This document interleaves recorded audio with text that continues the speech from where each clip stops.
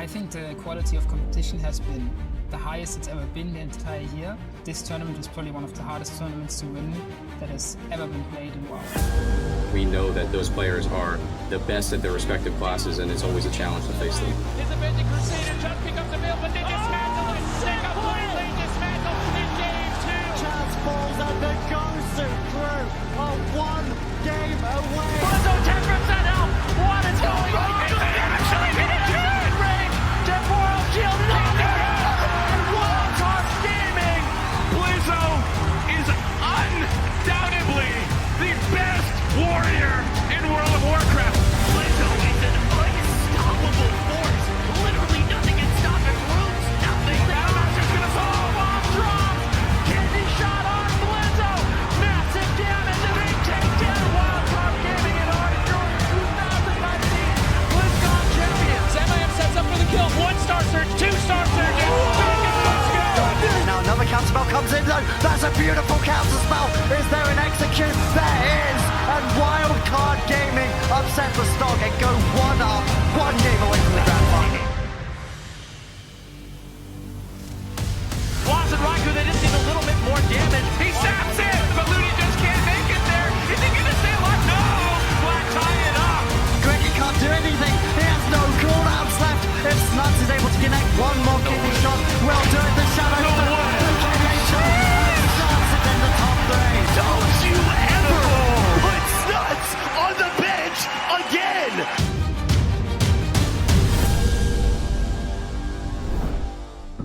16 teams of the best teams in the AWC are facing off against each other in this round robin style format. And now we are on day number 2 of the BFA AWC circuit. Hello everyone, my name is Aya. I'm going to be your host today, and I'm joined once again by Venruki, Supatees, and Zico. We saw a whole day of matches yesterday. Zico, how do we feel like those teams played and performed yesterday? Well, we had, I think, the strongest teams, like the Cloud9s and the XSET. They came out basically with guns blazing, but some of the teams that we were kind of expecting to do really well didn't have the greatest day yesterday, like Wildcard, for example. So I'm excited to see what they can do in their match today. Mm-hmm. And we have once again teams from both regions, NA and EU, so we can take a look at where those NA teams ended up yesterday. Here's the breakdown of their current standings right now. Venruki, how do we feel like NA is going to perform today based on how we saw them play yesterday? Well, I think there's going to be some teams I would say Golden Guardians is one of those teams. Right now, it can't be feeling too good that they're, down 0-1. They had such a close series against Mystery Team yesterday that I bet they're really, really anxious to get in there and try it again to put a point on the board. But, teams like Cloud9, M2KC, they had a very dominating performance. Honestly, the Mystery Team as well, bringing in some new compositions. They were looking solid. I really am excited to watch Spacestation Gaming and Charlotte Phoenix. Spacestation Gaming, one of the strongest teams in the North American region. They're going to be going up against the Charlotte Phoenix. And Charlotte Phoenix, consisting of Byrne, Nick, Jamili, and Korlik. This team has a lot of meta compositions. They're phenomenal players, and I feel like if they show up with their A game, they could definitely make it into that top 4. Yeah, super excited to see those two teams play today, as we didn't get to see them yesterday, but we'll see them play later on today. And let's take a look over at the EU standings right now. We can see where they ended up yesterday here, Supatees. Any takeaways from how we saw them play yesterday in those games on the European side?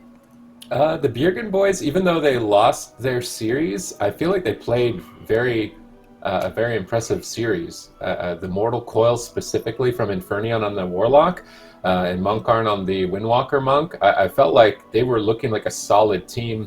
Maybe their composition isn't necessarily like the top dog at the moment, but if they keep playing at that level, I think that they could give Wildcard Gaming a run for their money in the first series. Yeah, for sure. And lots of powerful teams we're seeing coming out of both regions. That's the EU standings right now. And we can talk about how this schedule is going to go today. Of course, we have a full round of matches once again, starting off the day, of course, in that EU realm. Then we're going to hop on over to those NA games, some series that I know we are all for sure looking forward to today. Wildcard Gaming versus Bergen Boys. That's going to be our first series of the day. Wildcard Gaming, they're one of those teams, we talked about it a little bit yesterday. They didn't perform quite as well, I think, as we're used to seeing them play. Zico, how do you think they're going to face off against Bergen Boys, though? I think Wildcard Gaming should feel kind of confident against the Bergen boys. I also got to say, I really like their logo on the side of Bergen boys. But It's nice. yeah, it's the mountains. That's what, Shout out to- Bergen, it means mountains. So yeah. Nice and clean. Definitely. But yeah, so I think Wildcard Gaming will probably run away with that one. But I would say XSET versus AWC is going to be extremely exciting.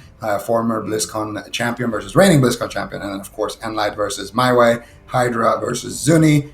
Jungle Mirror. I am probably the most excited about that match in EU. Yeah, looking forward to that one for sure. nLite versus F2K MyWay. Ven, I know you were excited for that one as well.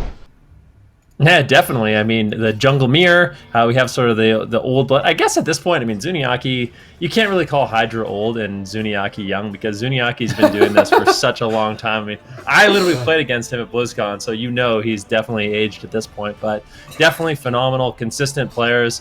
I think the Jungle Mirrors are going to be really exciting, and I can't wait to watch those a little bit later on in the day.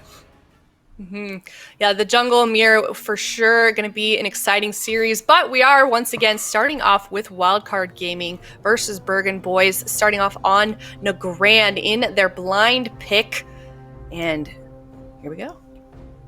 Eager to see what compositions they're going to lead here. Is Wildcard Gaming going to keep playing this Fire Mage Ellie? Or are they going to get Blizzo tagged in for game number 1? We haven't seen Blizzo yet in the certain stage. Bergen boys, on the other hand, they might bring in Joel. Nope, they're sticking to their guns. Both sides leading with their respective compositions that we've seen to be their most powerful. Let's see how they fare head to head.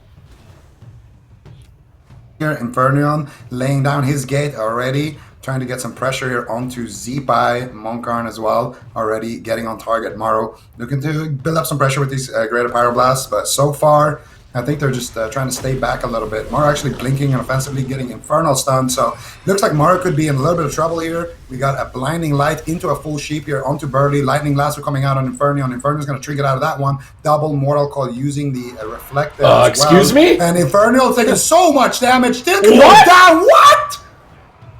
It's so what that was. Maro's actually he's playing Memory of Lucid Dreams and the reset bracers, the Hyperthread wrist wraps. So basically, Wildcard Gaming, they came out guns a-blazing, and they were banking on a massive one-shot. And I just feel like Burley really underreacted. In that situation, it's more than fair to trade out your trinket for, the Giga Combust with Sky Fury. I think that was just, them not expecting that damage and really making a mistake. But you have to give credit to Wildcard Gaming. That was an outrageous amount of damage. As you can see it, Maro, 1.2 million damage in such a short game. Definitely explosive on that Fire Mage. 48 seconds. That is by far the quickest game we've seen all weekend. What a way to start the day. Now they're up 1 point against Bergen boys. Bergen boys going to be choosing their map here soon. What's their next move? I mean, clearly you guys seem to think that Bergen boys just wasn't expecting that coming out of Wildcard Gaming. So are they going to try and just stick to the plan of what they had in game 1 here, Supatees, or what's their next move? I mean, they're obviously going to be able to benefit from maps. I think it's obvious for going to a smaller one, so the targets will stack up easier for Monkarn. But when we're looking at the replay, I mean, you can see Lontar sits through a polymorph. He thinks he's okay because Infernion Mortal Coils. Then he uses Unending Resolve and his Hellstone, so he really thought he would be okay, I think, at that point. Maybe just Trinket Spirit Link Totem during Combustion needs to be the trade next time around. But it was obvious that they weren't ready for the Lucid Dreams, which is available to the Fire Mages. You don't often see it because running that Fire Starter to reset your Combustion on a shorter cooldown. You're usually having to play Conflict as well to be more tanky. It seems like Wildcard are actually taking more risks. Like yesterday, Maro was like blinking on top of XSET, if I'm remembering right. So they're playing a lot more aggressively, and I think teams aren't ready for it. Do we feel like then if they're playing super aggressively, like you were saying, Sid, do we feel like this is a different Wildcard than maybe we're used to seeing? They could be experimenting too, just seeing, as there were recent changes, right? So trying these new builds, playing more aggressively, seeing what they can get away with, and if it works, it works. If it doesn't, then readjust a little bit later. But that game looks solid. Is it repeatable? It could be. The main reason it could be repeatable is that Spirit Link Totem is a 3-minute cooldown. Lucid Dreams is a 2-minute cooldown. And if he dies through Unending Resolve and Hellstone, he might not die through Spirit Link, but he won't have a Spirit Link for every single Lucid Dreams. So there's going to be a little bit of a window for Morrow with that timing. And do we feel like that's really what affected them yesterday in terms of wildcard? We saw them struggle against XSET Zico. Do we think that it's the changes that they're just kind of adjusting to at this point? I think that what it comes down to is just XSET's RMP looks like they've been practicing it a lot during the off season, and it feels like Wildcard maybe don't have an answer for that specific team running that comp. I think most other Rogue Mage teams, Wildcard probably has a pretty good shot against, but XSET, they're just on a really high level right now.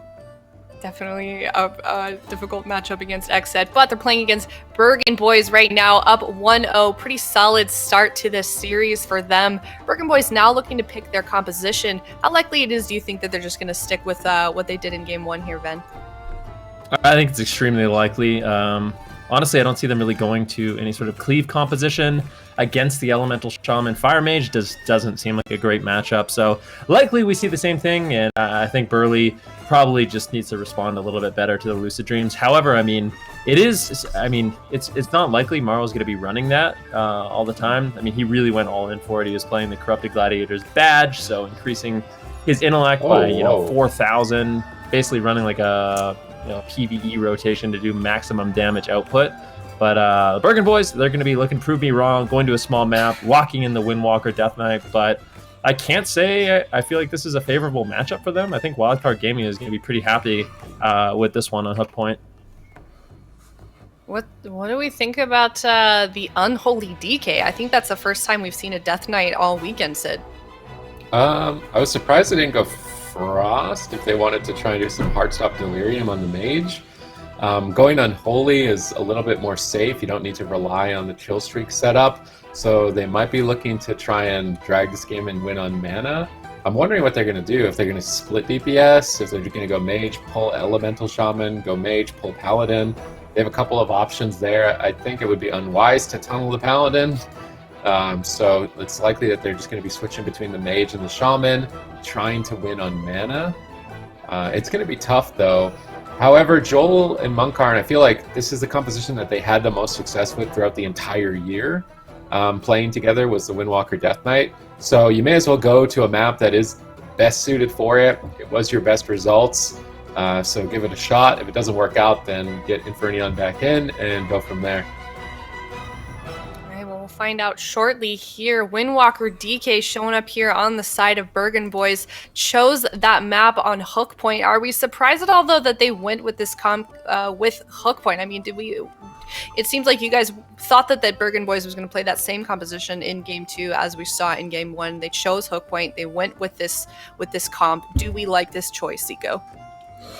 It honestly just comes down to what their strategy is. There's always an upside and a downside with a map like this. Clear downside is, of course, going to be the Paladin just has very short distance to run to start chaining those CCs like we saw last game, with the Blinding Light into the Sheep, etc.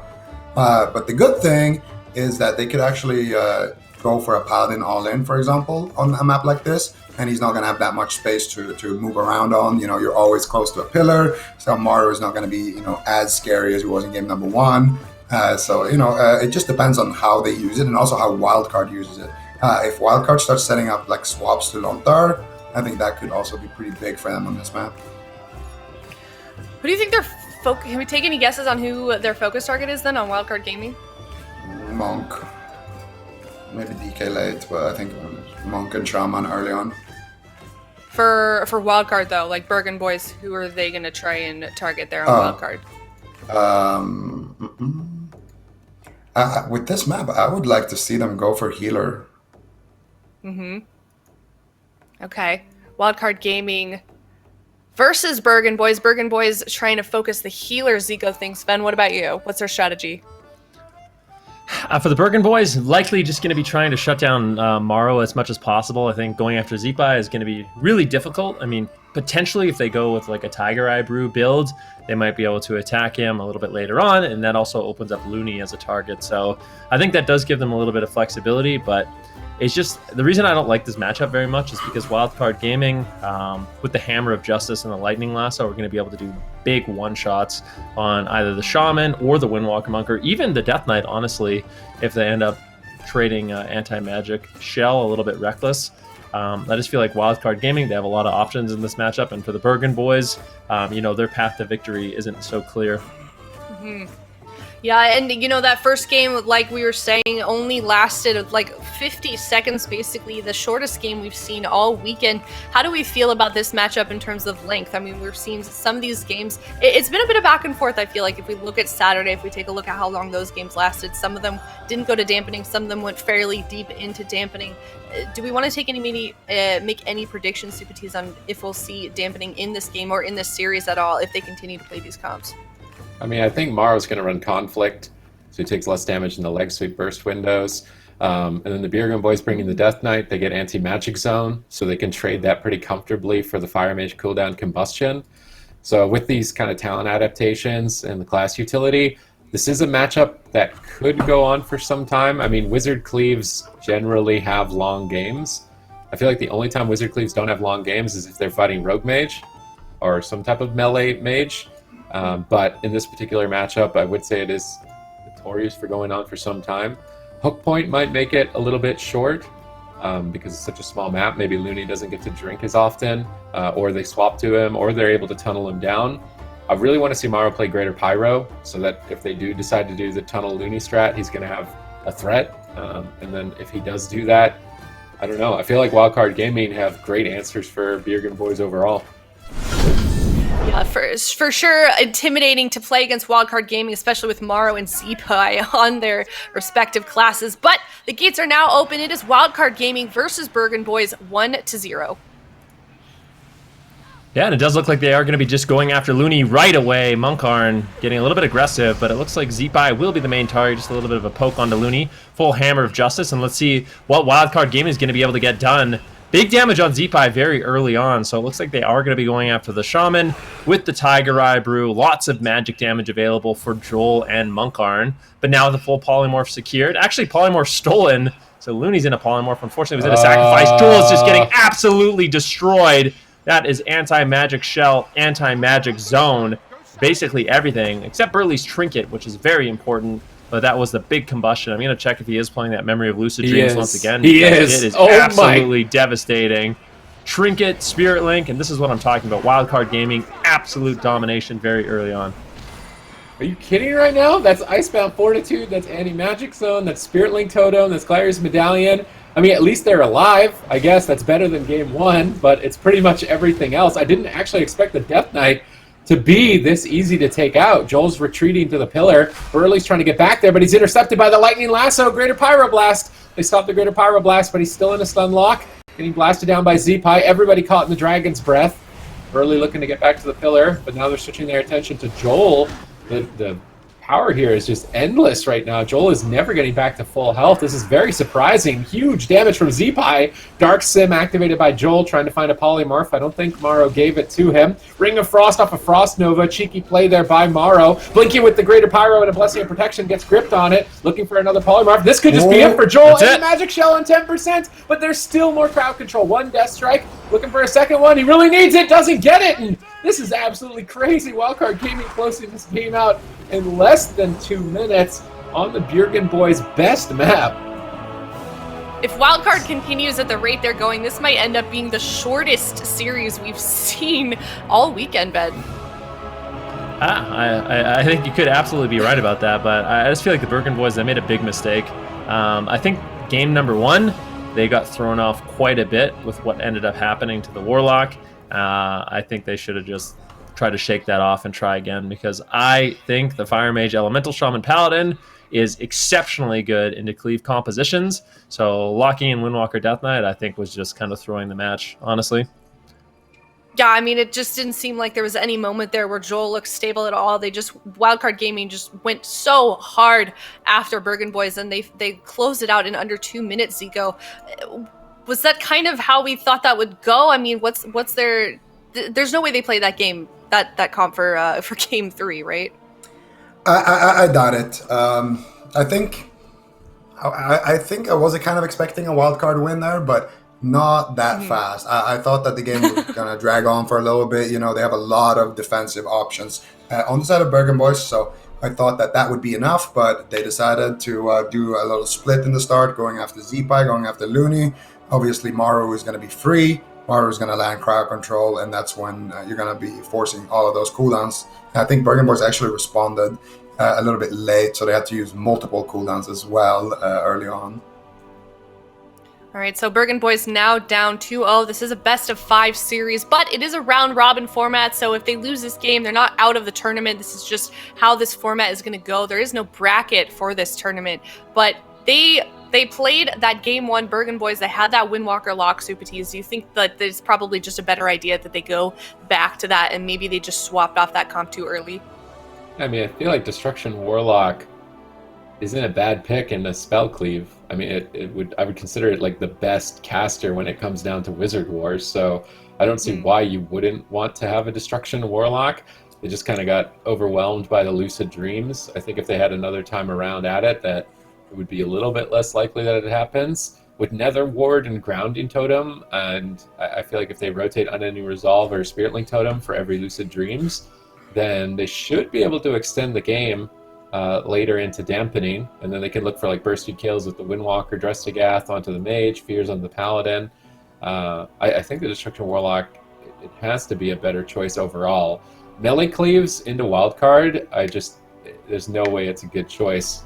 There's no way. If anything, they can go Maro into Boomkin, and that's what they were playing. And I'm pretty sure they have like 100% win rate as Moonkin Ellie into Melee Cleaves. So they still have that. Like, they're not even playing that. So if I'm the Bergen Boys, I feel like you have to play Warlock, Windwalker for the rest of this. But they're not. I guess they're not even going to go Frost. Not even. I feel like the Unholy is just Would not Frost be better enough. at least over the Unholy? I think it's I a little bit don't more think so. threatening. I mean, it's No? I hard. don't think so. Frost against casters just gets kind of, I don't know, doesn't get that much uptime. Well, especially casters with freedom, I also think- because of the DK nerf. Yeah, the DK nerf is the biggest one. The nerf to hard stop aura affecting Gladiator's Medallion. Wildcard Gaming with the Paladin will be able to rotate every single time. And the thing is, Frost Death Knight training at Mage is normally a nightmare. You know, Shimmer ends up being a really long cooldown with hard stop aura and Delirium, but with Blessing of Freedom, it's not nearly as scary. So I don't think it would be a great option for the Bergen Boys, but I don't believe in the Windwalker Death Knight into what Wildcard Gaming is running. I think Wildcard Gaming has a big compositional advantage, but we'll see. I think the Bergen Boys, one of the things they keep it better is the anti-magic zone was way too slow. Like, it should just be, you see combustion, anti-magic zone every single time you line it up, and it's basically a solid counter to the Memory of Lucid Dreams build. Who was the person that originally noticed that all of the series yesterday were won by mages? Me. Pretty sure it was me. I don't even remember. I think One of you guys. I think I said it jokingly, and then we looked it up. But you were right. Well, we're currently continuing on that trend. If this series continues in the way that it's been going, Wildcard Gaming up 2-0 currently against Bergen Boys, and obviously, just every series, like we were saying, was won yesterday by a mage. So we'll have to see how long that lasts today. But it sounds like the teams are ready. Gates are opening soon here on Dalaran Sewers. It is Wildcard Gaming versus Bergen Boys. Bergen Boys looking to not get closed out with the 3-0 versus Wildcard Gaming. All right, gates are about to open here. I don't know if that same strategy is going to work out. I want to see something different here from the Bergen Boys. Maybe Looney all in is what I wanted to see last game, and it looks like they might be going for it. Greater Pyroblast, Poly both interrupted, and Looney, look at his position. He's already on the opposite side of the map. Ring of Frost secured, no interrupts for this. Maro's going to have to get stunned, and Ring of Peace. Z-Pack going after Monkarn with that lasso. Doing a decent job here with the damage. Not forcing out anything just yet, though. No touch of Karma. Now finally gets connected onto Looney. He pops the Karma and the next sweep. It's over. Monkarn. It's over.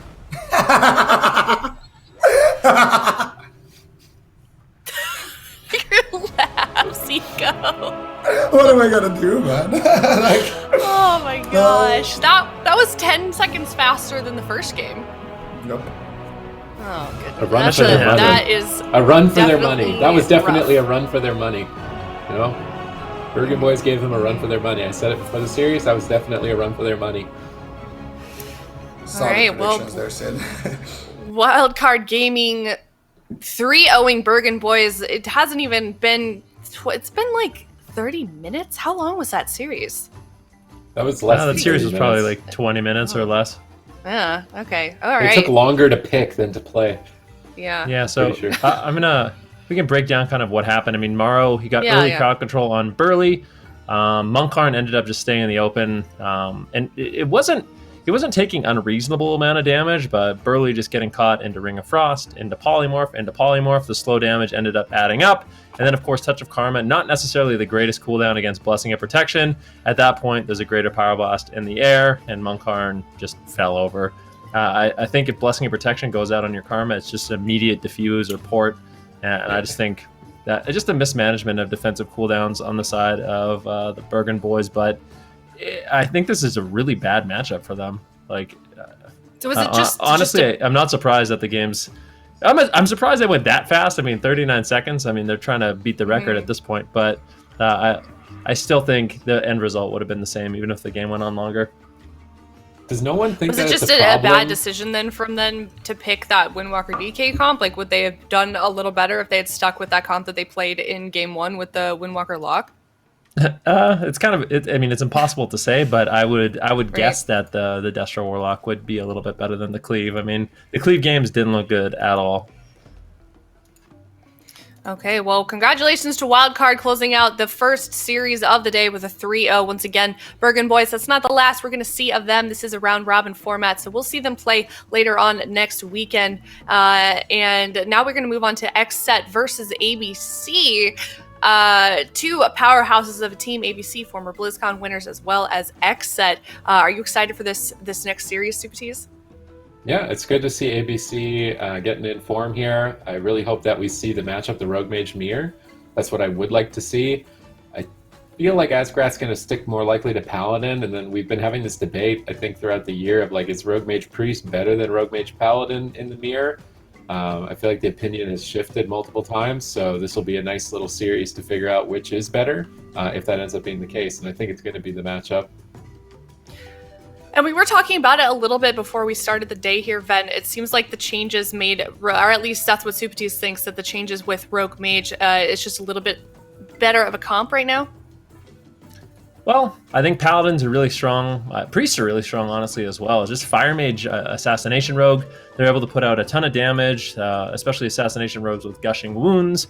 Fire Mages are very durable, being able to stack, massive versatility and get the short cooldown on their combustion. The Ineffable Truth allows them to get more consistent setups with the Blinding Light. And overall, it's a really well-balanced comp. It has lots of crowd control, lots of damage, and that's basically all you want, and lots of survivability. So that's why we kind of say Rogue Mage doesn't necessarily have a composition that outright counters it, but I'm curious to see if anyone's going to be able to best it at this point. And I don't know if you guys missed it or not, but we did have that graphic below us that said apparently that was the fastest series that we've ever had on broadcast. But hopefully the next one will last a little bit longer. We're going to go to a quick break. Then we're going to come back to that XSET versus ABC series. So stick around. We'll be right back.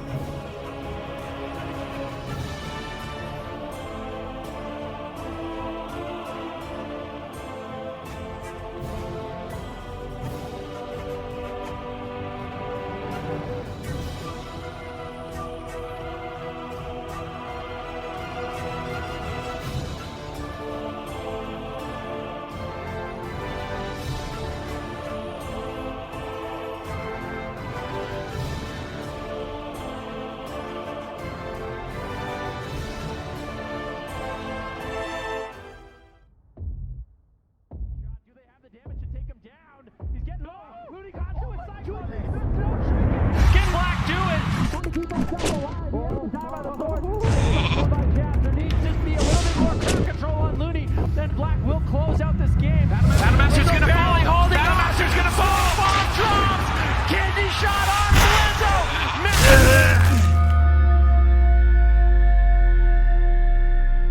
I remember my family really never understood the whole thing with, making money on gaming. I remember my mom has always been super supportive when it came to anything I did in life, but the one thing my mom always wanted me to was to finish school. And in 2016, I actually made the decision to drop out of school, and therefore I decided that I'm gonna do what I want to do for a career.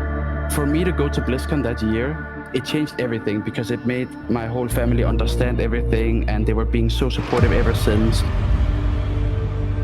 I don't think I could have won BlizzCon without my teammates. Swapsy, Raikou, and Chess. We're all just so good friends, and they are by far the 3 best individual players in Europe, in my opinion.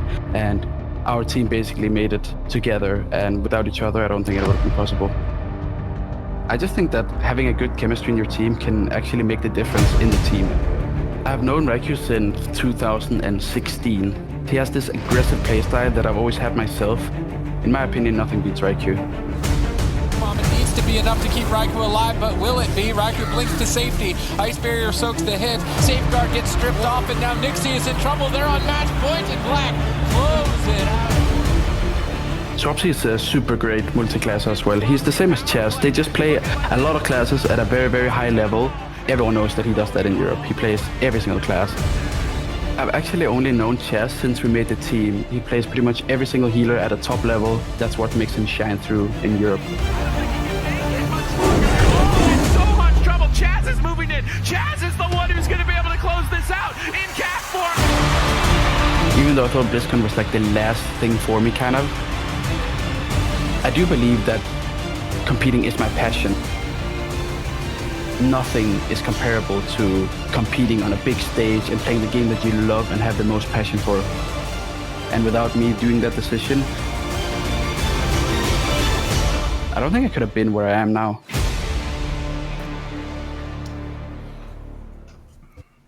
Welcome back, everyone. Before this break, we saw the fastest series we have ever seen on broadcast. Wildcard Gaming 3-0ing Bergen boys. Now we're moving on to XSET versus AWC, 2 powerhouses in AWC in the European region. Zico, what do we want to see out of this next series?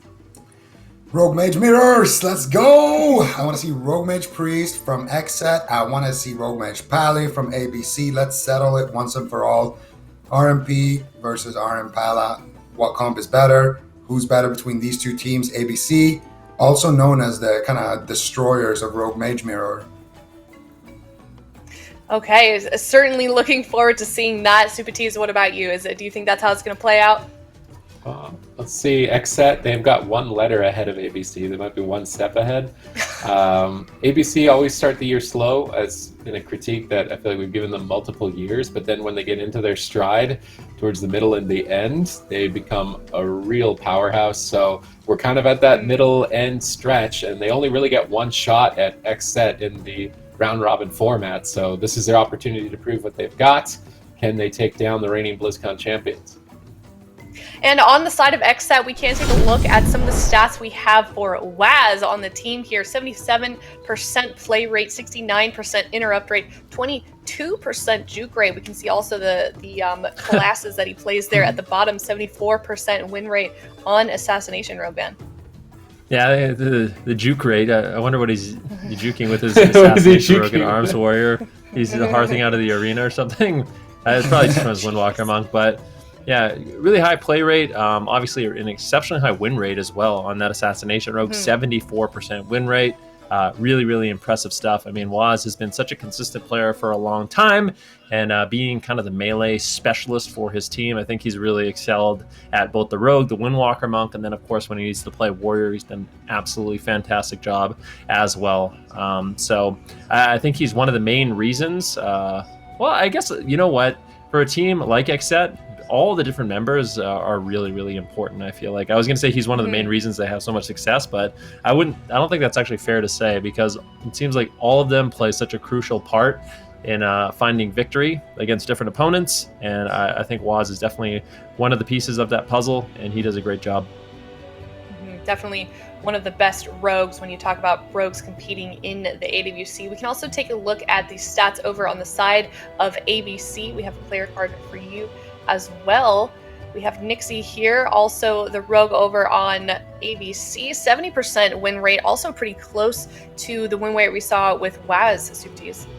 Yeah, comparable for sure. And I know Nixie is multi-classed as well. I mean, he won BlizzCon on Windwalker, and he has played Warrior, just not so far this year. I think they were more or less relying on their Mage Warlock a lot, but now that he's back on Rogue, I think it's likely that he could flex over, but I'm not sure it's necessary. I think with the current power level of Rogue Mage and their experience with the composition, it's something that they could pretty much run in all scenarios. It's just going to come down to playing better than their opponents here against XSET.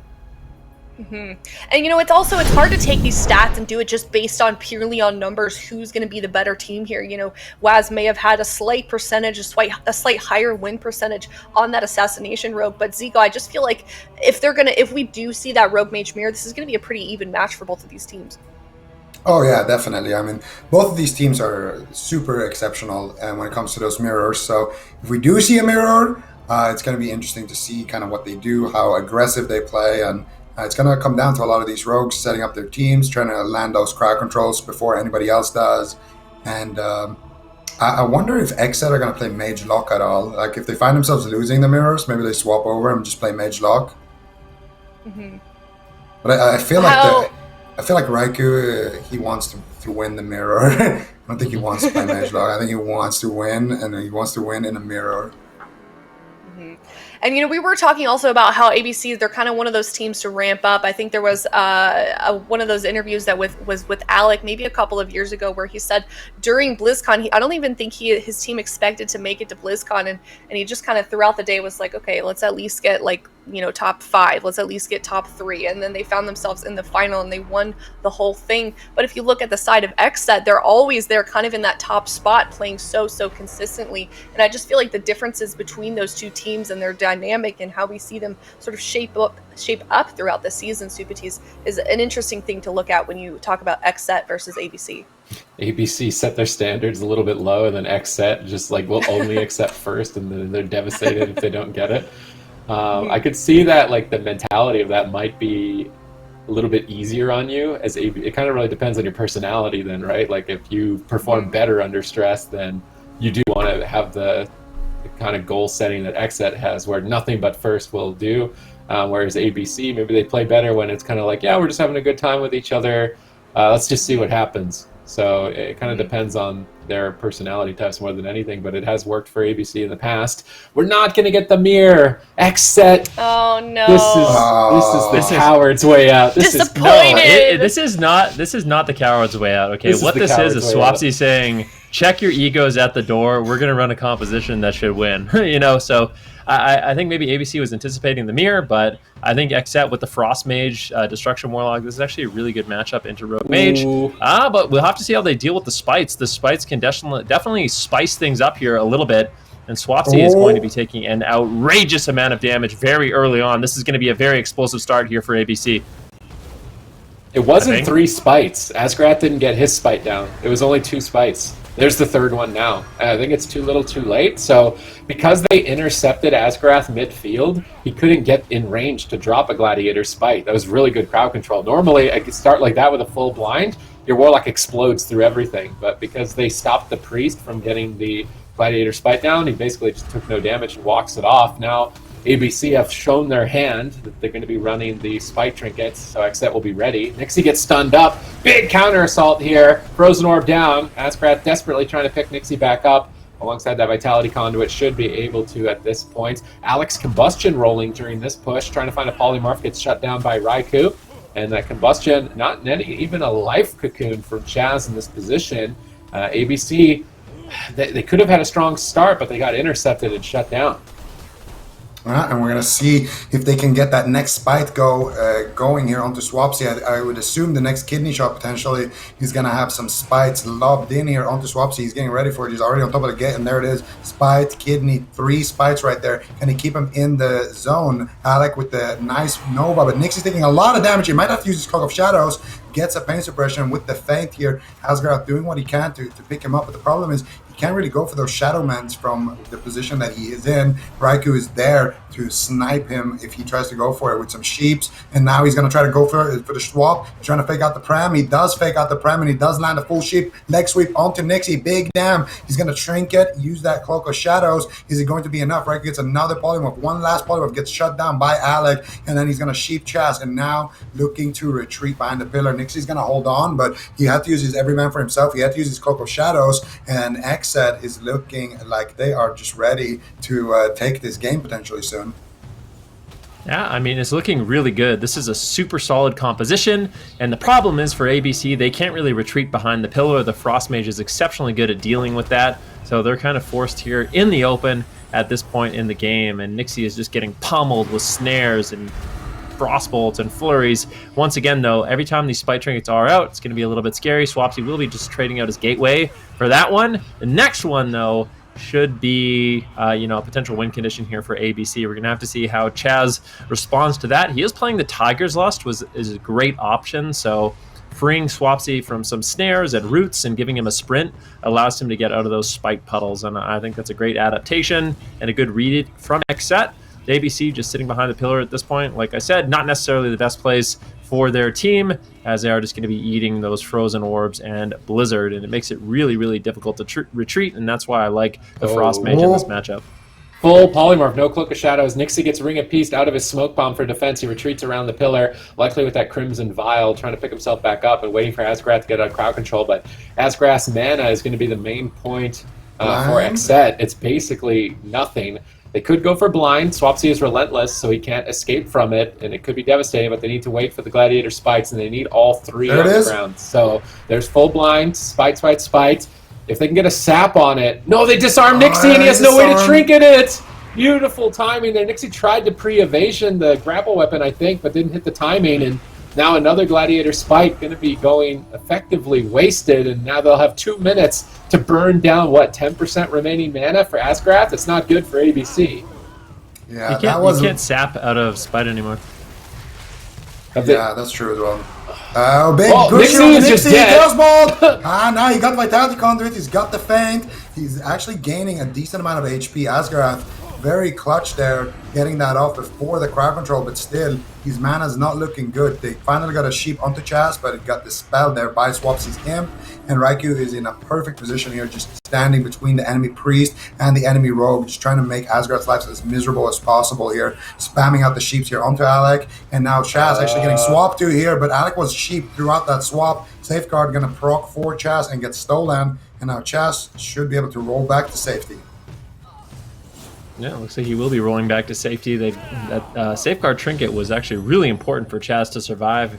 Big vulnerability there that they can just swap to him. So having that Trinket as a safety net, really, really important. And now you can see Asgrath, his mana is not looking good. Just 5 minutes into the game, dampening has just elapsed, and already ABC is in kind of a check position. A little bit of damage on Raikou, but I would not anticipate Raikou to go down in this matchup. His character is just so tanky. Nixie's just absolutely getting pummeled. The Mortal Coil comes in, and this is going to be it. XSET claims game number 1. We wanted to see the Rogue Mage Mirrors, but honestly, I feel like XSET, this was a very intelligent pick, and that's probably Swapsy just saying, you know what, like I said, you guys got to check your ego. We're going in with a better composition, and I think this is a great first pick here from XSET. Do you think then that we're going to see XSET just continue to play that Mage Lock throughout the rest of the series, and they're just going to continue to avoid that mirror then, Zico? I think they're going to actually blind lock the mirror and then play Mage Lock when it's their counter pick. Because, correct me if I'm wrong, but I do think ABC has some more compositions that they could potentially run into the Mage Lock. Don't they? Who's the fourth on ABC? Is it Warwick? Yeah. I believe so, yeah. Yeah. So they could run their own Mage Warlock as well and do a Mage Lock mirror. And I guess if you blind lock RMP, you would be scared of that. So maybe you actually blind lock Mage Lock, and then either you go Mage Lock into Rogue Mage, or you go Mage Lock into Mage Lock. The next game could actually be a Mage Lock mirror. Have we ever seen these two in a Mage Lock mirror? No, not these two. I think the only Mage Lock mirror we saw was it was Bern and Jamili playing into Cloud9, and they got destroyed. Stopped. That was not like that. That mirror was like the first game of the day today. Their first mistake was trying to mirror Cloud9 on Mage Lock, probably. Yeah. But anyways, congrats to XSET winning that game 1 against ABC. Now it's going to be ABC's map choice here. XSET didn't opt for that mirror for game number 1, instead playing that Mage Lock. Now ABC looking to tie up this series in a 1-1. What do you think their next move here is, Ven? Well, I think for ABC, it's unlikely we see that same matchup play out. So I would guess that we go to kind of a neutral map, and ABC will probably lock in Mage Warlock. So bring in XSET. We'll go to a neutral map, then XSET will pick Mage Lock blind, and then ABC, I think their only option is to go for a mirror match, really. And potentially in the mirror match, the one advantage they could have is playing Fire. So if XSET locks in the Frost Mage Destruction Warlock, I think Fire Mage Destruction is actually a really good matchup into that, I believe. So ABC could potentially look to spice things up in that regard and maybe not play a straight up Frost Mirror, but try to take a slight edge just based off specs. What about the Arcane Mirror? Yeah. Yeah, no. Don't think that's going to happen. Lame. What about you, Zico? Well, You want to see an like Arcane Mirror? Well, I know Alec knows how to play it, so I would like to see it. You know, I'm a big fan of Arcane Mages. You know, Alec's really good at it, so, you know. Have we seen a single Arcane Mage? I don't think so, right? The entire, even like I think we the saw entire Volts season. once. I don't think we saw anyone win. Maybe he never made. Yeah, we say him play, but I don't think he ever won. What about there was a team on EU, Dandy. They ran Arcane Destro, but I don't think they didn't have a great run either. I don't remember that. Well, if we do see a Mage Lock mirror and we're seeing one team play Fire, one team play Frost, do we feel like, what are the advantages of Frost versus Fire in a Mage Lock mirror? Well, so I will say, based off the map being hook point, I don't think ABC is setting up for a Mage Lock mirror. I think they're just going to play Rogue Mage Priest again on a smaller map and try to just take into map advantage. But when it is Fire versus Frost, I would say the main advantage is Greater Power Blast kind of forces you back to the pillar in a lot of regards. I mean, if you have two mages in the open, one's casting Frostbolt, one's casting Greater Power Blast, the Greater Power Blast is often a lot more scary, so the Frost Mage kind of has to play at the pillar, avoid damage, and go for big bursty one-shots, essentially, and setups. But for ABC, their consistent kind of poke damage with the Greater Power Blast should be stronger, but I really don't think that's what we're going to see. We might actually see XSET blind lock Rogue Mage Priest, because if you pick RMP into Mage Lock on this map, I don't think it's that bad. I think ABC are trying to trick XSET right now to locking in Mage Lock on the smallest map possible. And I mean, if it was Cloud9, they would have just locked it in instantly, right? So XSET here, gonna see how comfortable are they actually on that Mage Lock. Are they confident enough to beat Rogue Mage, for example, on small maps? Looks like it. Ooh, I don't know how I feel about that Mistweaver pick, though. Talk about it. Why don't you like Chaz on Mistweaver? What don't you like about it? I think you can die on this map. Yeah. Compared to I wonder like what I healer think a ABC Paladin, picked. you actually don't lose. But with a Mistweaver, there is a chance that you lose to Rogue Mage. Right, ABC now going to respond to XSET's comp with their comp. Zico thinks they're trying to bait them into something. What do you think now that we see XSET locking in their composition, Ben? What do you think they're going to maybe lock in? Do we have any more idea now? Well, I think if ABC was going to go for a Fire Mage mirror, they wouldn't have picked this map. Unless they were trying to bait XSET into playing Rogue Mage, which I'm not sure. I think ABC, if I had to guess, based off this map pick, is going to play Rogue Mage again, but I don't know if that would be the smartest option. However, on the smaller map, like Zico said, maybe Chaz will be a vulnerable pressure point, but I'm not really sure. I feel like the Mistweaver Monk, the one thing that's really nice about it, especially when you play with a Frost Mage, is Mistweaver Monk is very mobile, and if you're just playing really defensive, using your positioning to just kind of slip away, it can be really difficult for Nixie to actually connect. He only has the Shadow Step, and if that gets ported or anything happens, you're basically just a sitting duck at that point. You really can't get back to your target, and I think that will likely end up happening. But yeah, I mean, it's Rogue Mage. You can never really count it out. There's always a condition to win. It's just, I think XSET, if they play it right, should have a slight edge in this one. All right, now we see ABC locking in their composition. They are playing Rogue Mage Asgarath on the Disc Pre-Subities. What do you think about this now that we see the map and both compositions for this next game? I mean, switching Mistweaver, they already tried it in the first game. It actually came pretty close, but Chaz was wearing a safeguard, so it saved him right towards the end. But on a smaller map where he doesn't just port so far away in terms of yardage, I agree with Zico. I think that they should go after him. If Chaz switches essences, though, and runs Conflict, then I think they shouldn't do that. They should just continue the Warlock. I'm not super big fan of the Spite with a Priest healer. I feel like Spite is only good for Paladin healers because you can do the Blind Spite and then the Blinding Light Spite. But with the Priest, it's only the Blind Spite. I don't think the Warlock is going to worry about a Kidney Shot Spite unless you can somehow Polymorph Raikou, Chaz dispels it, then Polymorph Swapsy and Spite Swapsy on a random polymorph. I just feel like the Spite never got value. Maybe they're banking on Asgarath actually being able to get to Swapsy in the opener on a small map like this. Because in that last game, if they did have 3 Spites, maybe it would have been game over. So they could still play it. They need to make sure that they get Asgarath to Swapsy without getting crowd controlled at the start. All right, let's see if they can do just that. The gates are about to open. Rogue Mage Priest versus Mage Warlock. XSET versus ABC here. Let's see what they can do. Raikou looking to get in combat as quickly as possible. Swapsy not going to be able to find it. There's the sap. Chaz actually being the target here. Combustion being popped immediately. Raikou soaking up the Meteor. Gets Dragon's Breath into another cheap shot into a DR sheep shot. No Garrote there though. Swapsy denies it with that nice Infernal stun there. And Chaz already procced his Safeguard in that situation. But he was able to hold on to his every man for himself, which is that Trinket from stun. So Chaz should be kind of okay, at least for the foreseeable future. There's a lot of defense there, but Nixie had to use his cloak right there.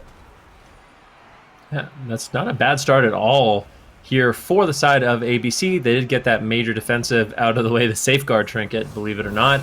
But Raikou did a great job sort of diffusing that situation. He immediately blinked onto Chaz to soak the Meteor, and he also managed to just immediately Kleptomania spell steal the Combustion. So denied a lot of the incoming damage. And now ABC, things are kind of unraveling. But the thing is, they can't just run and hide behind the pillar. The Frozen Orb, the Blizzard will just keep Nixie locked down. You can see Chaz, with Nixie just snared, it's going to be pretty easy for him to avoid. He's just using the pillar to avoid Nixie at all costs and line of sight him. Look, just you can't shadow step me. That's the game that's going on right now. And if he does get in line of sight after the kidney shot, that's when he's going to be feeling very safe. I mean, Nixie basically had no choice but to go after Raikou.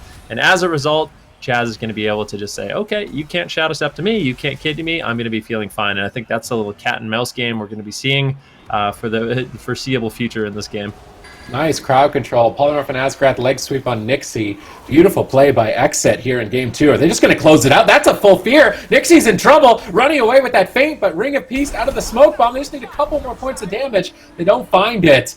Asgarath barely pulls Nixie back from the brink, but Alec is low on health as well. Raikou and Swapsy are dealing devastating amounts of damage here on hook points. They stun up Raikou, they go for a blast down, but Chaz and that Mistweaver isn't crowd controlled. He's easily laughing through the damage, healing him back to full health. I don't actually think they even got a life cocoon from Chaz in game 1. Curious to see if they can pull a life cocoon in game 2. Full blind on a relentless healer. He can't break out of this. Sap out of the chain. Nice crowd control here by ABC. This has to be an ice block. Is there a Master Spell? Looking to see if they get it. They get the half polymorph. Doesn't look like Asgarath's in position for a Master Spell. Alec is just trying to disrupt Chaz as much as possible, but Raikou goes back up to full. Still, an ice block for a blind is a decent trade. If they manage to repeat this multiple times, it could be a way to victory, but they need to live to that point. Full sheep security onto Asgarath, but Swapsy gets counterspell there on his Dark Soul Chaos Bolt. If he gets a full fear and a Chaos Bolt, it is going to be good night. He's going for it, and there it is. Big damn onto Nixie, and he is going to get one digged from that Infernal stun. Not going to be able to use his Cloak of Shadows. Swapsy setting that up very, very nicely, and Raikou as well. Raikou actually faking out the Prem there into a full sheep onto Asgarath, into the re-sheep. Swapsy gets counterspelled, then he can get that fear and secure that juicy Chaos Bolt.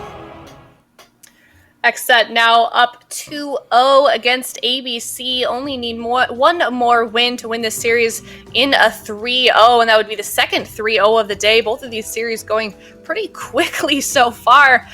And now, ABC really feeling that pressure. They're definitely backs up against the wall here. Don't want to lose this next game. Otherwise, they lose this whole series. Now they have to pick a map choice here. Zico, what do you think? What's their next move here if they want to try and stay in the running here for this series? I would say pick like maybe Tigers, like nothing too big. Maybe Ashermans, and go Mage Lock Mirror, and just go for the They play Frost, you play Arcane. No, I'm just kidding. Fire versus Frost, or just try to set up a mirror. I feel like at least Warwick should have a slight edge on Swapsy. I would say Raikou and Alec pretty even.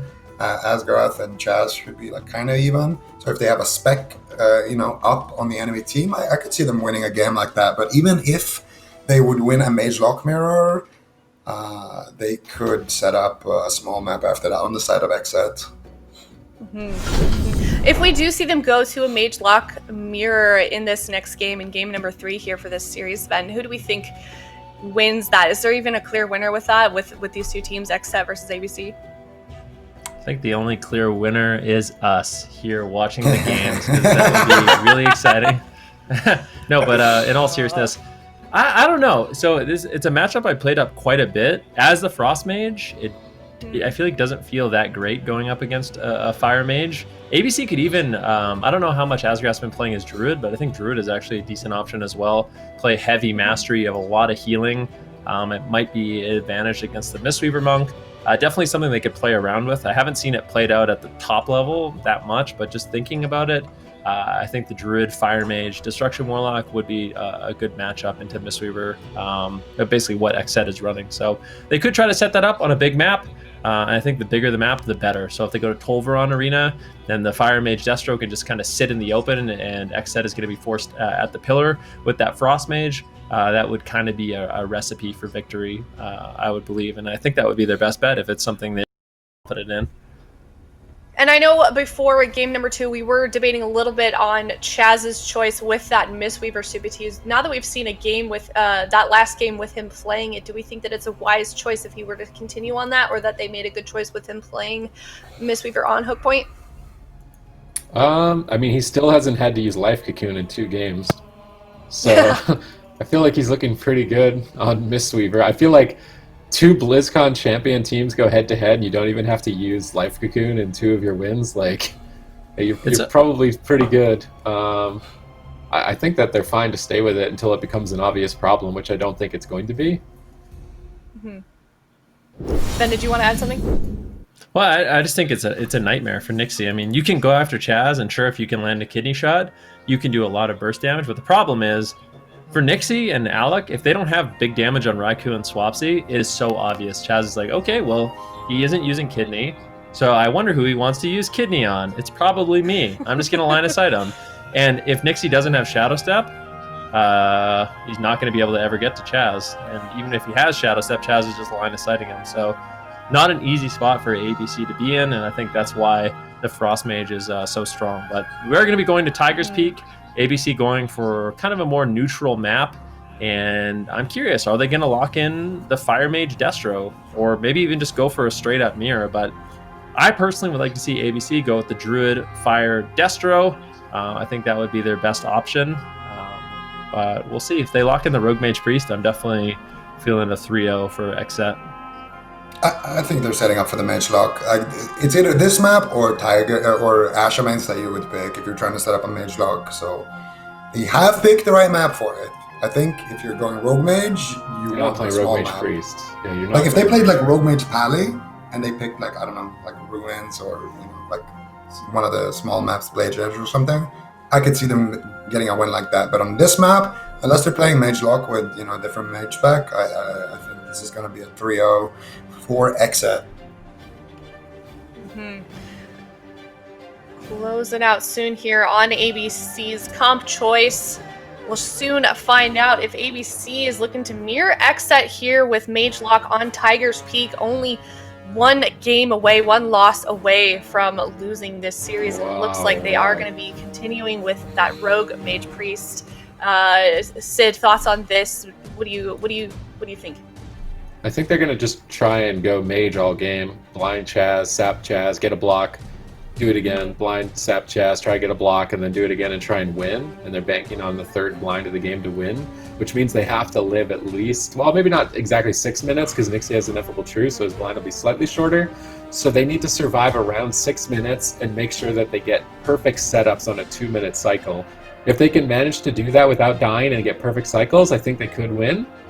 But that's gonna be really tough. Like that's a lot of hurdles to jump over against XSET.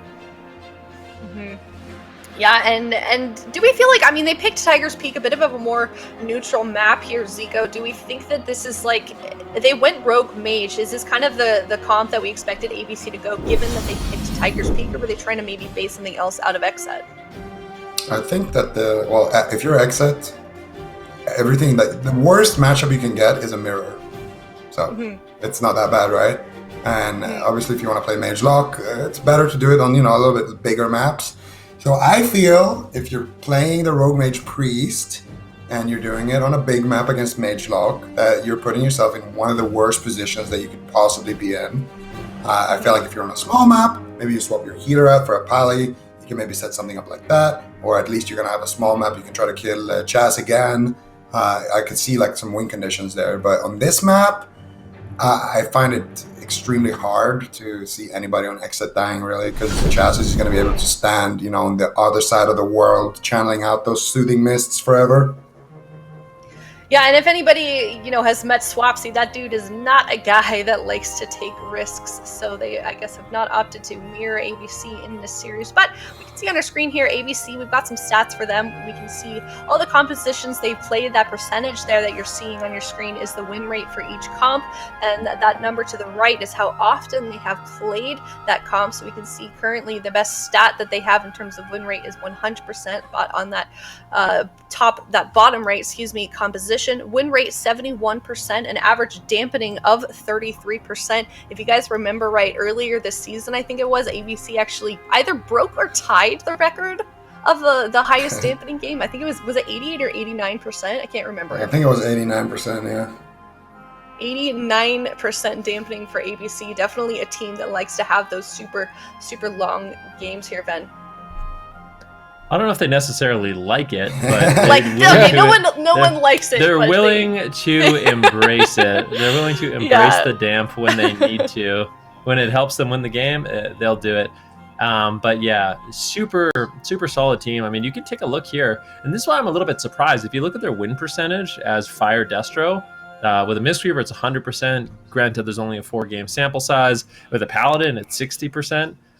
Definitely doing a really good job with that composition. So maybe they're just not feeling confident in the mirror. Maybe Walrix isn't available to them, but either way, they're going to be trying the Rogue Mage Priest once again. But for XSET, there has to be a reason why they're picking Frost, Mage, Destro, Mistweaver, and that reason is likely because they feel like it's kind of a counter to Rogue Mage Priest. So they're going to be happy to take this matchup once again. Maybe AVC is going to be switching up their targeting, but I just think all 3 members of XSET, with the way they're gearing their characters, it's going to be really difficult for Nixie to stay on target, especially the fact that he's playing maximum gushing wounds. It makes him such a juicy target for Swapsy and Raikou to just blast all game. Yeah, and we can tell also by the length that these teams are taking to sort of prepare themselves for this next game that these guys are really, really discussing, the best strategy going into game number 3 here. Now we can see on our screen XSET stats, win rate of 71%, average dampening 23%. And this is a team that has just like a pretty wide range of compositions, Sukatees. I mean, they can play everything in the game. That's why they're a strong contender for the best in the world. That's why they won BlizzCon. They are not going to let a single weak link in their composition options hold them back. So they make sure they've got everything available. I think what's kind of surprising is that their win rate on Mage Lock is so bad. I feel like 40% for Mage Lock. If we looked at Cloud9's Mage Lock Monk, it's going to be at least double the win rate, in percent. But what's crazy is they're playing so well at this matchup. That's why it's surprising. They've obviously skilled up on their Mage Lock Mistweaver over time, because they're basically making ABC look like child's play in this matchup. And also, you know, if you guys want to see, if you're watching from home and you're curious of what these teams are playing in terms of gear and corruption and all of those good things, you can go to awc.gcd.tv. Is there anything interesting that we could maybe take note from this series of gear that we've seen them play, or maybe that we would want to see them build their character for going into this next game here, Ben? I don't know. Like, I feel like for Nixie and Alec, they're both playing, you know, the standard build, playing double on use trinket for maximum burst damage, which is what they need. If they get crowd control on Chaz, they need to have the throughput, and that's why Alec and Nixie are both using, you know, Claw and the Drestagath trinket, and then of course Maledict and Claw for Alec. Lots of versatility on Alec. Nixie going with lots of gushing wounds. It's just kind of a standard build, quite frankly, from both these teams. The nice thing for Raikou is, in this match, if he does get trained, the way you build Frost Mage right now is just pure maximum versatility. So he has literally 100% of his corruption to boost his versatility, and he's going to be running upwards of 50% versatility in this game with conflict and strife. So you're not actually that scared when you get caught into a kidney shot as Raikou, as you're not going to be taking nearly as much damage as someone else. Curious to see how they start this. Are they going to open on Chaz again? Are they just going Mage? Asgrath gets intercepted by a Seduce. Looks like it was disrupted, though. Chaz in a blind, and they are going to standard strat on the Mage, but Raikou pre-temporal shielded. He absorbs a lot of damage, and they don't get the sap. Alec trying to go for a polymorph. He's not in line of sight. He's not going to find it, and they did at least pull a life cocoon, although it was more preemptive than anything. Nixie gets stunned. He's overextended, quite deep in enemy territory right now. Asgrath trying to make his way downtown to pick him up with that Vitality Conduit. A polymorph slips through here. Is Swapsy running the Imp Dispel is going to be the next question. I believe he is in the matchup. Raikou stunned up, another polymorph. I don't think it's long enough to really provide too much pressure. Full mind control. Vitality Conduit. Can they actually cut through Vitality Conduit? Devastating amounts of damage from ABC here. And I like that they're just committing to a strategy. Go after the Mage, rinse, repeat. They do need to clean up those blinds. I was talking about it at the start where it's a 6-minute cycle. If they nail every blind, well, they kind of just drop the first ball on that first blind. So it basically adds another 2 minutes they need to survive with these setups. Yeah, and we're going to see if they are able to do that. Right now, Chaz in a polymorph. He's going to come out. Raikou is going to gate to safety. Chaz actually gets insta-locked there by Alec. Alec looking to try to take Raikou down here, but Tiger's Lust actually usable while you're kicked as a monk. So that's going to allow Raikou to sprint to safety, and then when that lockout fades, Chaz should have no problem keeping his mage alive. And now Nixie line of sighting Asgarath, putting him in a difficult spot. But Asgarath actually countering here with a nice double fear. Raikou, though, does get the life cocoon before that fear comes through. Raikou going to be sitting very, very comfortably. Now he gets a sheep here onto Asgarath. No premonition, but preemptive barrier, preemptive pain suppression should be enough to keep Nixie alive here. I don't know if I like this trade, though. Nixie could have just cloaked here, I feel like, or maybe just try to use the barrier to his advantage. Using pain suppression that early, it's going to be a big cooldown here for XSET. Raikou knows he's about to get kidney shot any second, so he's trying to get some distance between him and Nixie. He wants him to try to use a cooldown to get to him, and there it is. Sprint, kidney shot, smoke bomb comes through, blind onto Chaz. Raikou immediately going to Ice Block. Nixie looking for the restyle, vanishes, goes for the sap here. Do they have the Master Spell, though? Asgarath looking to get in position. He does get the Master Spell. Raikou in a lot of trouble here. Do they have a DR Fear? DR Sap comes through. Asgarath looking for a Fear, but he gets feared himself. He does break out of it, and there's the full Fear onto Chaz, but it does get dispelled by Swapsy's Imp, and Raikou is going to survive. So not a bad push, though, by ABC. They do get the Ice Block. Yeah, getting the ice block, obviously very important. Raikou just going to be continuing to kite across the map, getting the Tiger's Lust here from Chaz, just making it a nightmare for Nixie to reconnect, and they will get the Cloak of Shadows. This is big. Now, Asgrath, if he gets caught in any crowd control, if Swapsy and Raikou have their Obsidian Claws available, it's going to be lights out for Nixie, but Raikou has to survive. Temporal Shield, Life Cocoon, more than enough to keep him alive throughout this go. And I mean, Chaz doing a great job so far. Swapsy setting up good pressure for his team, but it's just going to take one more crowd control. Nixie has no Vanish. He has no Cloak of Shadows. If Asgrath gets caught in a Polymorph, he gets caught in a Fear, it could just be the game. Oh, counterspell soaked there, but Chaos Bolts are flying in. Massive Chaos Bolts, double leg sweep. Nixie pre-feints it, but it may not be enough. If Swapsy finds a third Chaos Bolt, you are absolutely... The Dragon's Breath, it's not enough. Raikou snipes him with an Ice Lance. ABC put up a valiant effort in Game 3, but XSET closed out the series 3-0. Another quick series that ended in a 3-0 for today. XSET 3-0ing ABC. Not an easy task to do, especially from former BlizzCon champions ABC. What exactly happened there in that game, Zico? That was such a quick game. Where was that turning moment for XSET?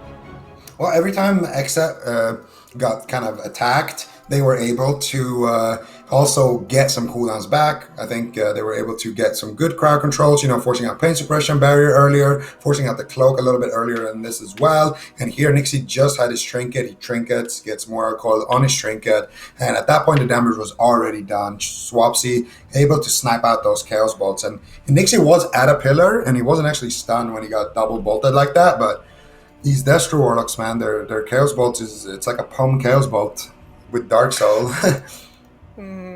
So probably, most certainly a good decision for XSET not to mirror ABC. They did just 3-0 that series. Congratulations to those guys.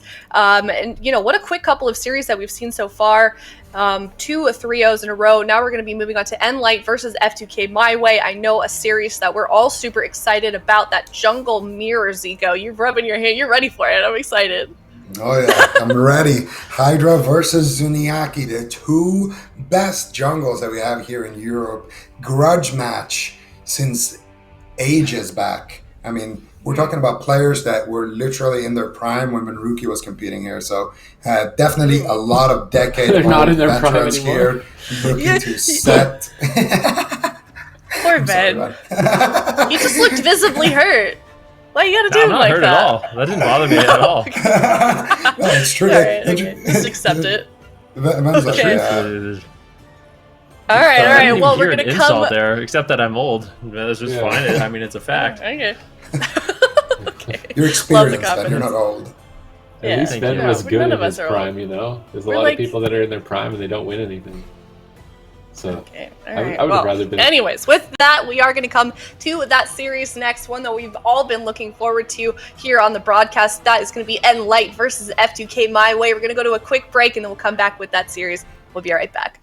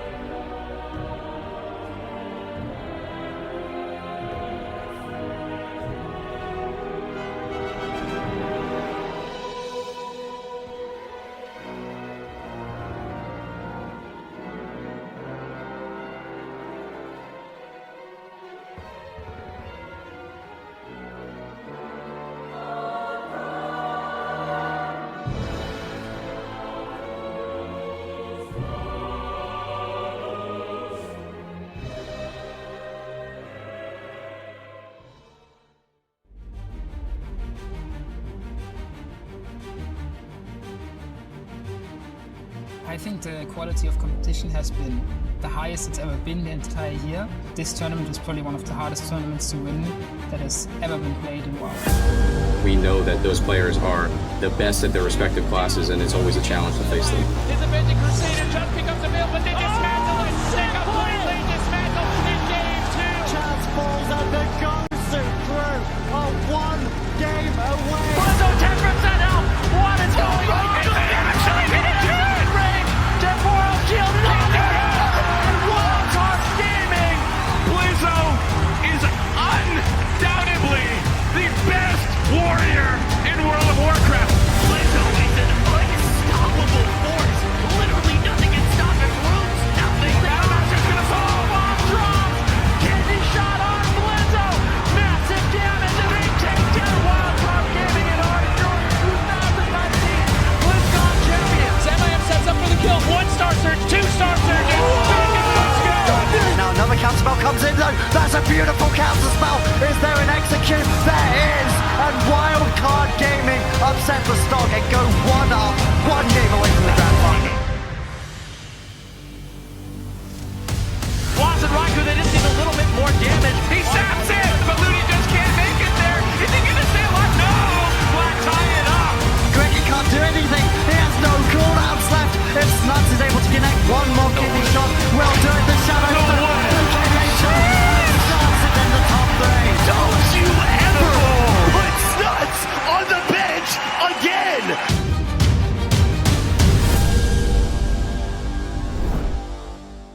Welcome back, everyone. We just had 2 very fast series end in a 3-0, and now we're on to the 3rd series of the day. That's going to be nLite versus F2K MyWay, one that everyone here has been so excited to see, that jungle mirror. And the big question about this is Zuni versus Hydra. We're going to take a look at some of those stats from those 2 teams today. Starting off with nLite, we're going to look at stats from that player. Let's take a look at those. We can see how he's been doing so far in this season from those previous cups, because those two players are really just sort of neck and neck. Here are Zuni's stats. Very look at his picture, so serious.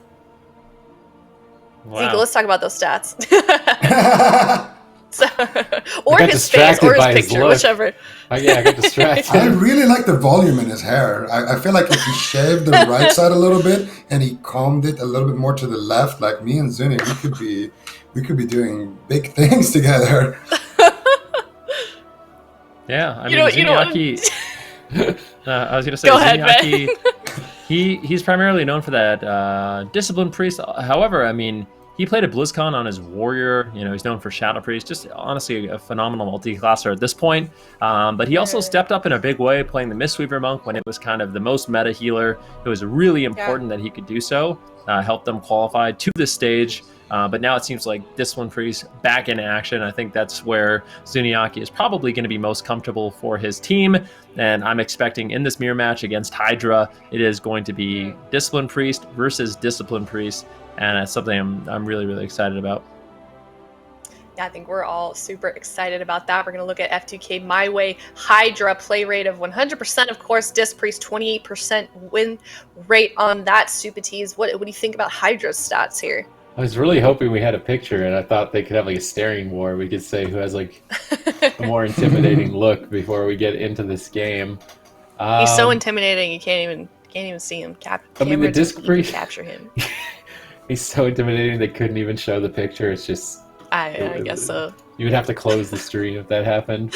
I feel like the Disc Priests are going to all get like bad win rates because they just absolutely got countered in the cup stages. Right. It was either Mage Lock or Turbo Cleave just running them down every single game. So the Priests don't really have a great win rate moving into the circuit. But now in the circuit with all the changes that have happened, I think Priest is in a better spot. You're still going to struggle with Mage Lock, but overall it is still in a better spot. And here it's Priest versus Priest. So the first time a Mage is not going to win, I'm excited. True. We are getting a jungle out of both of these teams. We're going to see, hopefully, both of those healers on a Disc Priest. My question, though, for you is, Ben, what do we think the win condition is here for on either side of this series? Well, I would say that the main win condition for, the jungle mirror, from what I've seen, is going to be lots of crowd control onto the priests. So it's going to be about who can deny the crowd control better, who manages their defensive cooldowns before initiating that crowd control, and then, of course, just setting up really, really big burst damage. I think both the Hunter and the Pharaoh Druid are going to be good targets. More than likely, though, I think for both these teams, the Pharaoh will be that main kill target. And then if you can avoid Mending Bandage, so Mending Bandage from the Survival Hunter is a really, really important tool. It can remove the Pharaoh bleeds, so getting cross crowd control, denying that bandage so you can burst down the Pharaoh without those bleeds getting dispelled is going to be something else I think is going to be pretty important. All right, well, the gates are opening soon here. It is nLite versus F2K MyWay. Jungle versus Jungle. 0-0. Facile immediately getting stunned. Cassidy following up, jumping in to stun Hydra. Crowd control engages for nLite. We see Casso leap over. Both priests in a freezing trap. Feral Druids trading on the side of Cassidy with that survival instincts, whereas they're focusing the Hunter more so on F2K. So a bit of a targeting difference between the teams. F2K going after the Feral Druid a bit more, and nLite going after the Hunter. I would imagine they want to stop that Mending Bandage with stuns. Zuniaki moves into midfield. He's getting in position to go for a Psychic Scream. Which priest is going to get a Psychic Scream first? Zuniaki gets intercepted. Oh. These teams are mirroring each other identically, but Hydra gets the upper hand here with his Psychic Scream landing first. Wow, what a beautiful timing there on that in-team stun by Kasu. But Hydra is actually going to be in a full trap. Cassidy taking a decent amount of damage here. Zuniaki moving in for the fear. He gets it. And now Tony could be in a little bit of trouble here. They already forced out all survival instincts from Cassidy. So if Tony has to trade one, it wouldn't be the end of the world. But right now he is greeting it big time here behind the pillar. And it could cost him. He's finally going to activate that survival instinct. They're going to have to overlap it here with Hydra's barrier. He gets a nice Shadow Man there. Tony now going to look completely fine on HP. Hydra is going to look to move for the fear. Zuni doesn't have his fear just yet. He's full trap. Cassidy in a stun into a full fear out of that trap onto Zuni. Cassidy taking so much damage. I do believe that's a Gladiator's Maledict as well, soaking up the hits. Facile as well getting cleaved here. Zuniaki now getting kicked by Tony. Do they have the damage to force out any final big cooldowns here? Doesn't look like it. And now Facile's looking to move into a trap. He gets a nice stun there onto Hydra, into the freezing trap. Zuni in position here to follow up with a fear. And I don't know who's going to go down first here, man. Yeah, this is a really close game. All four of these DPS are running the Gladiator's Maledict, so really soaking up some of that healing when they do end up getting crowd control. Full trap secured onto Zuniaki, and Hydra actually moving into position to get a full fear. And a key difference between these two priests is Hydra's actually playing Undead versus Zuniaki on the human. So that means Hydra is going to win the fear exchange just a little bit because he does have that will of the Forsaken. So definitely interesting differences between these two teams. Mind control coming in from Hydra. Zuniaki moving into position to potentially look for a fear right now. Hydra's on the run. Full stun onto Hydra. Where's the crowd control? Full fear from Zuniaki. And now at this point, someone could be in trouble, but a nice preemptive pain suppression onto Tony Cat will avoid a lot of that damage. But still, the burst damage from Cassidy and Facile is starting to really lay in. And Tony Cat's going to have to be a little bit careful.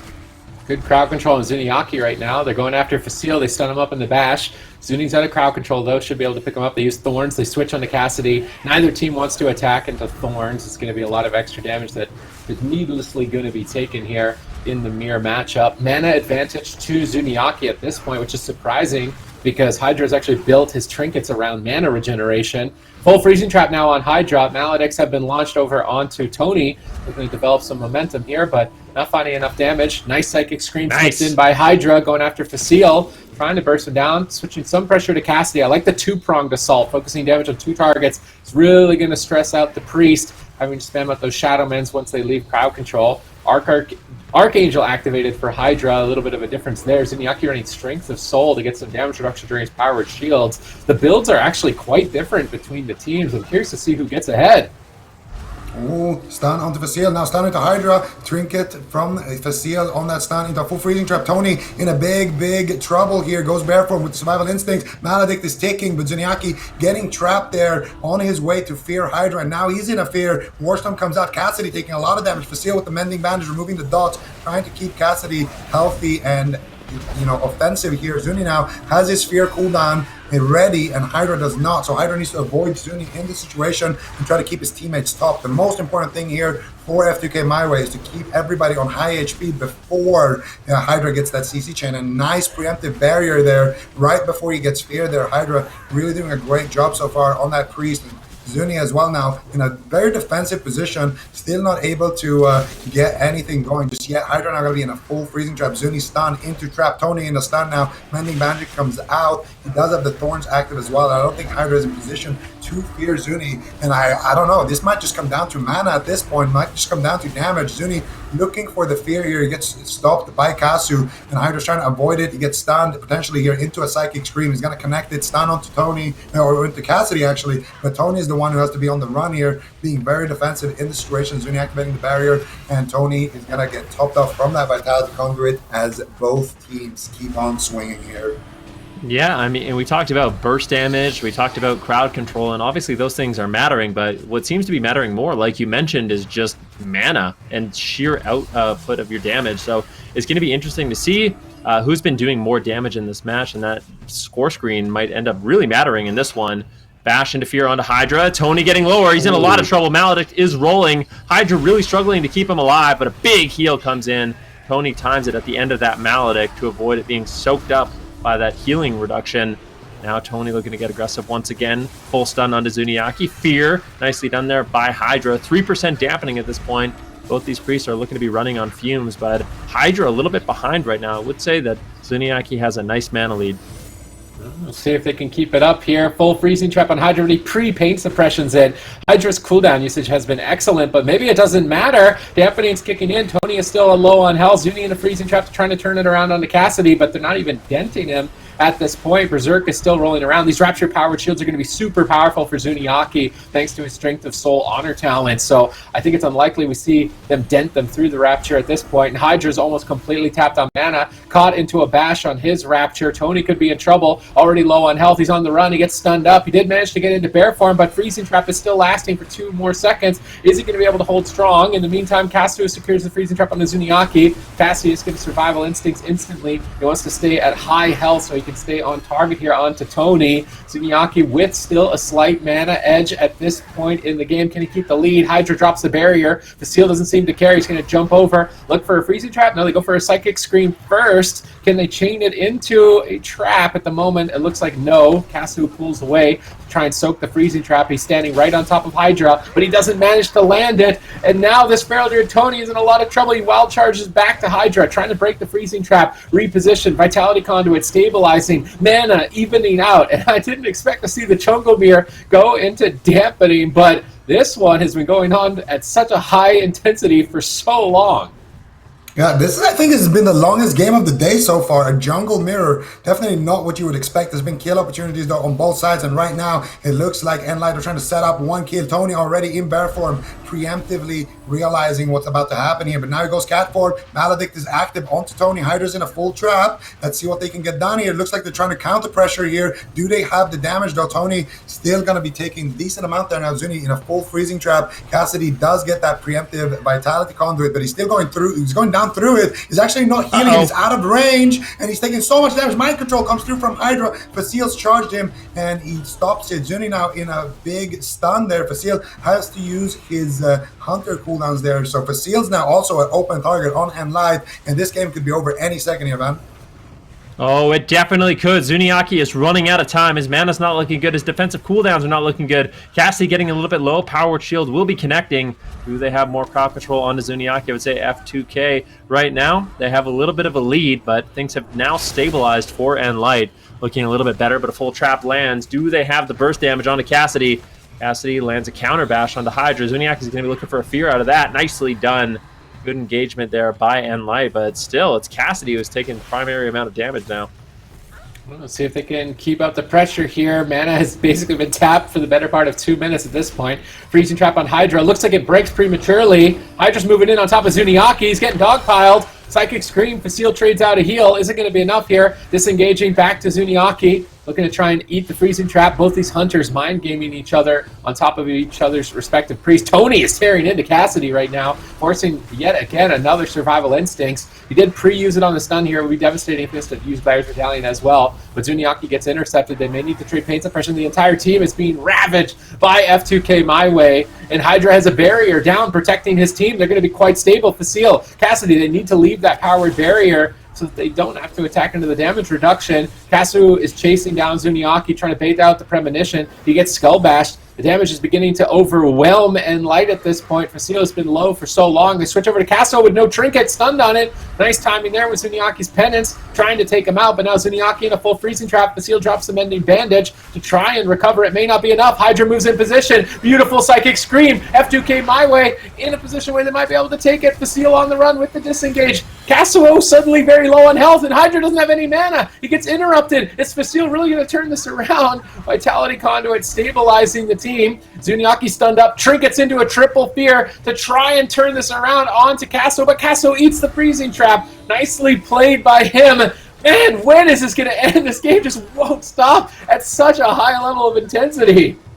I don't think there's going to be much left in this game right now. Hydra secures the fear onto Zuni. Facile taking so much damage. Zuni now into the intimidation stun. Warstorm comes out. Facile, how are you going to survive here? He gets a big heal from that Vitality Conduit. Once again, 31% dampening. Hydra is just spamming out the smites, trying to keep his team going by just healing them with damage with that atonement. Now finally stunned into a trap. No, I don't know what he can do. No mana left. Casu, he could just be in biggest trouble of his life right now. Activates the turtle, but I don't know if it's going to be enough. Hydra comes out of the fear, but Conduit activates, and I do think they have enough HP to go one more round here, man.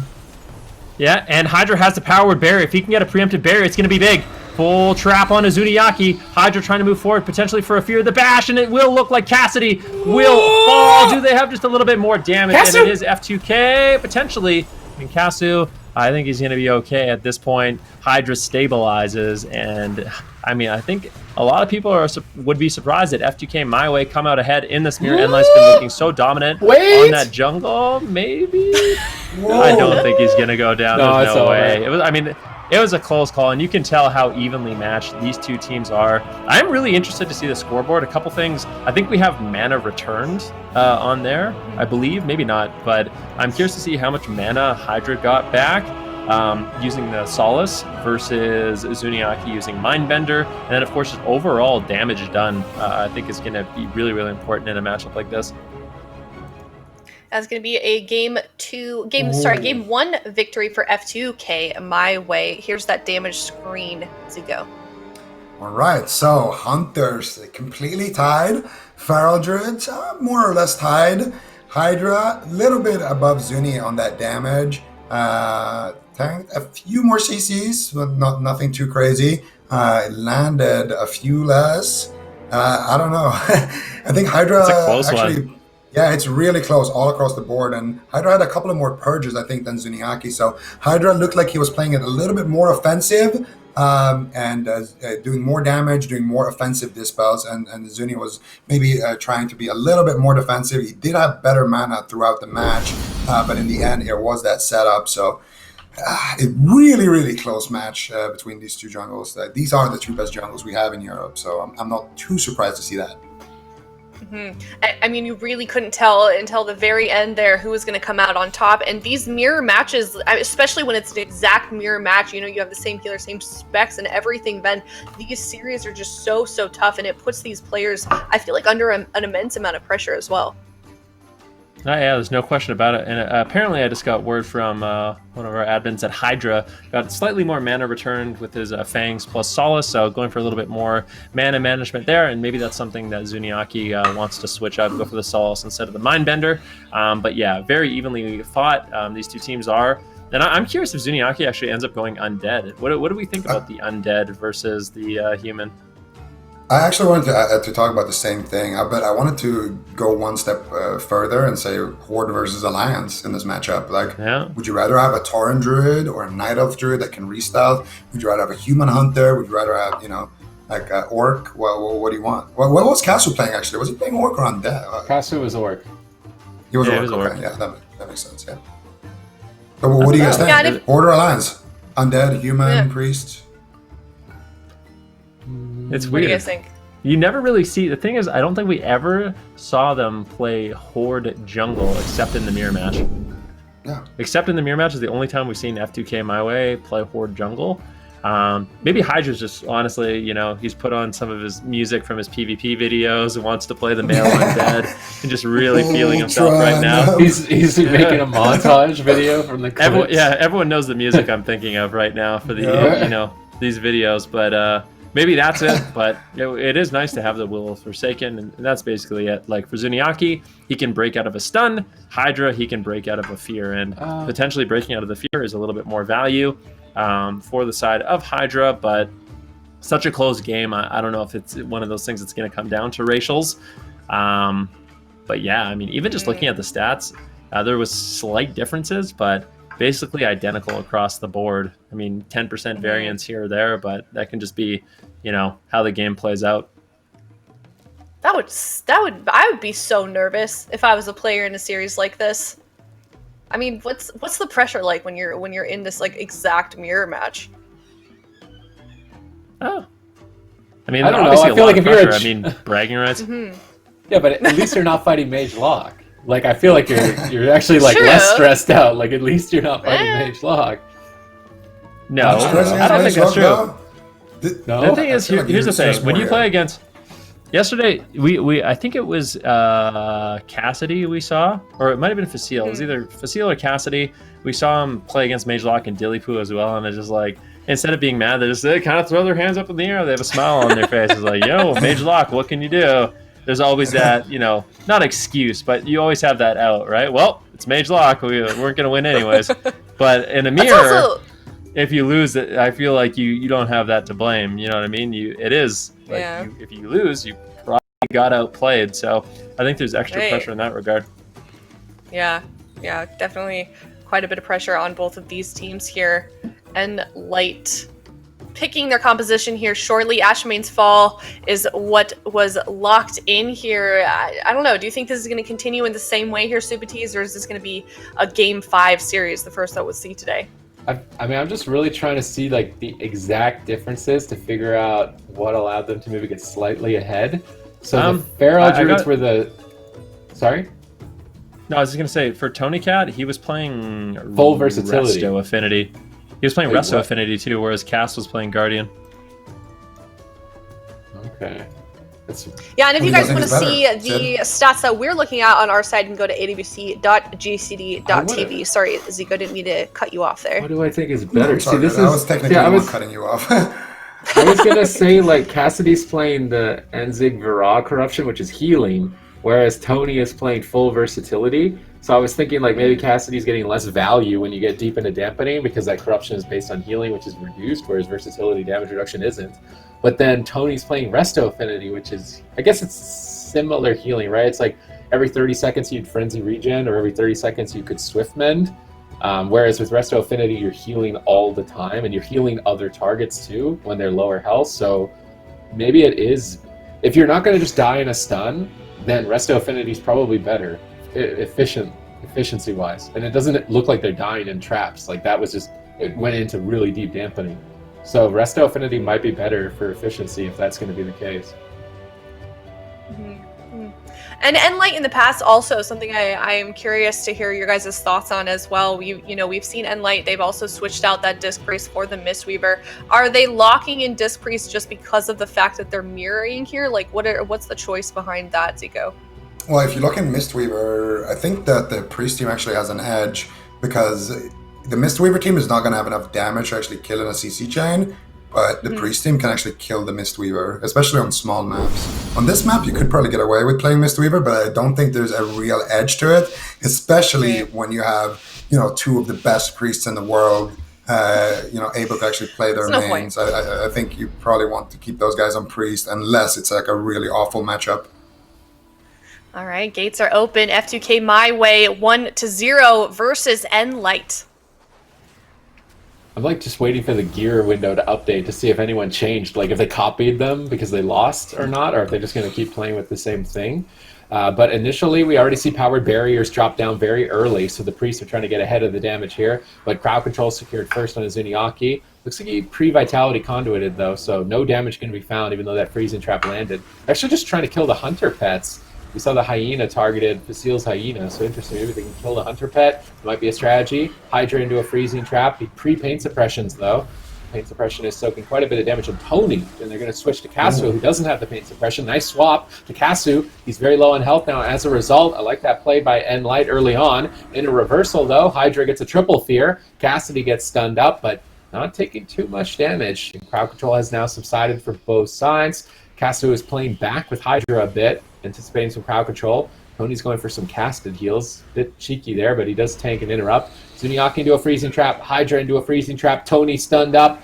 Cassidy pre-walls to stay on target. Tony walls at low health with a Maledict absorbing some heals. Hydra clutches the Dispel in between the crowd control chain, but they go for a second Maledict. They're trying to push Tony over the edge. Vitality Conduit on such low health. Maledict has faded. Tony's tossing out some heals. Is he going to be able to heal himself back up here?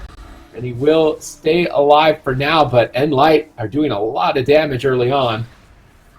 Oh, potential for a trap here. Cassidy, though, already preemptively kiting, and that was the fear. I think if Cassidy's going to die in a chain, it has to be a trap into a fear or a trap when he's low HP. Like right now, Cassidy going to be able to chase Tony here, but he needs to be a little bit careful. Zuni is going to get feared any second. He has no human ratio for this stun into fear combo. Hydra actually doesn't have his fear. Hydra tanking a fear as a result of poor positioning. That is not something that we typically see him do. Probably mismanaging his cooldowns there, maybe not tracking Zuni's fear. I'm not sure. He does get a big Shadow Man though, keeping Casu alive, and now he does land his own psychic screen. Tony though gets stunned. Hydra potential going to get trapped here, and Casu does interrupt that penance, and now he's looking for his own trap, lands it. Tony looking for Cassidy. Cassidy just sitting in bear form, trying to kite this one out already, just being nice and safe. And now they're looking to turn the crowd control back onto Hydra and potentially have Zuni move in for a fear here. You can see Hydra's getting rooted. He gets feared by Facile,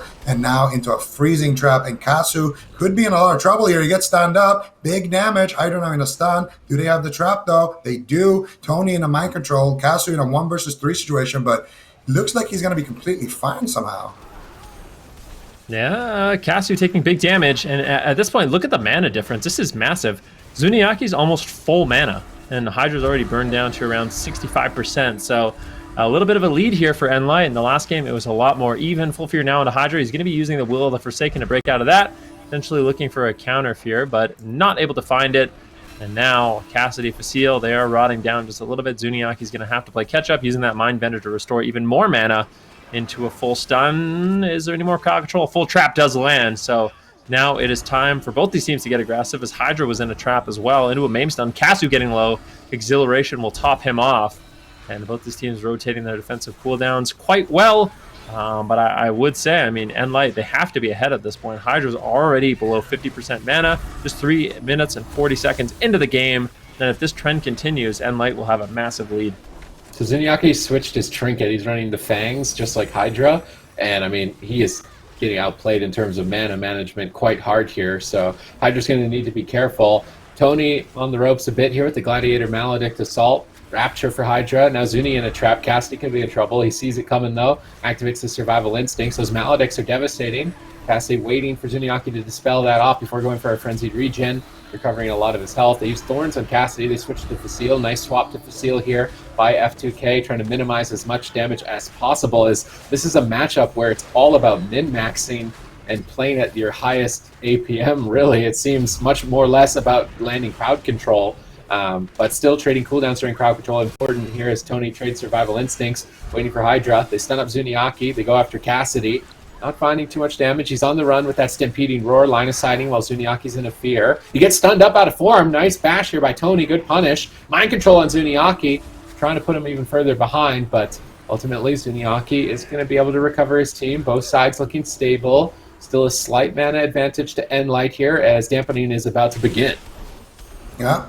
And Hydra is in a trap. Zuni still with an okay mana lead, I would say like about 20%. And if this game, goes in a similar way that game 1 did, I think that could be a big reason to potentially why nLite would win. So Zuni needs to try to hold on to his mana, try to keep his team, high HP. And I think that as long as they don't give out a kill in a CC chain like this, it should be completely fine here for nLite right now. Tony dropping dangerously low. Hydra are going to respond with his barrier right there. Tony catches a big Swiftman there as well, and he's going to go back to full HP. But now Hydra about to get trapped. Goes for the mind control. Facile going to snipe it with the trap. Zuni is in position for the fear, but he gets intim stun, and that's going to allow Hydra to actually land the first fear. Zuni doesn't have his every man for himself there. The next intim stun, he won't have it, but the one after that, he's going to have it back up again. So They could make that play a little bit later, but Zuni now, knowing Hydra doesn't have fear, gets Master's Call. There's an Intim stun on Hydra into a full fear, into a full trap here potentially. Let's see who is going to be the target here. Hydra actually using his Will of Forsaken, I believe, there to break out of the crowd control early.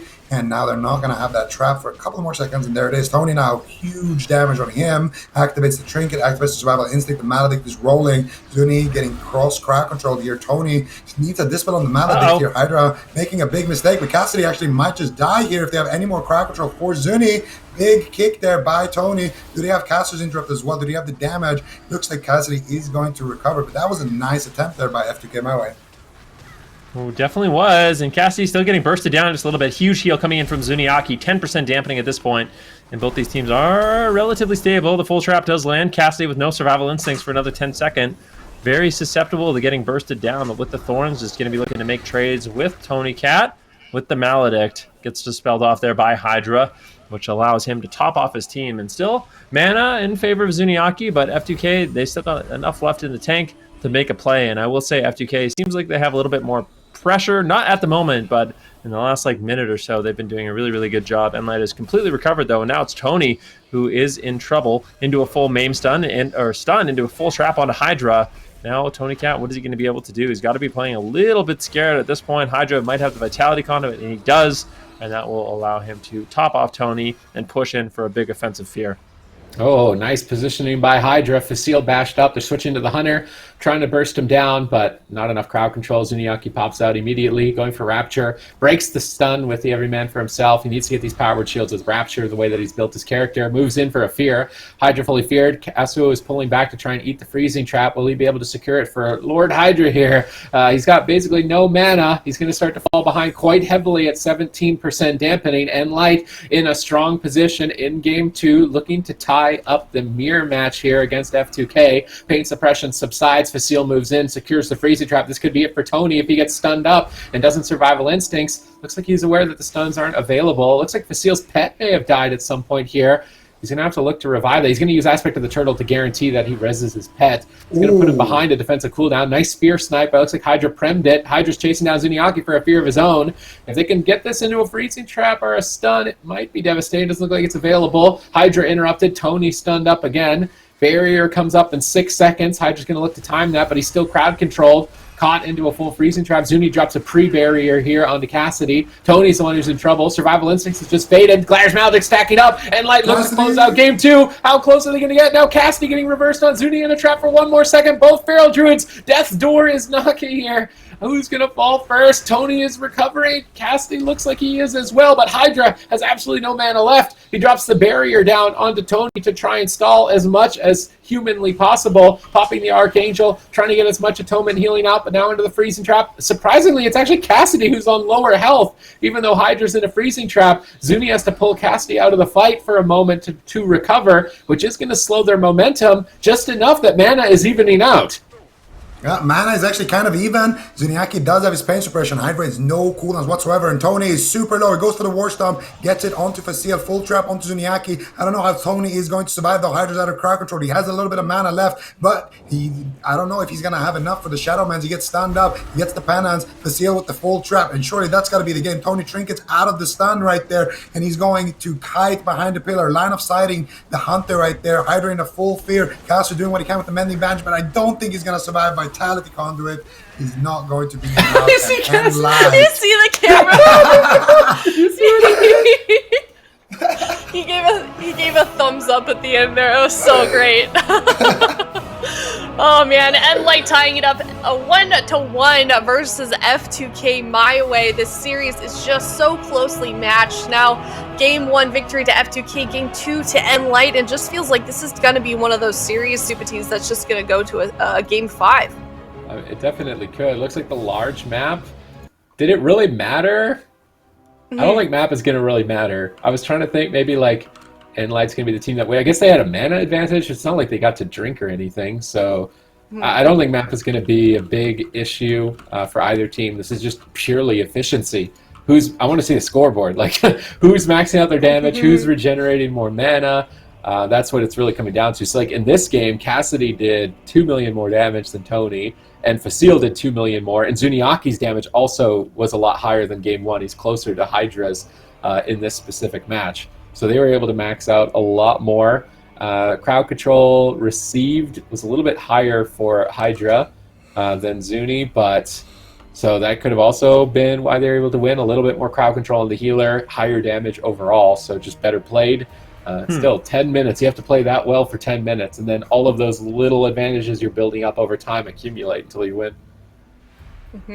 Was it still yeah, it was. So I mean, looking at that is really, really interesting because Cassidy ended up doing more healing than Tony and is also just more susceptible to being bursted down. So maybe the restoration affinity is not worth it, and maybe that's something that we're seeing nLite try to exploit in the mirror match, because they went after Tony Cat quite a bit in that match, and without the Guardian affinity set, it seems like he's going to be taking a lot of damage, and he ended up doing less healing anyways. Yeah, the first game, I don't know how, because Tony's build's really weird. I was pretty sure Devour Vitality was the best corruption for Feral, and Cassidy is running it, and Tony isn't. That right there was like the big, like, wait, why is Tony not running that? But then Tony won game 1, so I was like, wait, is it actually better? And then in game 2, Cassidy wins, and he's doing more healing because Devour Vitality heals you whenever you're attacking. So it's just a bit of extra free healing, kind of like a Demon Hunter. Tony doesn't have that. I feel like Tony kited more in game 1. Am I wrong? I feel like we saw Tony running away from the fight a lot more, and that's where Resto Affinity would shine better, whereas he was kind of just more just staying in the fight, it seemed. Maybe if you're going to stay in the fight and not kite, then Guardian's better because you're just more beefy. But Resto Affinity is better when you're moving around more. It could be something minor like that. In my mind, Cassidy is running the right build. Like, his build looks standard, whereas Tony seems like he's trying to like min-max his Swiftmans, I guess. But Cassidy's build is like what I would put in a guide and like recommend to people, whereas Tony's is like, it's just like a little bit off. It seems unique, but I would much rather see him run the Devour Vitality and then the Guardian Affinity too. All right, well, we are moving on to Tovaron Arena now. nLite looking to choose their composition, and then F2K will respond with their composition. I think we know what they're going to play, though. So the question is, I guess, based on what you were saying, Supatees, do we think the right choice then moving forward here is that F2K is going to have to make a little bit of adjustment in terms of the gear that they're running right now? That or playstyle. Like, if he's going to play Resto Affinity, I want to see him run away more. Like, I swear he was running away a lot more in game number 1. And dragging the fight on just the tiniest bit longer. So maybe nLite just got on top of him more, and that was why, and they focused him more, so he wasn't able to do what he wanted to do. But other than that, I think he should go back to the Devour Vitality and then try the Guardian Affinity if he's not going to try and kite. It's always really interesting to just look at the different like trinket options. The other thing Tony's running is the Insignia, so just the flat versatility plus the chance to proc a primary stat. Whereas Cassidy is using the emblem, the Battle Master's trinket, where he can kind of save his life with a big boost in his health. And I feel like if F2K had that trinket, Tony Cat had the emblem available, he would have lived because Vitality Conduit was rolling on him. If Hydra just literally had like 1 second, half a second, I think they would have survived that go and they would have been in a pretty good spot. So maybe a little bit more defensive talents and trinkets need to be used by Tony just to survive those all-ins, because it seems like unless you're winning in a crowd control chain or your priest is completely out of mana, you will be able to heal through. Like, as soon as Zuniaki and Hydra get out of crowd control, then they can either Rapture, they can Barrier, or they can use their Vitality Conduit. It's almost, you can't damage through that amount of healing. So I at least would like to see him use the emblem to survive those goes and give Hydra just a few more moments to keep him alive. All right, well, we've seen F2K win 1 game, nLite winning another. Now we're tied up here 1-1, Zico. Based on what we're discussing, what Supatees and Ven said, do you have any, what do you think that they should be doing moving forward if F2K maybe wants to pull ahead here in this series, or nLite? Well, the feral changes are all interesting, but I just think it just comes down to clean goals, big momentum, big damage. That's the main thing. Like, you can't have Casu getting farmed on damage like that by Facils. You can't have Cassidy doing more damage, more healing. I feel like as a priest, you're going to be in a stressed situation like that. So it just comes. I think it's going to come down to that Hunter Feral synergy. Who can do it better? Who can play those 2v2s? Because a lot of the time, both priests are trapped at the same time, and it's a 2v2. Who can come out ahead during those goes? And I think a big reason why nLite actually did pull ahead on mana was because their Maledict goes were a little bit stronger than F2K MyWay's. They just had to waste more mana trying to survive those on the side of F2K MyWay. All right, well, the series all tied up 1-1. Gates are opening soon here. It is nLite versus F2K MyWay in game number 3. It's interesting that they lost and they also picked a bad map, or a big map, I should say, not a bad map. They picked a big map even when they lost, so I don't think the map selection is really going to be too much of an issue for either team's strategy here, but Hydra is crowd-controlled initially. They don't go for the freezing trap. Casto leaps in for an instant freezing trap on that Harpoon and disengaging right back into the fight. That's some nice min-maxing by Casto. He's going to get a lot of extra damage out as a result. We see coordinated strikes pop by both Hunters here. Their damage is going to be maxed out during that time. Berserk as well. I mean, both these teams should just be pressing their damage cooldowns on rotation and trying to max out their damage to run the priest out of mana the way that this matchup feels. Bash onto Zuniaki, both healers crowd controlled. Nice reversal by Hydra that the will of the Forsaken paying off there to reverse the crowd control into a full freezing trap. But did they get the Vitality Conduit? Yeah, Zuniaki slipped the Vitality Conduit onto Cassidy there, so he will survive quite easily. These priests are playing at such a high level, anticipating those crowd controls, and if the other team even leaves a moment in between any of these crowd control effects, they're going to activate that Vitality Conduit, paint suppressions or barriers, and save each other. Hydra into a freezing trap. Tony in a bit of trouble. Trinketing, activating that Survival Instincts, but he's got Glyr's Maledict stacking up. Again, they slip through the cracks, and Hydra's able to dispel the Glyr's Maledict. Oh, Zuni missed the sphere right there. No, Hydra was rooted as well. I feel like if Zuni hits that fear, that could have been a game-winning situation. Instead, they're going to reverse the pressure onto Cassidy. He's already in bear form, already using that Guardian Affinity to its full potential. Tony, with the Thorns right now, actually getting decent pressure back onto Cassidy, but he kicks Zuni and he gets stunned behind the pillar. Hydra is not going to be able to pain suppression him right now. You can tell he's trying to get it. Zuni looking for the fear, but he does get stunned up. Hydra going for the Penance, goes for the Shadow Man. Zuni might fear him. He does land the fear right there. Tony, nothing here, and he is going to get destroyed. Wow. Look at Zuni right there. He's like, yes, yes, let's fill up the laundry machine, baby. Let's go. I feel like that's the most emotion we've seen on his face all weekend. You know what's insane?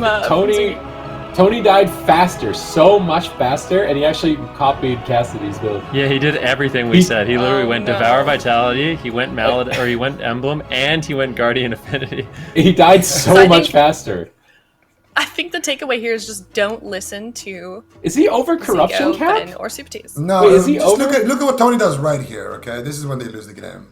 Actually, no, they already lost the game here. When Tony went and kicked Zuni behind the pillar, he got stunned there. Yeah. And that's when Hydra got stun trapped.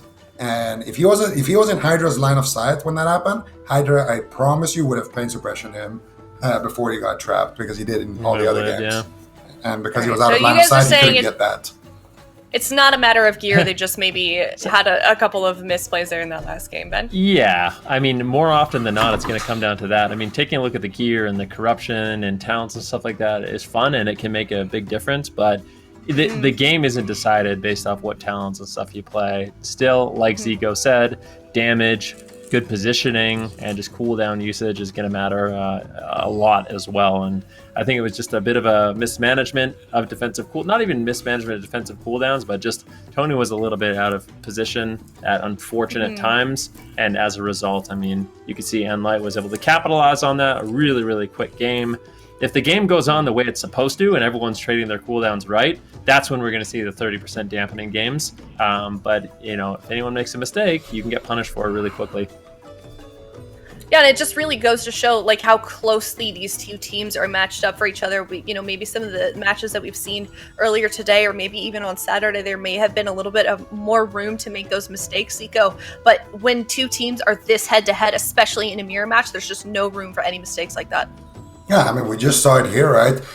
2 games, going the distance, basically taking the entire mana bar of these priests to actually close out. But as soon as somebody makes one mistake, the game can just be over like that. And that's the thing, with these jungle mirrors, very, very explosive. Feral Druids, they can deal a lot of burst, but they also take a lot of burst. So if you are able to catch one of these Feral Druids in a clean setup without a trinket, and you have a trap on his healer where, one of these priests doesn't get the barrier or the vitality conduit. Basically, if one of these priests isn't preemptively using all of these healing cooldowns the way they have been, then you can take down a Feral Druid, in 2 traps.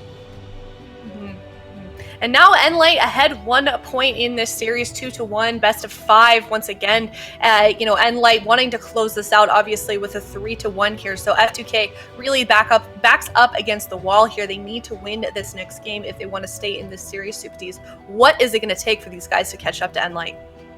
Well, I mean, maybe just go Runes of Lordaeron. It seemed, not because I want to say my joke. But, you just want to say the line. But, yeah. 2-1, match point, sounds like Runes.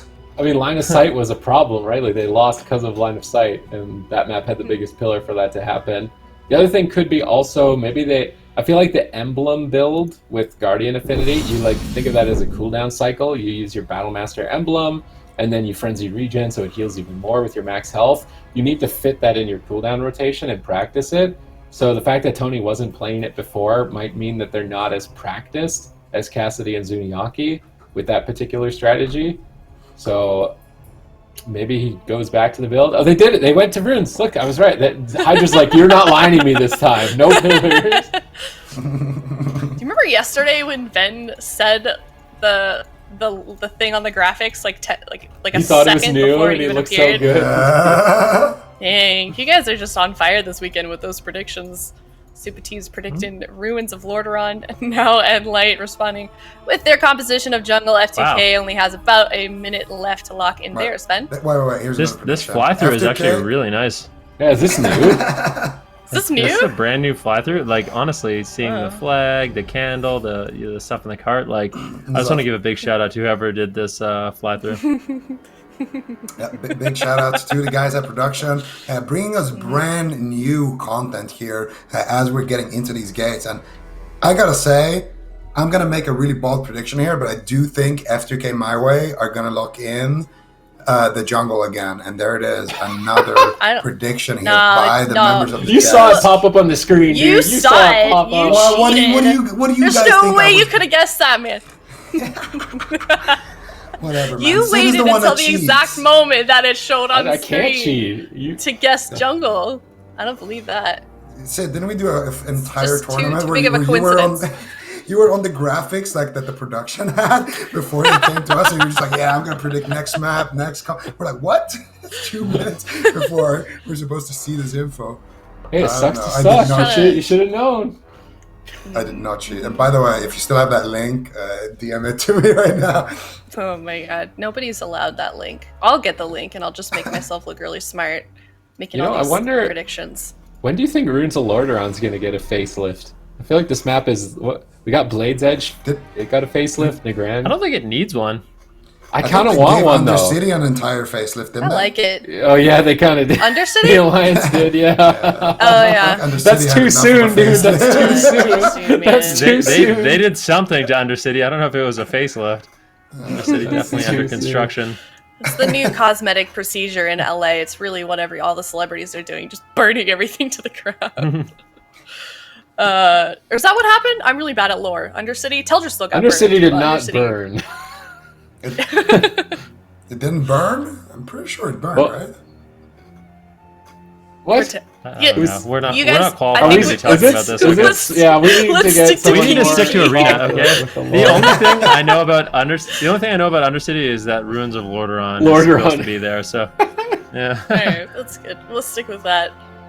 It's plague. Okay, it's covered in plague. Okay.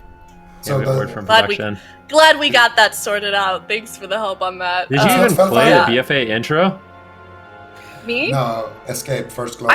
I escape everything. I escape all of the cinematics. I never know what's going on. Is it Felfire? It might be Felfire. It's not that's what I was Felfire. gonna say. Isn't it Felfire? Hellfire I'm is pretty sure Legion. There aren't demons. What are you talking about? I think I played the BFA intro, and I'm pretty sure at some point the undead came out with gas masks and oozed the whole zone. So I don't think it's Hellfire. It's Plague. Oh, God. There's probably people in chat like, it's dead! You guys are so dumb. That's why Right, we're anyways, doing this, by the way. It's to trigger chat. Oh, Yeah, you're tilting me. We're gonna have a whole podcast You're so good, you're segment next tilting week me. on WoW lore specifically. All right. Anyways, gates are opened 2-1 nLite versus F2K MyWay. All right, gates are open. We are in ruins of Lordaeron Hydra, looking for the fear here, and we are on match point here, Sid. Yeah, Runes of Lordaeron match point, Jungle Mirror, nLite, F2K. Couldn't ask for it better any other way. It would be a fitting final resting place as it is a cemetery. Both teams currently fighting on the tombstones. They are ready to close this one out quickly. Tony the target for now. Hydra interrupted. Tony actually opting for renewal. Really afraid of dying, running just some extra durability. He's going to lose the mobility of Wild Charge. Let's see if that works out for him. Oh, Tony's in a stun. He gets pain suppression early on by Hydra, being in his line of sight this time around. Zuni in a full freezing trap. Hydra looking for the fear. Let's see. Are they going to stop him? Doesn't look like it. He does secure it, but Tony is actually the one taking the brunt of the damage here. Cassidy now takes a big bite there. He's going to use that Shadow Meld racial there and get a free stun as a result of that alliance. But look at that. Facile, Cassidy both taking so much damage. Hydra looking for the mind control here. Not going to be able to find it. Facile is there interrupting him, looking for the trap. Cassidy's there trying to eat it, and he's making it extremely difficult right now for Facile. Cassidy in a bash, so they're not going to have that available later on. And both priests in a stun. Who is going to get the fear first here? It looks like it's going to be Zuni. Hydra will seconds looks for the fear, but he's slowed. I don't think he's going to be able to make it there in time. And now instead, Kasu is going to eat that trap. So a big mistake there from Facile, missing that trap. And now Hydra secures the fear, but nice Vitality Conduit there. Yeah, it was, but that was nice by Hydra. He actually could have just gotten Zuniaki, but he was patient, and he went for the triple fear instead. However, I mean, Cassidy's just behind the pillar right now, going to get bursted down. He was in caster form. Cassidy and Facile both getting a little bit low. Great pressure here from F2K. Zuniaki definitely going to have to play catch-up. The Rapture will come in, and that is a very powerful cooldown that Discipline Priest has. You can just spam out extra strong Power Ward shields, and it's really difficult to break through those absorptions. Almost impossible, I would say. But now it is going to be nLite who strikes back with the trap onto Hydra. Double stun onto Kasu. Kasu could actually be in a little trouble. Does use the Feign Death and Exhilaration. That will keep him alive, and mana looking pretty even for both these priests. Let's see if we can keep it this way here. 2.5 minutes in. Zuniaki into a fear. Cassidy stunned up. Really tearing in here. Penance flies in from Hydra. Cassidy trades out defensive cooldowns, stabilizing, reversing pressure on Kasu. Hydra getting ready for it with the powered shields. Gladiator's Maledict is stacked up quite high on Cassidy, absorbing some heals there, but he's got Thorns up. They don't want to attack into Thorns. Tony running around looking like he wants to jump in for a stun, but he doesn't have Wild Charge, so it's going to be really annoying if Zuniaki plays max range from him. Zuniaki moves in for Psychic Scream, but gets intercepted by the Hunter Kasu. Nice play there, but Zuni does paint suppression in between, so Cassidy is quite durable to lead the charge here, building pressure onto two targets, both Kasu and Tony in a bit of trouble. Hydra and a Psychic Scream on match point. Mending Bandage activates on the Kasu to try and stabilize here. Vitality Conduit pulls him back up to full health. Mana still quite even across the board for both teams. Cassidy now getting blasted down. Zuniaki interrupted. Tony moving in for a Skull Bash on the follow-up, but now Tony caught into a stun here. He jumped into bear form. He's got renewal. This is when he would want to use it. He activates it immediately, and he will begin to stabilize. Zuni sitting through a freezing trap. Seal now in a bit of trouble. Hydra stunned up. Crowd control back and forth here on match point. Yeah, but another beautiful Vitality Conduit by Zuni, and now Zuni waiting to secure maybe some more crowd control. Facile and Zuni both on top of Hydra. They're going to go for the fear. They land it, and now it's going to be followed by a triple DR in Team Stun into a potential freezing trap. Hydra actually activating his Power Barrier right there, and now Facile just not going to use his trap instead. Hold on to it a little bit longer until that barrier fades. Cassidy looking to get a kick here. They're looking to soft a target up a little bit, get them a little bit low before they commit the CC chain. Let's see who that target is going to be. It looks like it is going to be Kasu right now. Zuni and Hydra both in a stun. Who's going to get the first fear? I think Kasu actually has his freezing trap ready, so potential freezing trap into a full fear onto Zuniaki, but they need to get somebody a little bit lower first. Hydra actually repositioning a little bit here with that Rapture, and now Zuni moving in for the fear. He does secure it here onto Hydra because of that entangling root, and Kasu activating his damage cooldown. Zuni going to be activating that Vitality Conduit once again. Should be able to stabilize the whole team. Hydra waiting for that a little bit before he goes for the fear, but gets clotheslined there by the freezing trap of Facile. Tony taking massive damage. Zuni going for the mind control into a freezing trap, and now Cassidy could be in massive trouble. This is the clean trap here, and Cassidy's going to respect its trinket, use survival instincts, and Zuni is going to be in a full fear. That trinket survival instinct is really the only reason why Cassidy is still alive. Very clean setup there from F2K MyWay. Yeah, now with the fear on Hydra, it's going to be Tony who could be in trouble again, but playing that renewal is going to make him pretty durable. Good self-healing on himself. Hydra potentially going into a trap. Facile sitting on top of him right now, looking to fake out the premonition. Is he going to be able to do it? And now looking like he won't even go for the trap. Facile actually getting targeted down, mending bandage, big power shields from Zuniaki. Facile looking like he is not going to be scared whatsoever. But the crowd control on Hydra has been delayed. And actually a preemptive Vitality Conduit before the crowd control. And this is a little bit risky because now it might be difficult for Hydra to actually top off Tony after the crowd control lands. But a beautiful barrier there by Hydra. Maybe the only reason why Tony survives this setup here. A lot of damage reduction, Shadowman spam coming in, and Hydra manages to stabilize Tony. Nicely done. Mana going to be even for both of these healers right now. Rapture shields with the Archangel coming in from Hydra as well. Burning through some of his defensive cooldowns. He still has the pain suppression left, but Tony might be vulnerable in a few moments. Hydra is basically out of mana. He's caught into a stun. Facile jumps in. Freezing trap secured, but he pre-paint suppressions. Nice play by Hydra. Zuni gets sniped out by Kasu, but Kasu is in a bash. Is he going to go down here? Barrier preemptively activated by Zuniaki. I mean, they're playing ahead of the game. That's why there's no damage happening in those situations. Any other priests in this game, the game would have ended 6 minutes ago, but Hydra and Zuniaki are playing at the top level here for these disciplined priests, reading situation after situation, but they are burning down their candlesticks. The mana basically has nothing left on either side. Coordinated assaults have activated. Big boosts of damage for the survival hunters. Tony whittled down a bit here. Is he going to pop out with the renewal? Zuniaki in a freezing trap. They're chasing down Facile, but not really developing any momentum. It's Hydra that's struggling to stabilize the team here. Renewal going to pop for Tony, but he's still low on health. Zuniaki charging in across midfield, looking for the psychic scream from downtown. Is he going to find it? Doesn't go for it. Out of the stun there. A bit odd. Hydra still completely out of mana. There's the psychic scream. Double. Kasu very low. Tony stabilizes. Freezing trap out. This could be the aspect of the turtle if they can pump out enough damage, but doesn't look like it. They're actually going after Tony. Tony just tanking it out in bear form. He's chilling. Zuniaki now in a freezing trap. Cassidy sees it. He survival instincts instantly. Maledict activated onto Cassidy, but Zuniaki's in a fear as well as Facile. 3 versus 1 onto Cassidy with the Maledict. Our F2K MyWay going to take this to a game 5. Zuniaki bashed out. Pain suppression activates. Cassidy line of sighting Hydra at the tombstone and recovering with the pain suppression. Zuni should be able to pull him back into the fight with how much mana he has left here, but he's getting interrupted. Hydra in the freezing trap. Looking to develop pressure on Tony and Kasu in this position. I mean, this game is on a knife's edge. Anyone could still take it.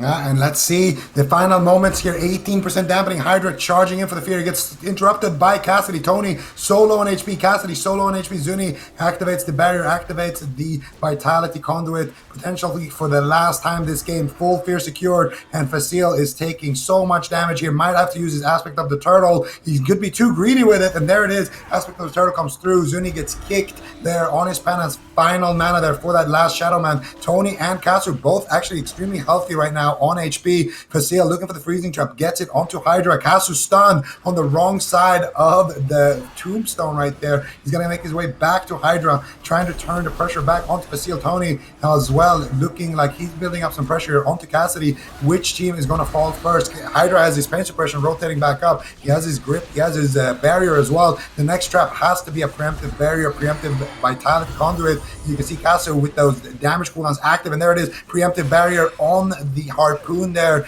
and now Facile knows if he traps, it's not going to be great, and if he doesn't trap, it's also not going to be great. What is he going to do? He's going to wait with the trap. Now he's going to go for it after that barrier. He gets the trap. Kasu in a stun. Nice kick onto Tony's heels there, but Kasu still has all of his defense available, and he does have that thorns as well. Beautifully placed there by Tony, as these teams just don't want to die here. Both priests completely out of mana, and I don't know who's going to walk away with this one, man. It really is hard to say, but so much on the line for both these teams. nLite just one away. They want to close it out right here, right now. Are they going to be able to do it? Hydra trying to deny them at every step of the way. Archangel has been popped. All 6 members are getting low. Cassidy could easily fall. The full trap lands on Zuniaki, and looks like Cassidy will end up getting crushed, maybe. Beautiful fear by Hydra, the triple fear, but Cassidy still somehow alive, but will ultimately fall. F2K cleaning it up a lot in this game, making it to 30% dampening once again, and they will be tying it up and bringing it to a game 5. 2-2 nLite versus F2K MyWay. This jungle mirror series been super intense up to this point. Now we're on game number 5. F2K MyWay winning that last game. Zico, what was it that they did differently in that last game when they compared to game number 3? I think they just had more pressure, good mana management.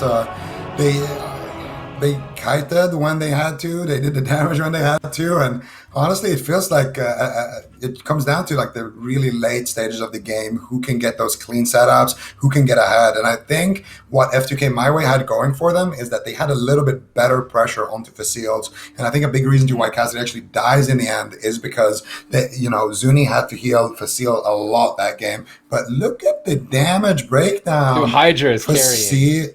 Hydra is definitely carrying. He's like making up the difference for Casuo and Tony. He is. He's actually playing a great game. I mean, look at this: 22 dispels, 7 purges. He got CC just as much as Zuni, more damage, more healing, more CC. I mean, his team was pressured more as well. Yeah, he landed more fears too. So I don't know. And his team's doing less damage. Not Hydra's fault. Well, yeah, that's the thing, right? If they lose.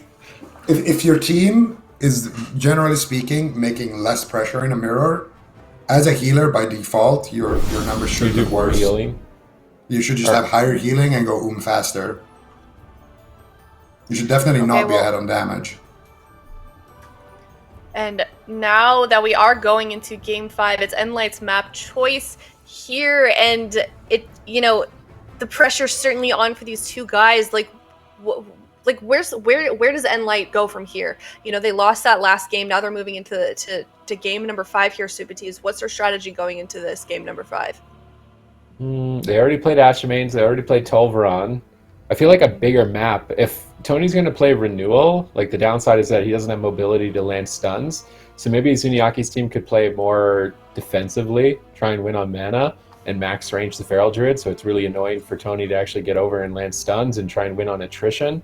So, but the problem is that there's not really any other maps other than like Tigers where that would really work. Maybe Mugambala actually, and then Zuniaki can heal upstairs. I guess the problem is if F2K brings the fight upstairs, but something with the Z-axis, and then they can use Wild Charge to jump up and down. I like the Robodrome. It's still big, and it also has a Z-axis, so it's both benefits.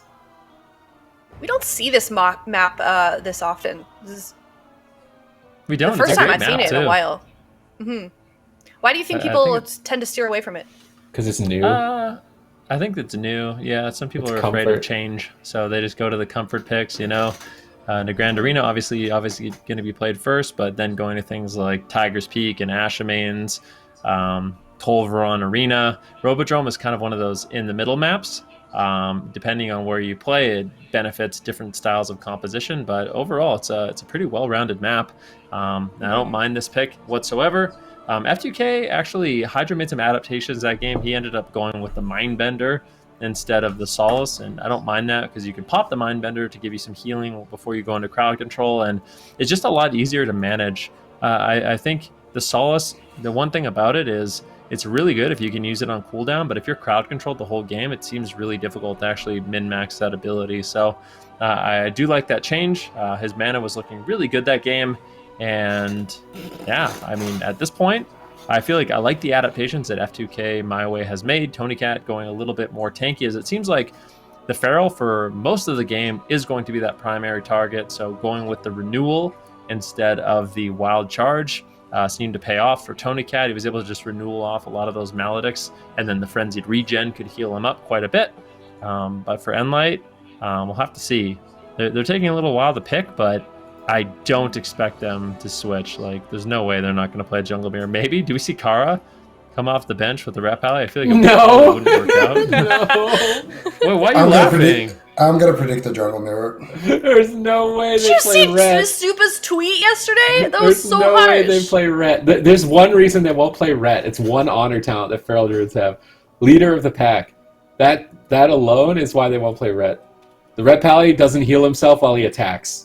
That is the reason you won't take the red over all the melee DPS that are strong right now heal themselves when they attack.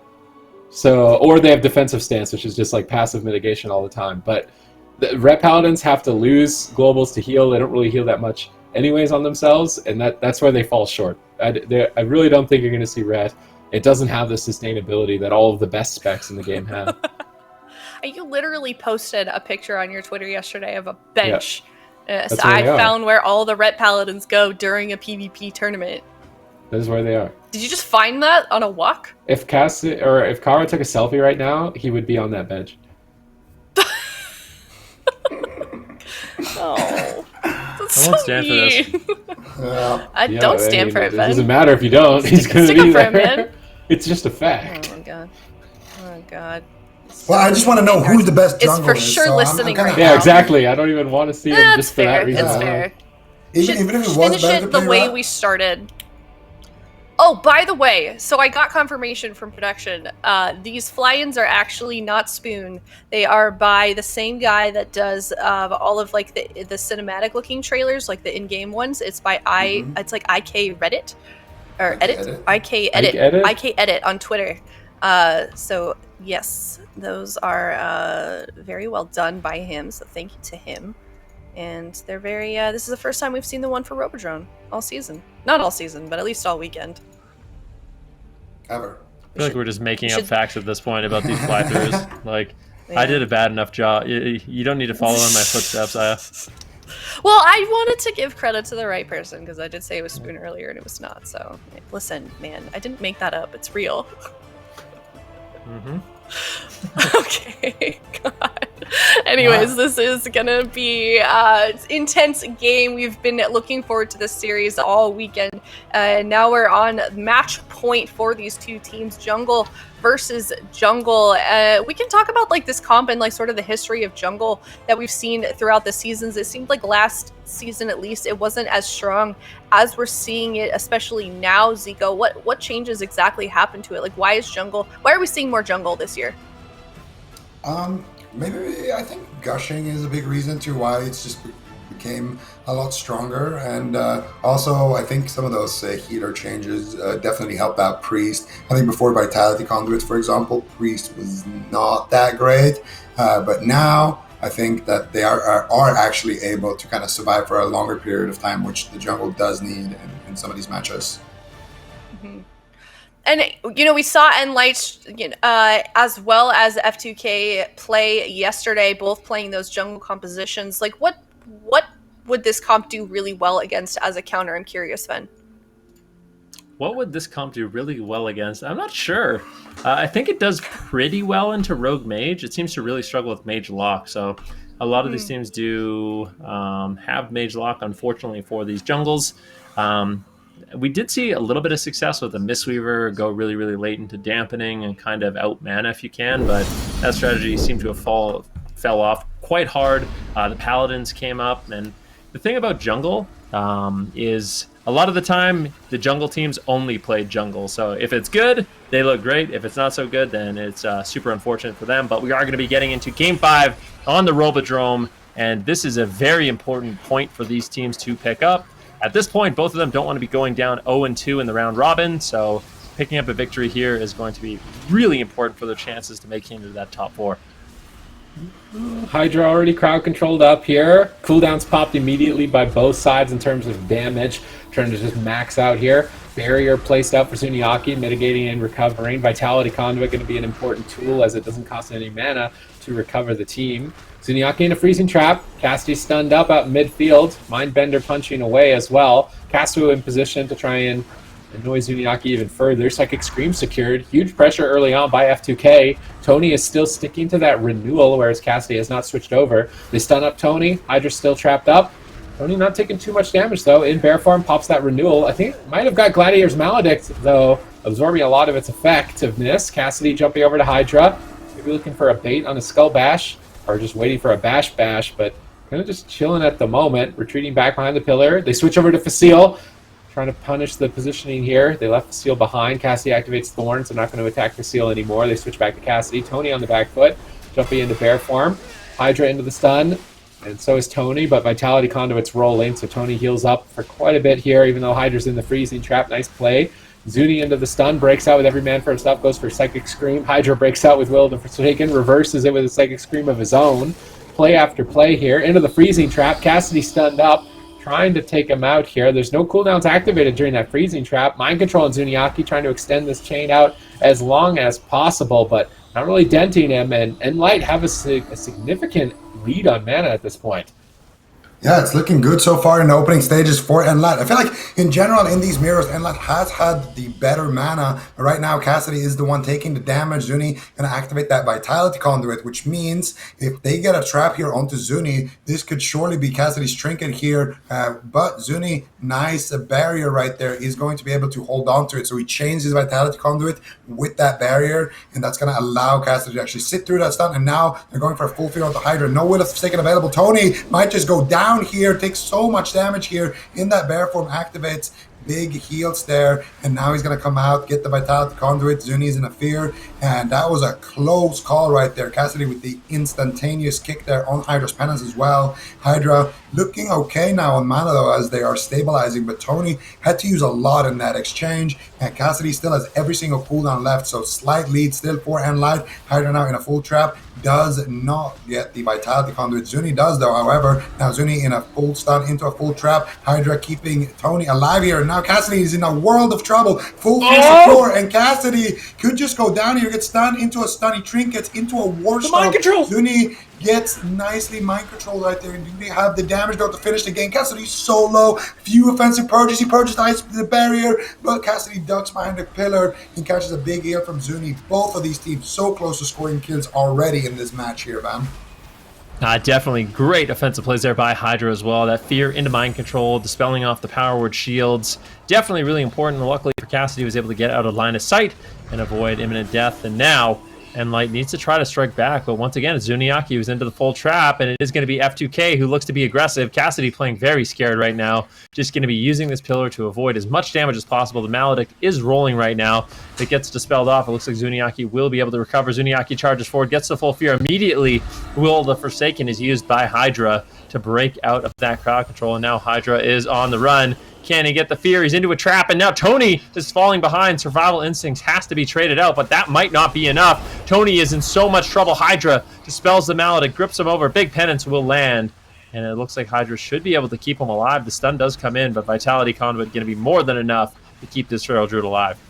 All right, beautiful plays by both sides here. Mana is evening out on match point game 5. You couldn't ask for this series to get any better here. Which jungle is better? Which priest is better? We're going to decide here and now in game number 5. Tony falling behind once again, though, as Hydra's into a full freezing trap. Gladiator's Maledict is fully stacked. Tony's healing is all being absorbed. They just need a tiny bit more damage to take him out here. They don't have it. Hydra's under crowd control, dropping in those Rapture-powered shields. Moves into position for a Psychic Scream, looking to try and turn around the pressure, but there's just no damage coming out from Kasu and Tony. I'd really like a scoreboard at this point. I really think Hydra's definitely going to have to carry the team here if Cassie and Facile have as much of a lead on damage as they did in the last game. Tony falling behind, no renewal for a minute. Zuniaki is chasing down Hydra for a Psychic Scream. He gets Masters called into it, but now Zuni into the stun. He breaks out to avoid the freezing trap. They're chasing down each Druid. Vitality Conduit at the same time onto the Pharaohs. They both take no damage. Perfect deflection by both Zuniaki and Hydra. Yeah, and now, once again, both priests basically at this point. Hydra behind on cooldowns right now. Tony taking massive damage. Hydra's in a full stun. Tony could just go down here. He activates the Berserk, though. Tries to get some counter pressure, but he has to sit in bear form with that Berserk active. Not the best situation to be in. Hydra goes for the penance, goes for the heals, gets the full fear onto Zuni, who preemptively barriered. Tony should be okay at this point. He gets gripped back to safety. Hydra going for the penance as well, avoiding these kicks. He's trying to reposition behind the pillar. Tony gonna get a fat regrowth himself into a hibernate. Doesn't land it there though onto Cassidy. Now Cassidy actually takes a decent amount of damage. Zuni activates the Vitality Conduit, looking to keep his Feral nice and healthy. Tony actually looking to get some pressure going here. He bashes up Cassidy. Cassidy trinkets out of that, trying to get aggressive. Tony in bear form now, realizing the danger he's in. Frenzied Region already active. Hydra in a stun. Potential for a fear, but Zuni actually gets stunned here. And now Hydra is the one that lands the fear. Casu avoids it though, and he does as much damage as possible here, but nice pain suppression onto Cassidy with the thorns. He's going to keep him alive, and now it looks like Zuni looking for a fear onto Hydra, and Tony could be the one that falls. Definitely at this point, anyone could fall. 10% dampening, full bash onto Cassidy with a full trap onto Hydra. Who are they going after? Tony once again doing a great job in bear form, preemptively kiting, but the Maledict is soaking up a lot of those heals. Renewal will get used, and that looks like it will be enough to keep Tony alive at full fear now into Zuniaki. Cassidy, though, Cassidy's been doing a really good job on this match. Whenever he kind of predicts Zuniaki's going to be going into crowd control, he's already out of line of sight. He's already super far away, and it's been preventing a lot of damage on him during F2K's MyWay's goes. So really well done there by Cassidy. Zuniaki getting interrupted, and it is Cassidy once again that could be in some trouble. Facil's pet's actually dead, and a mind control from Hydra will deny him from reviving that pet. If they can keep that pet dead, it's going to be big for their team, but it almost seems inevitable at this point. Once again, Hydra with a beautiful mind control. Unfortunately, no interrupt to stop it, but that does put them way behind on damage, and Facile and Cassidy are rotting down with a trap on Zuniaki. Trap does fade. Now Zuniaki potentially looking for a fear. He stuns. Hydra going for a counter fear. Extremely well done. And now it's F2K MyWay who looks to be in the driver's seat.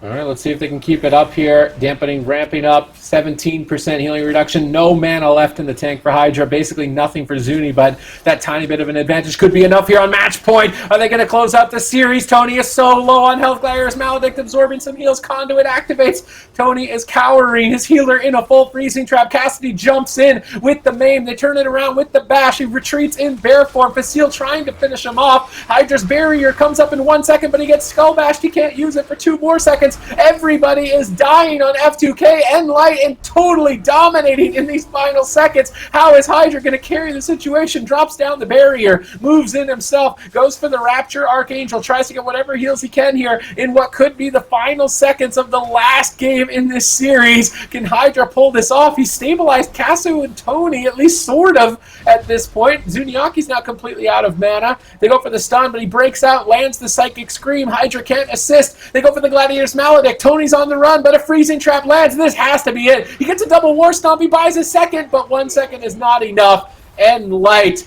cleanly take game 5. Yeah, that's going to be a victory for nLite going all the way to a game 5 for that series in that jungle mirror. And it seems like nLite towards the end there, Zigo, was just playing absolutely out of their minds.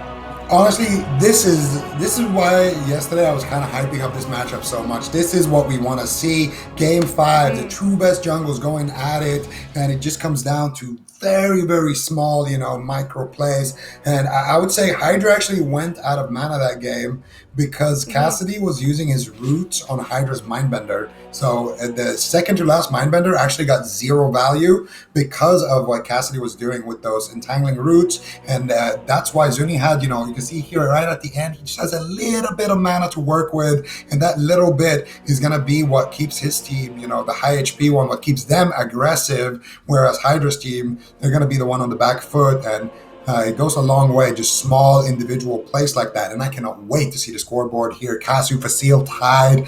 And Cassidy, more damage than Tony, but Tony more healing than Cassidy. I would say pretty even there. And for the first game, Zuni more damage, more healing than Hydra here. But also got feared a lot more than he feared. Interesting stats. Purged 26 times, 26 purges versus 9 purges. So Zuniaki in this match was able to play a lot more aggressive, and it just felt like for most of the matchup it was very back and forth. And nLite would get crowd controlled and bursted down, and they'd have to run. And then it would be the opposite, where F2K would get bursted down and they would have to run and recover. But the last minute and a half of that game, it just felt like nLite was just full gas pedal, doing as much damage as possible. Hydra was never able to recover. Tony was in bear form 90% of the time, just trying to survive. And as a result, nLite is able to claim the victory. But that was such a fun series. Shout out to both these two teams. And if we were ever to do this again, like if we were ever to see that jungle mirror from these two teams play against each other again, Supatis, is there anything maybe that you'd like to see either of these teams sort of change up heading into that game? It seems like it's everything in the game. It's not like the builds were so close to each other, like it's just little small outplays adding up over time, maximizing your damage rotation, getting your blood talons out effectively, mending bandaging off the blood talons as soon as you see it. So it's like, it's literally like a micro decision every 10 seconds, probably less than 10 seconds, probably like every 5 seconds that each player makes in the game that add up over time. And then the more you made correctly throughout the game, you win. The more you made incorrectly, you get overwhelmed and you lose. Which to me is like the most fun way to have arena result, is just like the accumulation of all these small mini outplays, rooting the Mindbender, trying to stop a little bit of mana regen there, get some extra damage reduction, preemptively activate a cooldown. I mean, there's so much going on that like anything specifically, like it seems almost impossible to say anything specifically because they were so consistent on both sides. It's not like Hydra was never pre-barriering or something. Like there was never anyone making a clear mistake over and over. So it's hard to say anything specifically. Yeah. Definitely a super hype way to end off the European region for this weekend. That's going to be the last game from that region. We'll see. We can take a look at the standings of where these EU teams ended up after the games that we did see today. We've got XSET at the top, 2 wins on the board for them, closely followed by Diabolus, Coffin Dance, and AWC tied 1-1. Then we can see the rest of the teams on the right side there. Before we move on to the NA region, Zico, any takeaways from this region, the European teams that we saw play over the course of this weekend? Well, I would say the biggest takeaway here from today is number one. I think ABC, they're looking better than what we saw in the regular season. It looks like they're really coming together there. And also, I think XSET's Mage Lock. I've always been. I mean, let's be honest, I've always kind of roasted them for their Mage Lock, but today it looked extremely well coordinated. They were winning games against Rogue Mage very fast. They were never really making any big defensive mistakes. XSET's Mage Lock, I think if they have a super strong Rogue Mage, which they obviously do, and they have a super strong Mage Lock, this is I think this is going to be the team to beat in this circuit stage. Yeah, and on that note that you're talking about with ABC, we've talked about it quite a lot over the course of this weekend. They tend to sort of ramp up as we see with that team. Do we feel like, based on how we've seen them perform this weekend, that they may be a little bit ahead of the curve of where we would normally see them, Ben? For XSET, no. I feel like no ABC. For ABC. Well, yep. I'm not sure what happened today. I feel like they got outpicked really, really hard, and they didn't really have an answer for the Mage Lock, but I think they should have an answer for the Mage Lock. So maybe not as prepared as they should be. Maybe in War Games, they ended up losing the mirror, so they weren't confident in it. I'm not really sure, but I think yesterday they really, really impressed me. Today, I think they just got outpicked straight up by XSET. So unfortunately for them, that does get them a loss, but overall, I think this team is looking good. I would just like to see them utilize that Mage Warlock because, like Zico kind of mentioned, if you have the Rogue Mage really well prepared and you have the Mage Lock really well prepared, those are basically the 2 best compositions you can have, and you are going to be an extremely, well-rounded roster. All right, and what a way to wrap up that region with EU. Now we're going to go over to the North American teams for the rest of this day. We're starting off that region with Cloud9 versus M2KC. I'm sure a series that we've all been looking forward to. So we're going to go to a quick break, and then when we come back, we'll go to that series.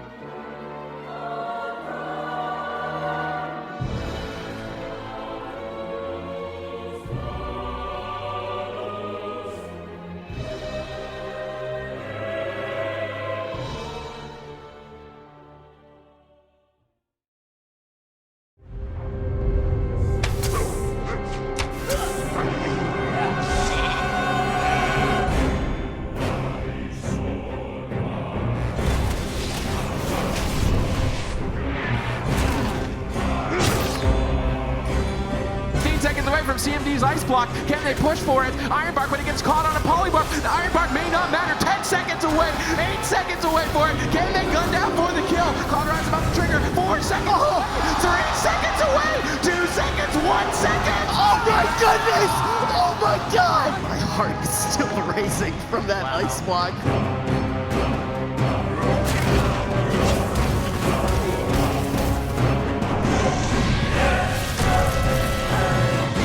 To be careful, they need to keep the heals going for just a little bit longer. Looney has his trinket available, but that means blind is also available. I'd love to see him just trinket trinkets. He needs to keep his DK in the fight. DR blind, Waz is pushing for the kill. Does he have enough Vanish? Garode, do they have the polymorph? It doesn't look like it just yet. Even the Vivify is coming in, but it will not be enough. Method Black go through to the grand final.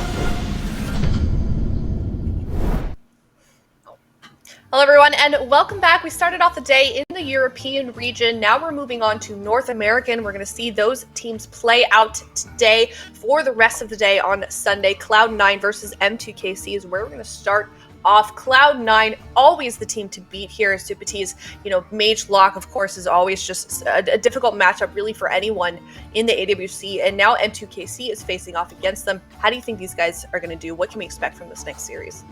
I think we could all easily agree M2KC are the best Mage, Windwalker, Paladin. I feel like they're the only team consistently playing it. They've been at the top of the ladder for probably the better part of the end of the entire expansion.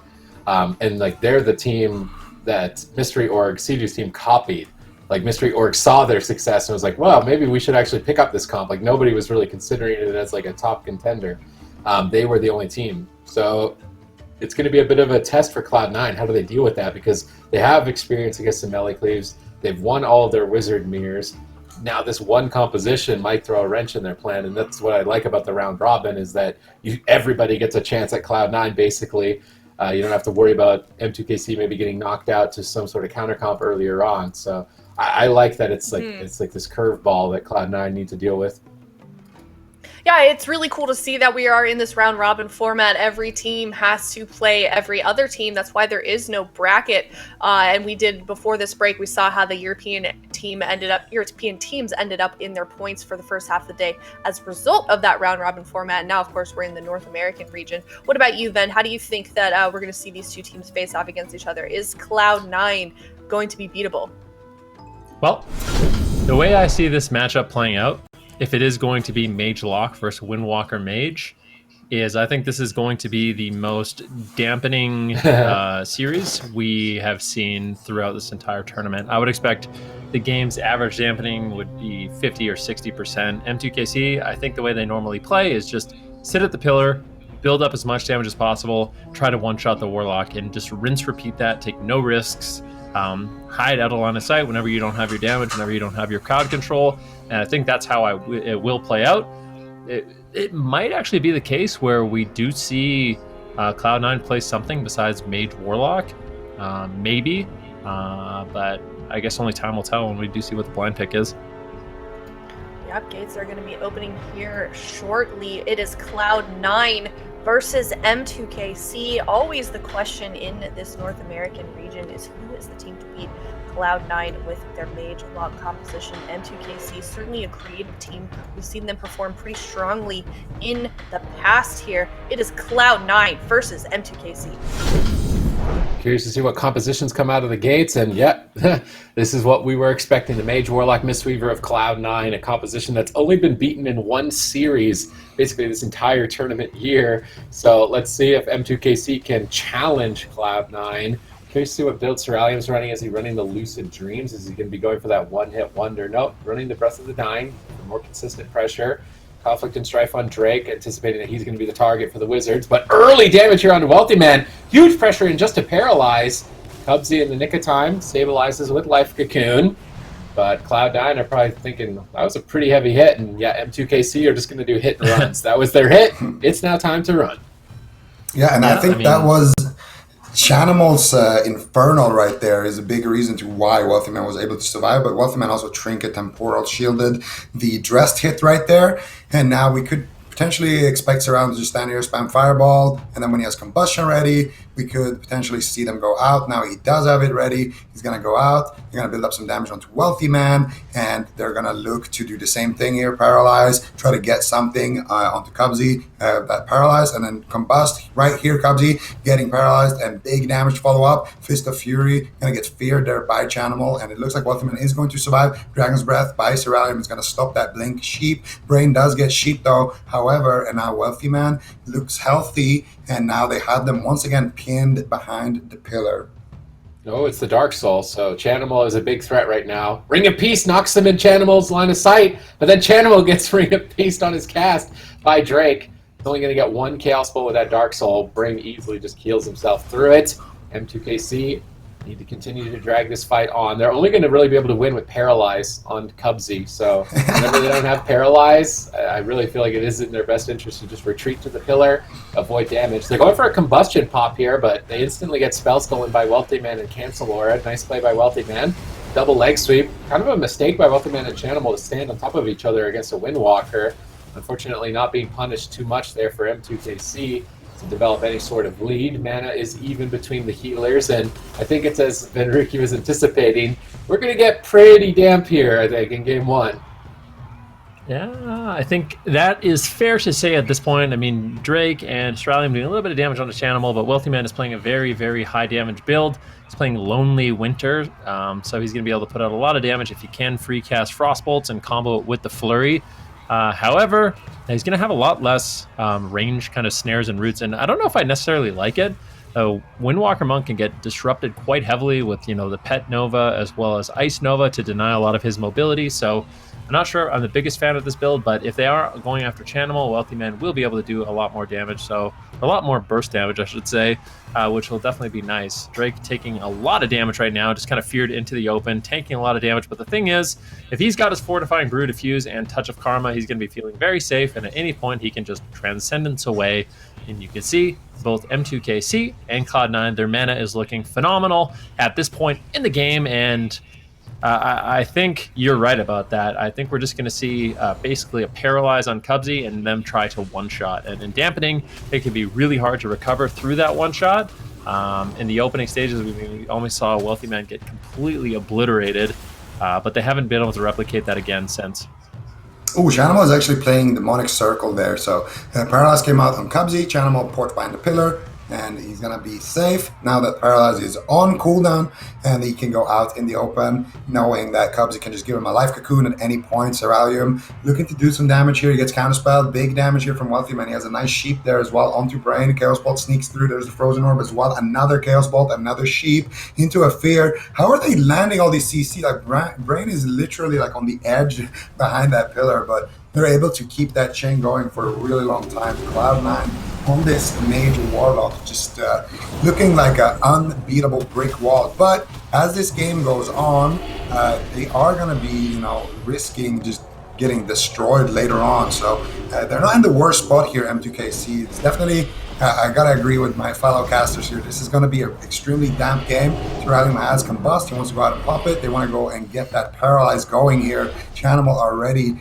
getting counterspelled, so they're not going to have that to stop potential peels during the setup, so they're going to wait a little bit longer. I expect M2KC to go out again for an attempt in a couple of seconds here. Let's see what they can do. Wealthy Man knows that it's coming, so he's repositioning further back, so everyone has to go after him, and there it is, Paralyze, Meteor, Combust, big damn here onto Wealthy Man. He is going to be able to brush that off though, and now once again, Ceralium has to stack up his Combustion, but big counter pressure here onto Drake. Fortified Brew is the only thing keeping him alive there before that stun lock. Now he's going to use that Diffuse magic as well. Everything except Karma has been used. They have a Sheep onto Brain. Might have to use the Touch of Karma here as well. Drake in a pretty dangerous situation here, but he does get topped off eventually, and he's going to be able to get those cooldowns back. At any point, he can just transcend back, wait for those cooldowns, wait for Combustion to be ready for Ceralium, and I think that's what Drake should be doing very, very soon here. If he stays out in the open, it's not going to be too great for them when they don't have their big burst ready.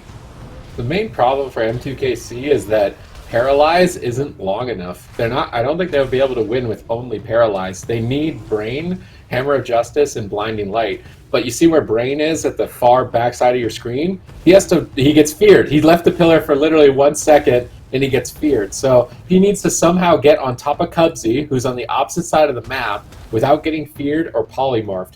His only options there are Glidier's Medallion or Divine Shield. So he's going to really need to pick his moment to commit those cooldowns to get in for a Hammer of Justice. Using it before dampening, where it's unlikely that you'll kill the target, it's probably not worth it. So he's playing very passively right now, but I am curious when he decides to pick that moment and go for crowd control, because I think they're absolutely going to need it if they want to win this. Brain gets intercepted by a Shadow Fury, but nothing to follow it up. Drake gets caught out here by Cubsy. Nice leg sweep onto him. Brain into a full fear. I mean, Brain's not even playing aggressive, and he's still not able to avoid these fears from Chanimal. Drake gets feared on his wall here. They're blasting into it anyway. Vitality Conduit. Is he going to die through it? Polymorph going to get free healing onto Drake with Vitality Conduit. They could switch to Brain out of a Polymorph too. That's the dangers of the made block. They're just trying to max out their damage, win on attrition later on in the game. It's going to be very difficult for M2KC. 12% dampening here. Drake ports back away from the fight while Brain is feared. Good positioning. They polymorph Cerealium. They drop a Frozen Orb on Drake. He's just dying to the mage at the moment.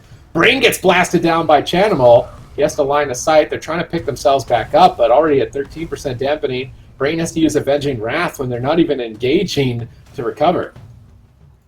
I just want everyone to pay attention to Cubsy. Look at him. He's just as far away Exactly, from everyone Lightning. as possible, just hanging out on the Mistweaver Monk, just waiting. Okay, not going to open up his tree for a blink counterspell. Has a life cocoon if he needs it.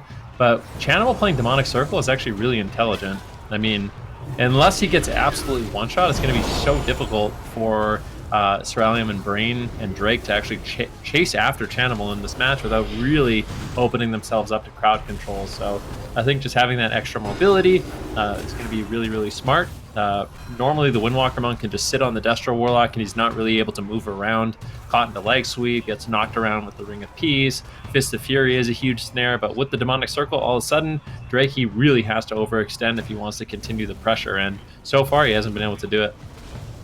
Yeah, and every time Drake overextends too much, they go for him, and then when Brain pokes out, they just crowd control Drake and they go for Brain, so he can never really leave that pillar. Now Drake going to get bursted with those Infernals, and he is going to port away immediately. Brain going to give himself a nice big heal there. He does have a Fellow Hunter on him, so Brain is not going to be able to drink, whereas Cubsy just drank up to full mana once again. I think that's the second drink of the match for Cubsy. He's just drinking on 90% just because he can, I guess. Wealthy Man now a little bit overextended here, getting swapped to big damage coming through. This could be the first life cocoon of the game. No, Cubsy with the Thunder Focus Tea, keeping them alive, immune to that counterspell, and that Mistweaver throughput, even a 20% dampening, can just brush off that damage that M2KC is doing to Wealthy Man. No problems whatsoever. And now Chanimal once again has M2KC, in that wizard triangle position. Chanimal potentially getting swapped to here. He needs to be careful. Fake cast the interrupt, and now he's going to get a fear potentially here on the Fist of Fury to get a sheep onto it. Wealthy Man looking for Polymorph onto Brain. Not able to find his Cerealium with a nice counterspell there, shutting that down. Drake still could be in a little bit of trouble, but Brain should be able to free heal here as Wealthy Man is just getting stopped by Cerealium. And both teams just looking to find an opening here, but not able to find anything just yet. There's the Paralyze. Chanimal just instantly ports. They go after Cubsy. Cubsy gonna just duck for cover around the pillar. It's a combustion on Wealthy Man, trying to punish him for overextending. Wealthy Man strips that off immediately, looking for defensive polymorphs. Drake really laying into Chanimal now that we're getting deeper into dampening. But if you're new here to the tournament scene and you're wondering what's going on here, I got a metaphor. This arena, it's kind of like an onion. It's got layers. There's just multiple layers of defensive cooldowns that you have to go through before you can get a kill, and on top of the high level of healing before dampening, there's just too many layers. So usually what teams like this will end up going deeper into dampening to reduce the healing, and then they can start working away at the layers of the onion, and whichever team gets through all of the layers faster than the other is going to end up winning. At the moment, Cloud9 are in a good position to get through those layers, looking for the first one, which could be cauterized from Cerealium or an Ice Block. But Cerealium repositions at the pillar. He's still quite low, and they do get the first layer out of the way. They actually get two layers. They get Brain's Gladiator's Medallion as well as Cauterize from Cerealium. Almost tackles there. Yeah, I was just gonna say I don't know. I'm kind of confused about what you're talking about, but I really do want some like French onion soup now at this point. Just talking about onions so much.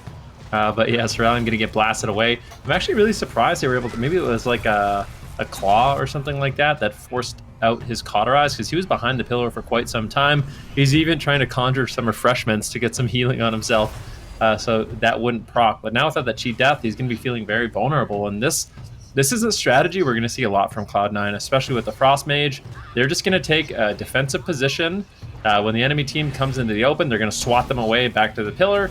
Cubsy's just going to avoid the fight at all costs and just basically heal unless it's absolutely safe to push in, and that's what it looks like. They actually get the Paralyze onto Brain. It's Cerealium going to get bursted down, potentially soloed here by Wealthy Man. A nice fear. Cerealium in the open, the Icicles will land, and that will be the Ice Block. Brain holding onto his Divine Shield. Now Cerealium is exceptionally vulnerable, and things are slowly falling apart here for M2KC. Yeah, I mean, this is not a good position. They've got nothing to stand on.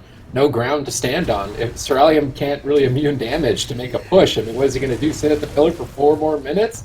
That's like 100% dampening. You don't get 4 more minutes. Drake is going to have to try and hard carry the team right now, maybe bait some cooldowns onto himself, trade Diffuse for them, and try and buy 4 minutes, but that's a lot of time. Ultimate getting blasted down. Drake really hammering through, but not finding an Ice Block, only a Life Cocoon. That's a very small layer of the onion for Cloud9, not a major one. You definitely want to get through the thicker layers like the Ice Blocks this deep into the game, certainly. Let's see if they can get it. Drake out in midfield, getting blasted. Ultimate blinks in for a Polymorph. They could kill through Diffuse Magic, potentially. Cubsy rolls up, stuns Drake. Drake breaks out. His defense is ended. He's just going for the kill. Drake is going for it, even though his healer's in a poly. Now pulling out, but he's still very low. Ultimate might blink in for a Snipe Ice Lance. He's got Frozen Orb. He's got a Blizzard going down, Frozen Orb, and this is where he just starts to poke down M2KC.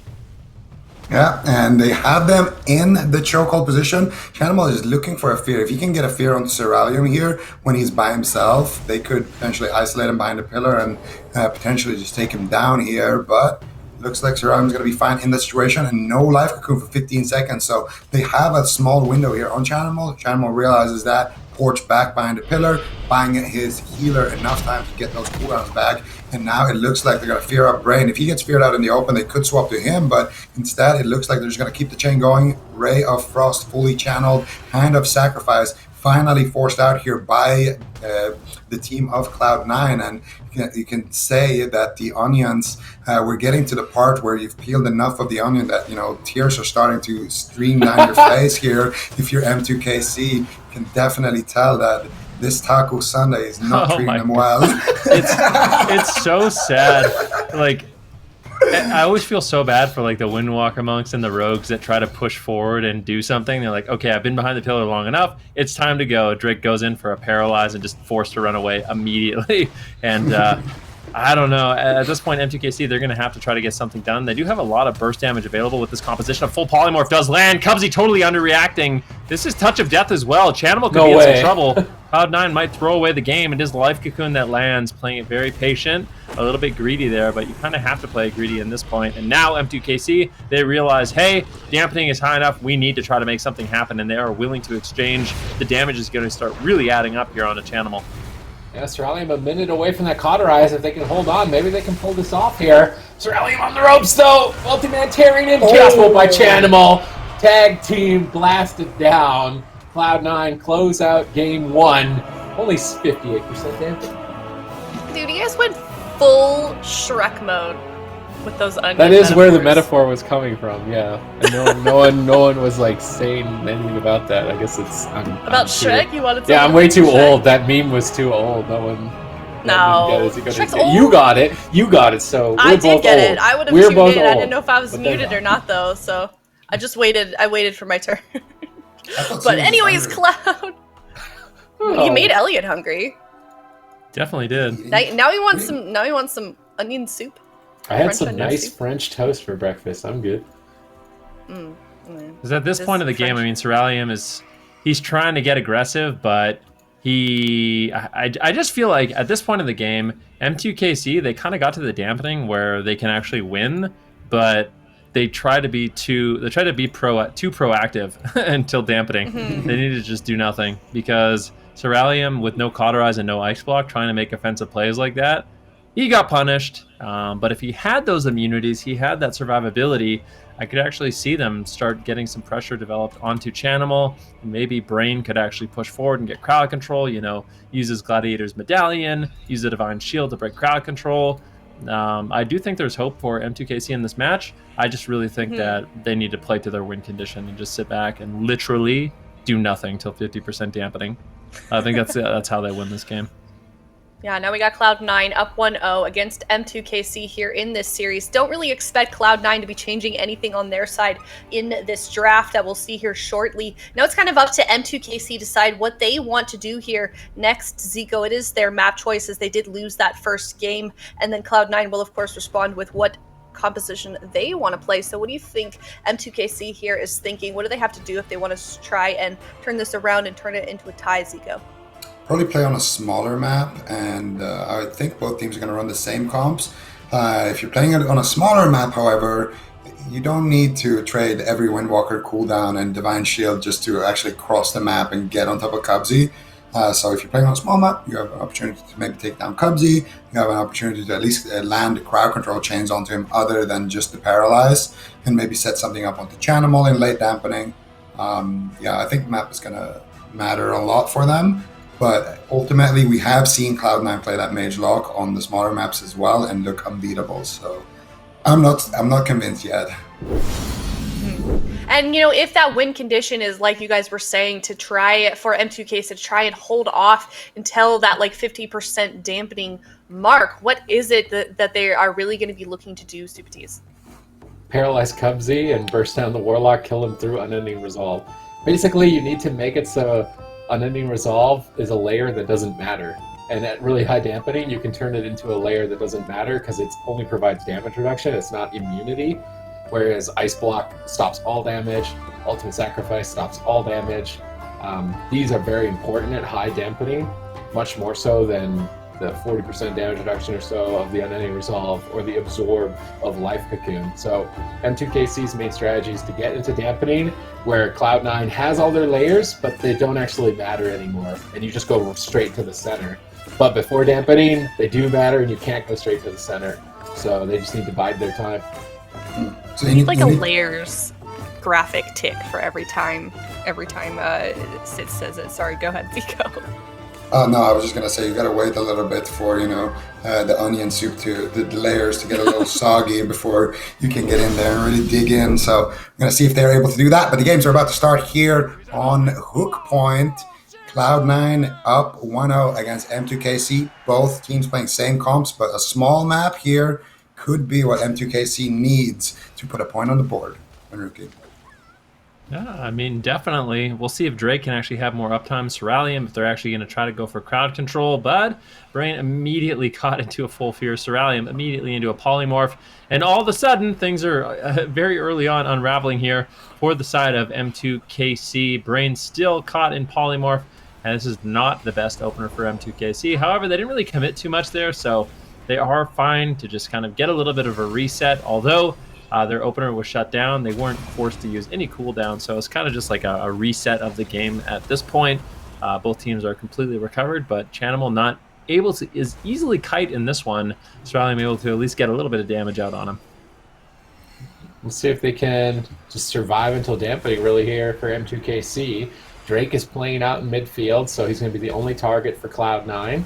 And Chanimal just blasting away at Chaos Bolt after Chaos Bolt. There's the Paralyze. They're engaging for crowd control and damage onto Wealthy Man, but Paralyze, especially before dampening, is not long enough to force Ice Block, not even enough for Life Cocoon, and Brain gets intercepted. Wealthy Man actually playing aggressively here. Cubsy looks to punish, triple stun by Cloud9, closing in right on top of M2KC. Are they going to close it out here? Can they cut through Karma? Doesn't look like they can, but they did manage to get Gladiator's Medallion from Brain, so if they can engage with triple leg sweeps like that in the future, maybe Ring of Peace to bounce them off the pillar, Cloud9 could take this early on. Yeah, Cloud9 definitely looking in a good position here, forcing out a Trinket from Brain, forcing out a touch of Karma. Next time they land a Polymorph on Brain or Fear, they could get something going around to Drake. Drake actually exposing himself in the middle, getting spam feared by Chanimal into a Chaos Bolt here. Can they get the sheep? The Wealthy Man looks for it, but not able to find it just yet. Brain line of sighting him, making it look as hard as possible to actually reach him. Cerealium getting counterspell there on his Fire School. You can see Wealthy Man is just trying to get in line of sight of Brain so he can go for that Shimmer play, but at this point, even if he does go for it, it's not going to be too great. Chanimal actually is the one getting paralyzed, not Cubsy. You would expect that to be on Cubsy, and that could have potentially been an Ice Block instead. Cubsy is going to just free heal Wealthy Man back up to full HP. Now, Cerealium actually getting swapped to behind the pillar. Shadow Fury by Chanimal into a full Fear, into a full Sheep. Divine Favor is up as well. Wealthy Man could potentially steal that if he has his Kleptomania available. Might be saving it for a little bit longer.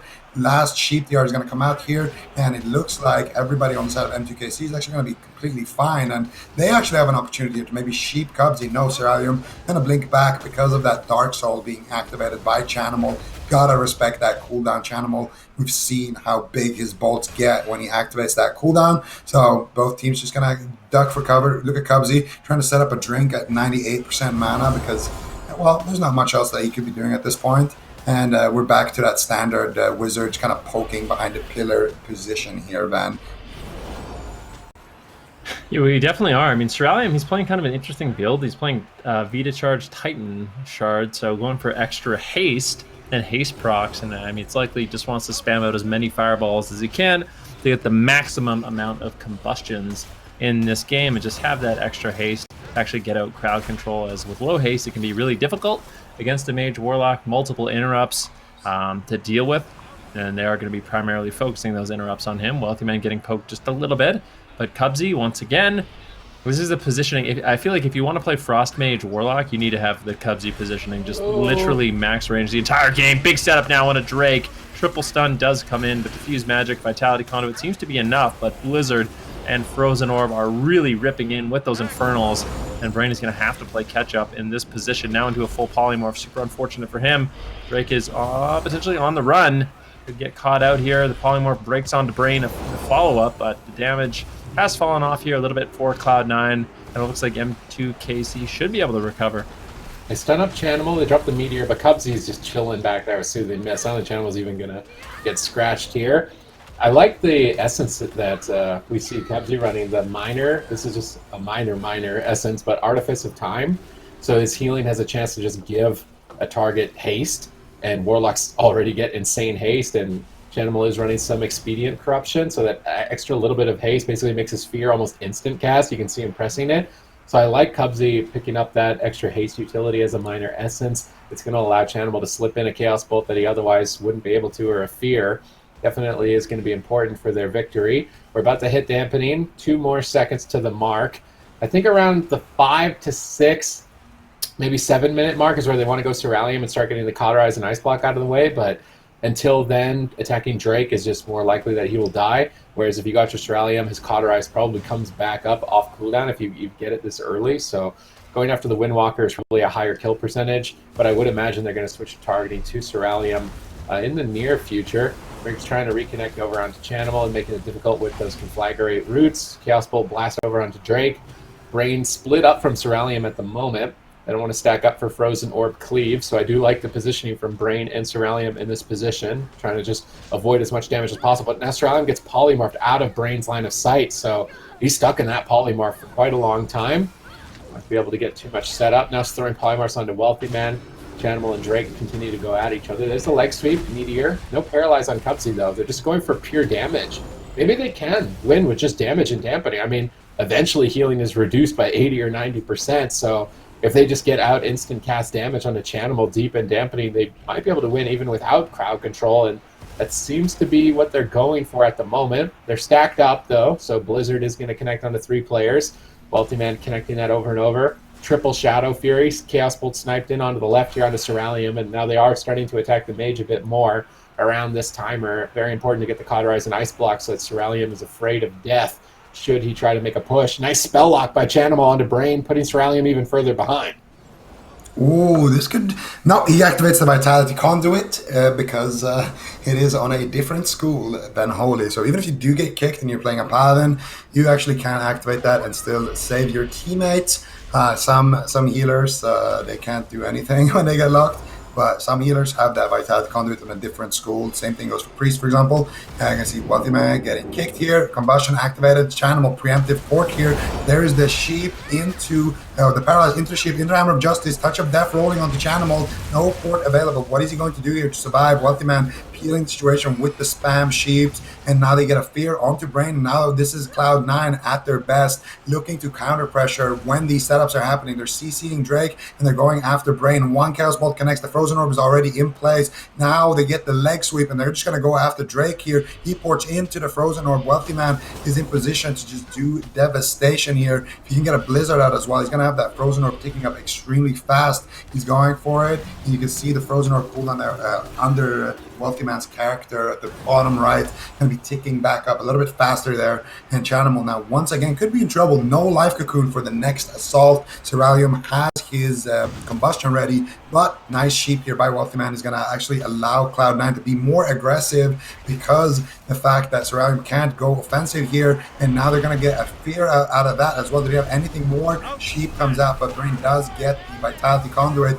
and now I would expect a big hit to come out of M2KC here in the near future, Ben.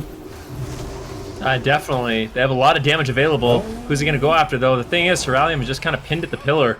There's a sacrifice from Brain, looking to get a casted heal up, but he's taking so much sacrifice damage. The Battlemaster fades from Ceralium, and Wealthy Man is just absolutely ripping into this Paladin and this Mage. He is just single-handedly getting so much damage out. That's the Divine Shield from Brain, and Ceralium is still just dying. What is happening? We're 22% dampening, and Brain is just completely struggling to keep his team alive. Once again, a full polymorph secured on Brain, and Wealthy Man, I feel like Wealthy Man is getting way too much done. Drake needs to just ignore Chanimal and say, you know what, let's just hit this Mage that's literally standing on top of us. I think it's definitely a targeting error here for the side of M2KC, as Wealthy Man is basically just bullying Ceralium and Brain in this match. Drake needs to come back and try to, slap him away at this point, make him at least a little bit afraid that he's going to get swapped to, as he was in a prime position to get damaged. All right, Frozen Orb counterspell, nice blink counterspell there. That could be it for Brain. Cubsy's rolling up to kick him in the face as well, maybe in the near future. They don't even need it. Big Divine Favor. Oh, almost interrupted there. Brain catches the Holy Light, barely stays alive. Cubsy now in a polymorph. This is the chance they've been waiting for. Cubsy finally compromising his positioning. If they don't get an ice block with this polymorph chain, it's going to be so devastating. But they just can't connect. Drake is just sitting through polymorph. Ceralium spam polymorph. The strength of having fear and polymorph in the same team. They got a great chain on Cubsy, but just weren't able to connect. No ice block going to be found.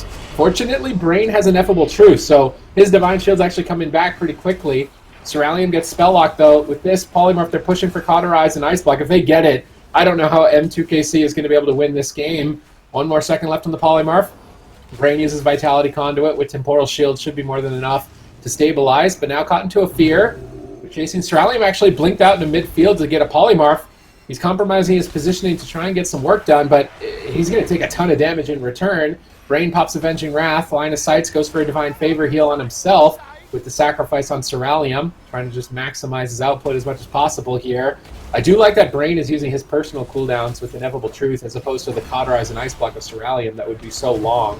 They need to save the Cauterize and Ice Block for the final push where they look to overwhelm, but I would say that they need at least 55% dampening to do that. They're only at 35% at this point, and it's been dicey, to say the least.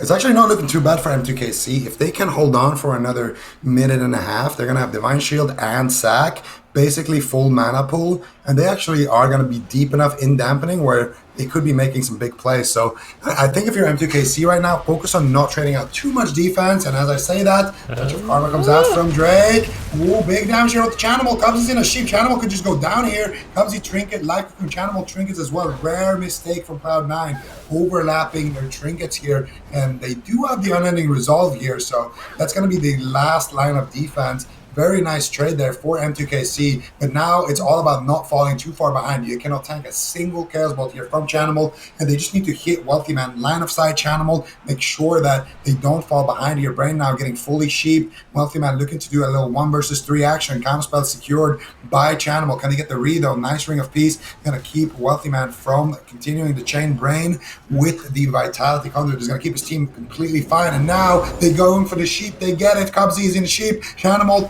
towards south. Touch of Death is rolling. He's summoning the Imp. Can he get it though? He goes for the Reflect Summon Imp, and then he dispels Cubsy here on that crowd control chain. Chanimal holding on to his Unending Resolve for as long as humanly possible, and I don't think he's actually going to use it in this exchange. So much greed, but he used it finally on 1%, and I do think he is going to recover Cubsy out of crowd control at this point. Brain in a full sheep. Big damage coming out here onto Drake. No touch of Karma for a couple more seconds. Brain might actually need to use something. A Trinket Sacrifice right there onto Drake, and that's going to keep Drake completely fine here. Nice Dispel on the sheep there by Chanimal onto Cubsy right there. You barely even saw it because it happened so fast. So that means Cubsy is going to be on Sheep DR and on Paralyzed DR. So I don't expect Chanimal to go down anytime soon. And in 30 seconds, they are going to have that Trinket Life Cocoon. So Cloud9, not in the best situation, but also not in the worst. Looking like they're going to recover a little bit. Yeah, Chanimal is going to have to play very safe here. He's using the Imp now to avoid crowd control. Cubsy's just going to be sitting down for a drink. This monk is always thirsty, and it is going to be M2KC who retreats behind the pillar, but with the Divine Shield, right now, M2KC, they could be feeling a little bit confident here to push forward. Paralyze into a Polymorph on Cubsy. Decent damage. Chanimal just ports away. He's going to be looking to just rely on Wealthy Man Snares, looking for a Fear. He does have Gateway if he needs it as well. And it looks like Cloud9 will be able to hold on, but now with the full Fear onto Brain, it could be Drake that's in trouble, or Ceralium. Ceralium in a prime position to just avoid line of sight. Brain getting absolutely blasted. If they can get the Divine Shield, that would be big, and it looks like there's no way. He has to trade it out, and now M2KC, they are running on fumes. Chanimal needs to survive another go. He's going to have to play extremely well here. Does use the Trinket, but a preemptive Life Cocoon from Cubsy will allow Chanimal to continue to stay in the fight. Oh, but they got the Blinding Light out of the Polymorph. Looks like it ended up breaking. That's really unfortunate. They really needed that. Now Brain's in a Polymorph. They could crack through Drake's defense if he's not careful. He's actually hiding at the fence, trying to recover, but his entire team is crowd controlled. He uses Ring of Peace to interrupt Chanimal. They're switching to Brain. He's got no Divine Shield. One Chaos Bolt, looking for the second one. Brain, Blessing of Freedoms, runs back to Drake, looks to recover here. Will he be able to? We're now at 55% dampening. That's around the mark where I said that M2KC would be able to take out Chanimal. They're still in a position where Ceralium has his Ice Block, so this is looking possible for M2KC to overwhelm Cloud9 this deep into dampening. He gets rooted on his Flying Serpent kick. Nice flagrant timing by Chanimal, looking for some spam fears, trying to bait interrupts to find some Chaos Bolts. Drake pops the Fort Brew to stay on target. This is where they need to just purely overwhelm Chanimal through Cubsy's heals that are reduced by 57%. Still mana not a problem for either side, which is very surprising. Ultimate getting controlled by Ceralium. Going to be important that they land those polymorphs on him. Touch of Death is rolling. There's the Paralyze. This could be the game-winning play. Chanimal escapes to safety with the Demonic Circle. Pops out a Chaos Bolt over onto Drake. Now Brain caught in a polymorph. Drake on the run. Shadow Fury around the corner. Drake breaks out of that. They're switching back over to Ceralium out in midfield. He's going to take a Chaos Bolt. He Temporal Shields it, but dampening is high. It may not heal for too much. Brain pops Avenging Wrath immediately to try and boost up his healing, securing a big Divine Favor heal on Ceralium, but Drake is still low. Even with Avenging Wrath at 61% reduction, it is insanely difficult for Brain to recover through this situation. Chanimal currently with Dark Soul up. M2KC have to avoid him at all costs. Yeah, and we are, I think we're setting a record so far for the day at least, if not for the weekend, in terms of dampening. 63% right now. Both healers still looking healthy on cooldowns. Brain's third Divine Shield, I believe, is about to rotate up. Drake here with the early Diffuse Magic. This is the all-in. Chanimal might just need to use something right away. Dispels Cubsy out of that stun, or out of that sheep rather. He activates his Reflect right there. Full blind secure on the Cubsy. He's going to Trinket and Life Cocoon. But that Life Cocoon is not, it's going to absorb like 2 Pyros before it's going to get expired here. And now Chanimal has to gate to safety. Ceralium is looking for more crowd control. Not able to find it. Gets speared on it. Cubsy channeling out big heals here. Touch of Karma coming through from Drake. Big damage onto Chanimal. They do cut through it. He has to activate the Unending Resolve, and it's a race to the finish. Who's going to go down first? Is it Drake? Is it Chanimal? They have the sack. Brain might need to just use his Divine Shield here, honestly. Chanimal in so much trouble. I don't see him surviving this one, and Chanimal is going to go down at 68% damp. And Cloud9 are going to be tied up 1-1 by M2KC here on the point. Man, that was really looking sketchy quite a bit throughout that game for M2KC, but Cloud9 in the end there eventually did go down, putting M2KC tied up with Cloud9. Zico, where did that start to sort of turn around for M2KC? They pulled off that victory in the end there, getting down Chan. Well, I think when dampening is as high as it is, you can kind of, quote Sid, you can kind of turn that life cocoon into not so much of an onion layer, and you can just kind of cut through it and keep pushing. And at this point, unending resolve is not going to be enough. Chanimal is not going to be able to survive long enough. Even if Cubs is not in crowd control here, it's very unlikely that he's going to be able to top Chanimal in that situation. Whereas Brain on that Holy Paladin later on, he's going to be able to use Divine Shield, he's going to be able to use Hand of Sacrifice and actually have a big stop for all damage compared to the Life Cocoon. Yeah, and they did get to about 70% dampening, which is a win condition that we were sort of discussing before that first map here, Venriki. If M2KC can get to that deep into dampening every game here against Cloud9, is that a reliable strategy that they could potentially carry out through this whole series and bring Cloud9 down? Absolutely. I mean, this is one of those compositions. If you're Mage Lock and you're queuing the ladder, you are afraid because they can just run, they can hide, they have a lot of cooldowns they can rotate through, and once it is 50, 60, 70% dampening, it is really difficult as that Warlock to survive, and all it takes is one good push. And Chanimal, I mean, he did a great job kiting. They did a pretty reasonable job rotating through their defensives in typical Cloud9 fashion, but I think M2KC, if they play it right, if they don't take risks early on, and they have all those tools available for the all-in, that's when they're going to be looking really good. Cloud9, I think what I would guess is that we are going to go to Tolvaron Arena, and we're going to see the exact same matchup play out. But after that, if we go to a small map, maybe Snuts. Cloud9 switches it up. I think we'll see Snuts. Ashmains. All right, well, we are going to Ashmains. M2KC now going to pick their composition here. What are some of the things they're going to be looking to do, Supati, sort of duplicate, that strategy that we saw in Game 2 and then pull themselves ahead of Cloud9 2-1? I mean, the difficulty is just getting on top of Cloud9 on a big map. On Hook Point, they were able to get on top of Cubsy and Chanimal and then still have a place to escape to at all times. On Ashmains, when they push on top, they don't have it's all or nothing at that point. So if they haven't made it deep enough dampening and they can't overwhelm Cubsy's healing, then they're just going to splatter. And that's why the big maps are going to be heavily favored. I could see this series going to a Game 5 unless Cloud9 have a secret weapon, like Snuts, potentially after this, because I'm already kind of envisioning the future. Cloud9 win this game, M2KC go to like maybe Black or Cold, or Dalaran or something really small, and then we see Snuts come in. And then what happens from there? If they still lose, they're going to Tolvaron. So I feel like Cloud9 in a pretty comfortable position for the entire series, the way that this matchup feels at the moment. And it's kind of up to M2KC. I'm curious to see how they play this map. What about you, Zico? Do you want to make any predictions of how you think the rest of this series will play out?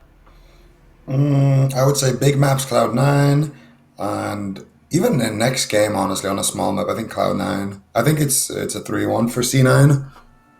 Mm-hmm. Really? Mm-hmm. Yeah. You disagree? I think you think it's a 3-2 for C9?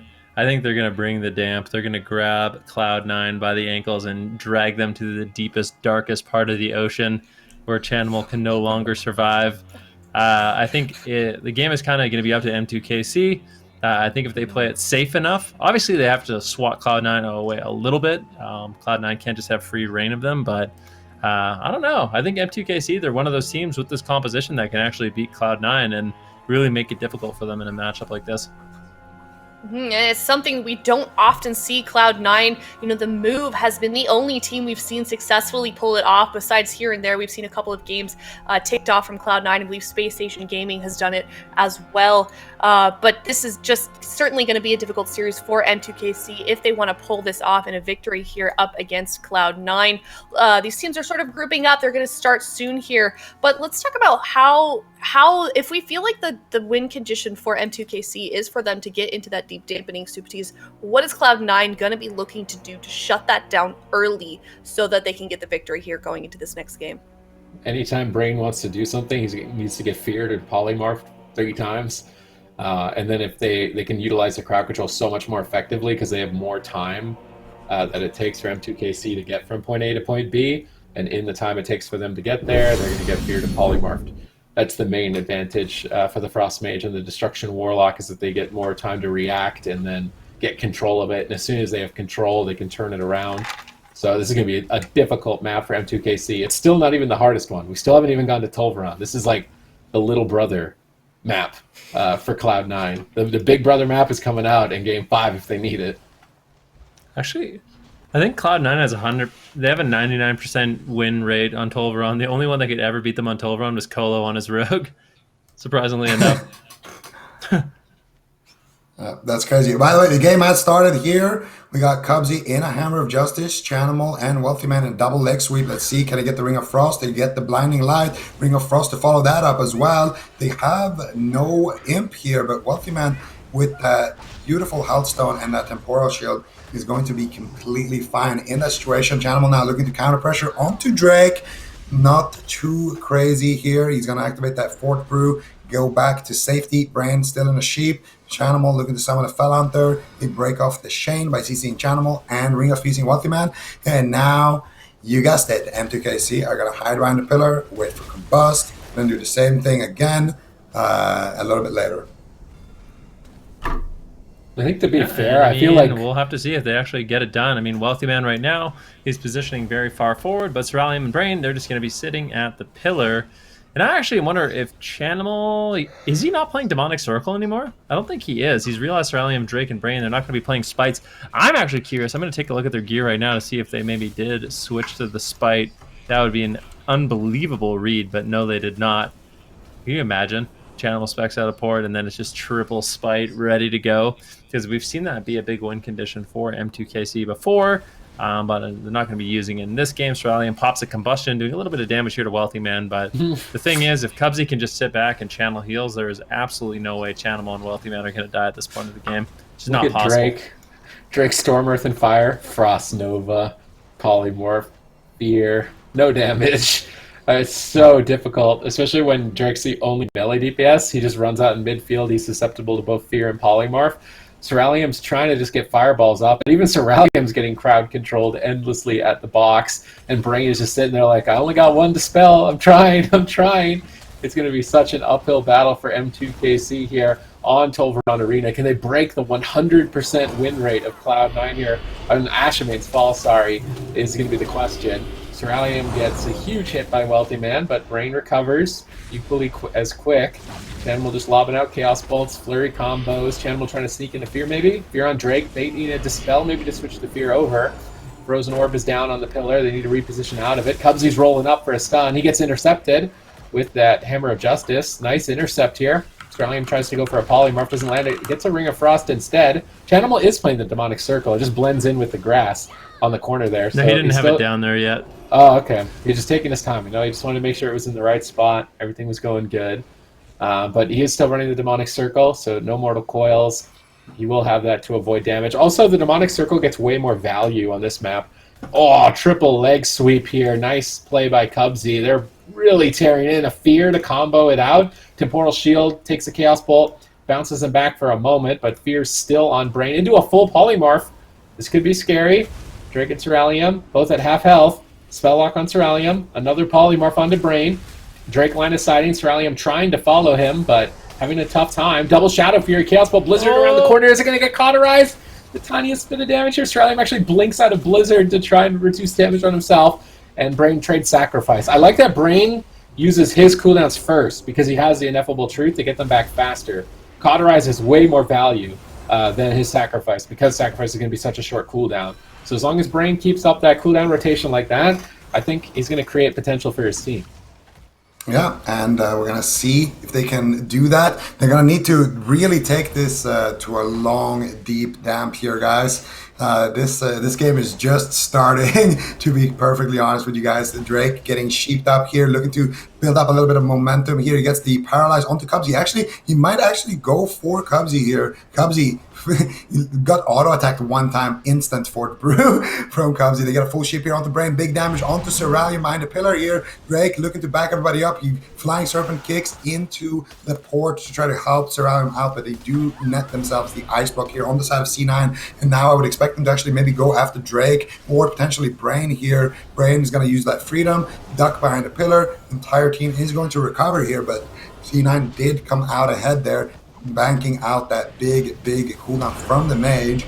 And now they're going to be looking to just deflect that next attack. They don't want to be using any of their own ice blocks. They don't want to use any of Chanimal's big cooldowns here as we just set foot here in dampening. Now Drake caught up in a fear. Wealthy Man looking for some sheeps here. He's going to get topped off and potentially go for a blink sheep. And they could go for a setup onto Drake here. He does get dispelled. And now Wealthy Man just going to look to build up a little bit more damage here. Anytime M2KC wants to do a setup, you can expect Cloud9 to basically try to get crowd control onto Brain and do a counter go right like this right here. They get a sheep onto Brain as Chanimal is getting leg swept, and they're turning on the pressure back to Suralium. Cubs in position to get a leg sweep, but he gets paralyzed into a DR Ring of Frost. The fear is there by Chanimal. Does he have another fear? He gets the Infernal Stun. They proc the Cauterize right there. Triple DR fear into the leg sweep here. Suralium still taking a lot of damage here. Brain actually getting swapped to. Might have to use the Divine Shield, and he does. So they get the Cauterize and the Divine Shield. Massive push from Cloud9. They actually got the Trinket from Brain there as well. So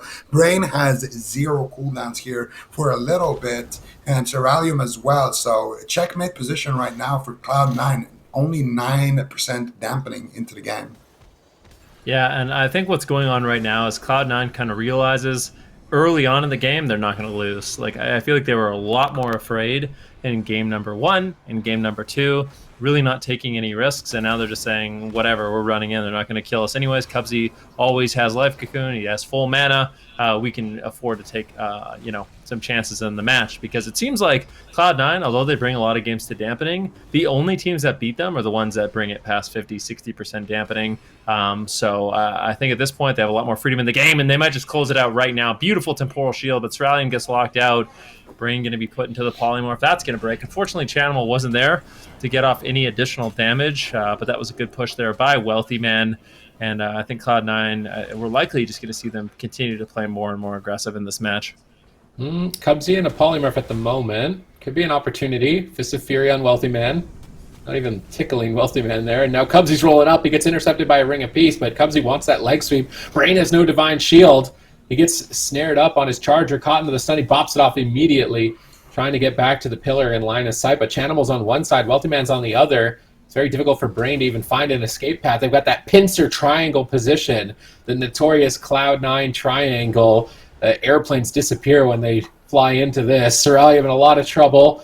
Brain polymorphed into a full fear. Is Suralium going to be able to stay alive? He's line of sighting, avoiding Chanimal. They switch over to Brain, though. Chaos Bolt snared up. Another Chaos Bolt. Not much here. Shadow Fury combo. Oh my goodness, how is Brain alive in this position looking for Holy Lights? He jukes through the spell lock. Counter spell's now available. He's trying to fake out the counter spell. Repositioning away from Wealthy Man. It's one Holy Light. Suralium blinks back. Brain stays alive. Close call.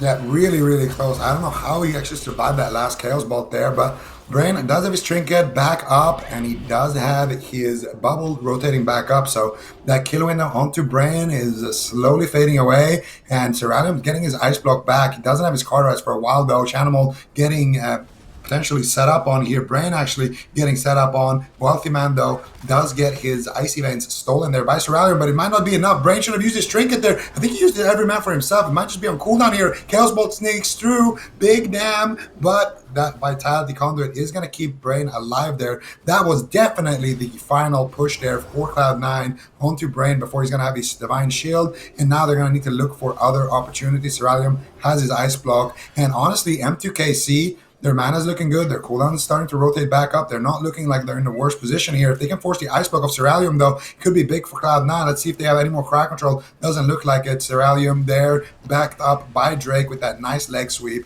And that's going to break up the chain, and that's going to keep M2KC in the fight here, gentlemen. Absolutely. I mean, right now, M2KC, they're not looking bad. They're just basically, the early stages of the game is just Cloud9 beating up M2KC just flailing to survive. But once dampening ramps up, that's when Channel becomes a major vulnerability for their team, and that's when we're going to see M2KC actually be able to get aggressive in the match. Channel, he's already used his Trinket, he portals away with full Polymorph onto Cubsy. Nicely done here by M2KC, trying to get some counter pressure rolling. Suralium now into a Polymorph. And it looks like, once again, Cloud9, they're just going to be going after Brain. Wealthy Man trying to get as much damage out as possible, but they managed to force the Trinket from Cubsy. Look at this. M2KC has set themselves up in a beautiful situation. Chanimal, no trinket. Cubsy, no trinket, no life cocoon. This next push could be very scary if Ceralium can reset his combustion, but we'll have to see if he can actually get to that point. I think it's likely. I mean, Brain still has his trinket, his divine shield. M2KC not looking too bad now. All right, let's see if they can keep it going here. Cooldown's resetting. M2KC could have a shot. Maybe they even switch to Cubsy. No Gladiator's Medallion, no Life Cocoon. It'll be really difficult with where he is currently, but if he compromises his positioning, I'd love to see a swap over to Cubsy and maybe close out one of the big maps, take that 100% win rate away from Cloud9. M2KC are really the first team to be in a position where they have potential to do it, but as I say that, a Polymorph has landed, Ceralium Temporal Shields, but he's already so low on health. Will it be enough? Brain breaks out of crowd control. Frozen Orbs down to the 2 targets, looking to cleave him. There's the Paralyze on the Cubs. They're going for the swap! He's got no way to get out of the stun lock, I believe. Huge pressure coming in from M2KC. Can they break the 100% win rate of Cloud9? Cubsy just tanks it all. How did he not? I'm so surprised that he did not just explode there. Cubsy stays alive. Now Ceralium on the ropes. Has to ice block. And now being down that ice block, down the Divine Shield. I mean, M2KC were banking on that kill on Cubsy. They don't get it. Now they're in a terrible position. Oh, Ceralium still pins her behind the pillar. Brain, no sacrifice, does get the Vitality Conduit. 1 Chaos Bolt sneaking through. That's going to be 2. Chanimal looking for the 3rd. Not going to be able to find it just now. And now he's going for the Fear here. Might be able to land it. Oh, so close there. If he had a couple of more Flashpoint stacks, he probably could have landed that. He gets a Fear onto Ceralium.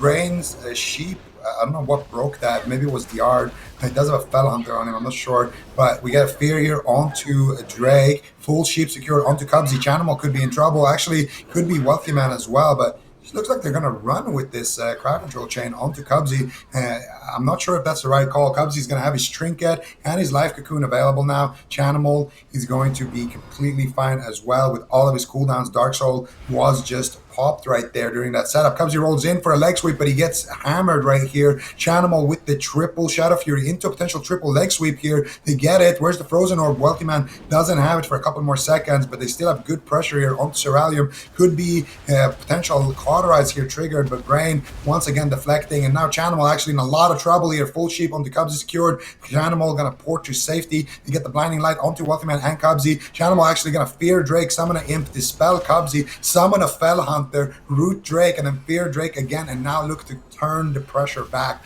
onto Drake. This guy is so good on that Warlock. It's insane. Touch of Death. Drake, he wants to get really aggressive. 48% dampening. Cubsy going to struggle to keep him alive.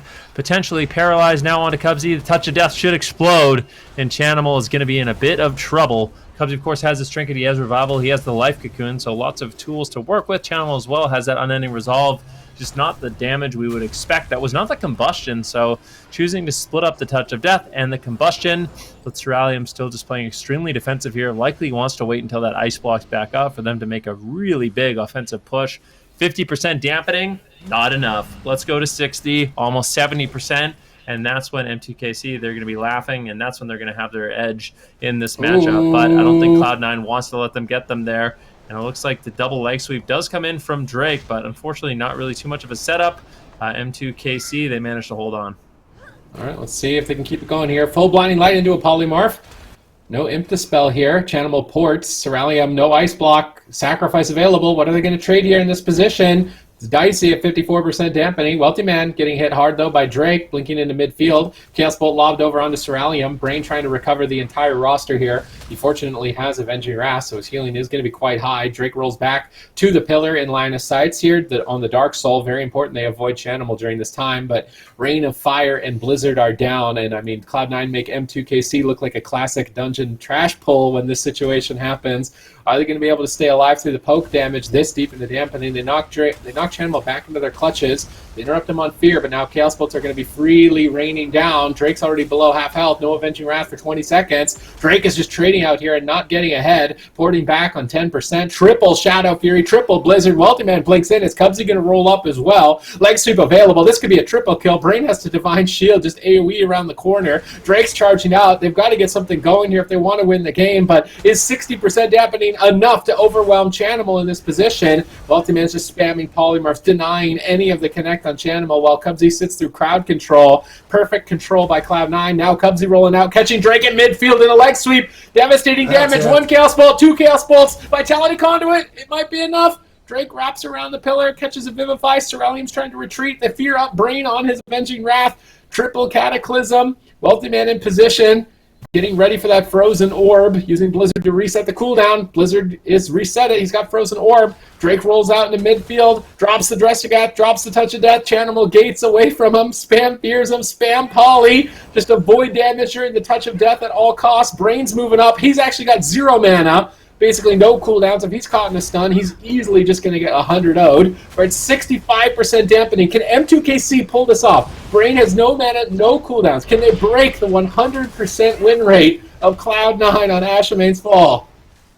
It's all about Chanimal's positioning here. You can see Chanimal porting to safety there in that situation, and that's all he has to do. Drake gonna be falling there due to that CC chain from Wealthy Man, and Chanimal played his role excellently. He knows, I'm gonna be the target. I need to be as far away from Brain as possible. Anybody who chases me are gonna be overextended. They're gonna be exposing, Brain to crowd control from Wealthy Man, as well as being exposed to just taking damage without actually being able to get heals. And I think that port in the end, we preemptively ported, and then the very last port, the one that he does, I believe right here, he's going to get stunned, and he's going to trinket port here, and then he's going to reposition to the opposite end. You can see here, right there, leg sweep, trinket, ports to fist, they get a sheep onto Brain, and you see Chanimal just moving further and further back away here. And it might look a little silly because, Drake is so low, but if they don't get the kill here, then Chanimal ported and he's going to be in melee range. So Chanimal just has to rely on his teammates at that point to kind of win the game for him. He just needs to focus on staying alive. 98 CCs inflicted, by the way. Does that count the roots? Yeah, it does, I would think. It has to be everything, like Infernal Stun. But that's without Mortal Coil, though. It's without Mortal Coil, yeah. Is it not It doesn't roots? count the roots, and there's no Mortal Coil. That's just Fear and Shadow Fury, I guess? Fear, Infernal Stun, Shadow Fury, yeah. Not bad. Cloud9. Okay. Yeah, I mean, yeah. The roots are not included. Roots are included. It's probably at 200 CC inflicted. More. Cool, yeah. More. A lot more.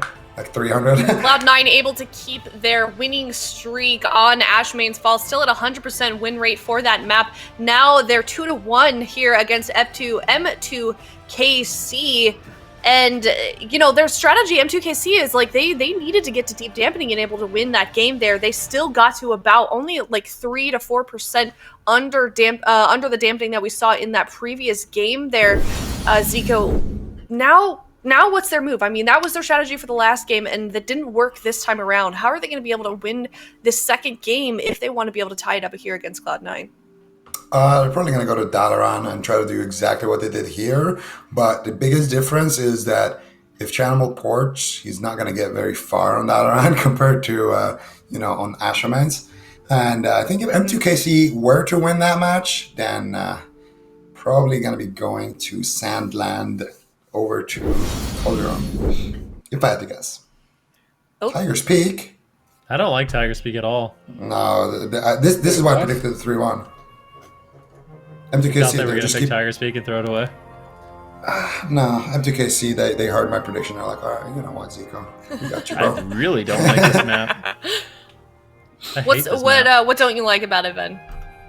It's just not a good map. Big. I mean, we're going to see basically the same thing. It's a big map. The pillars are kind of awkward. Like, I think Brain and Cerulean are going to get probably picked apart by Wealthy Man again, like we saw in the last game.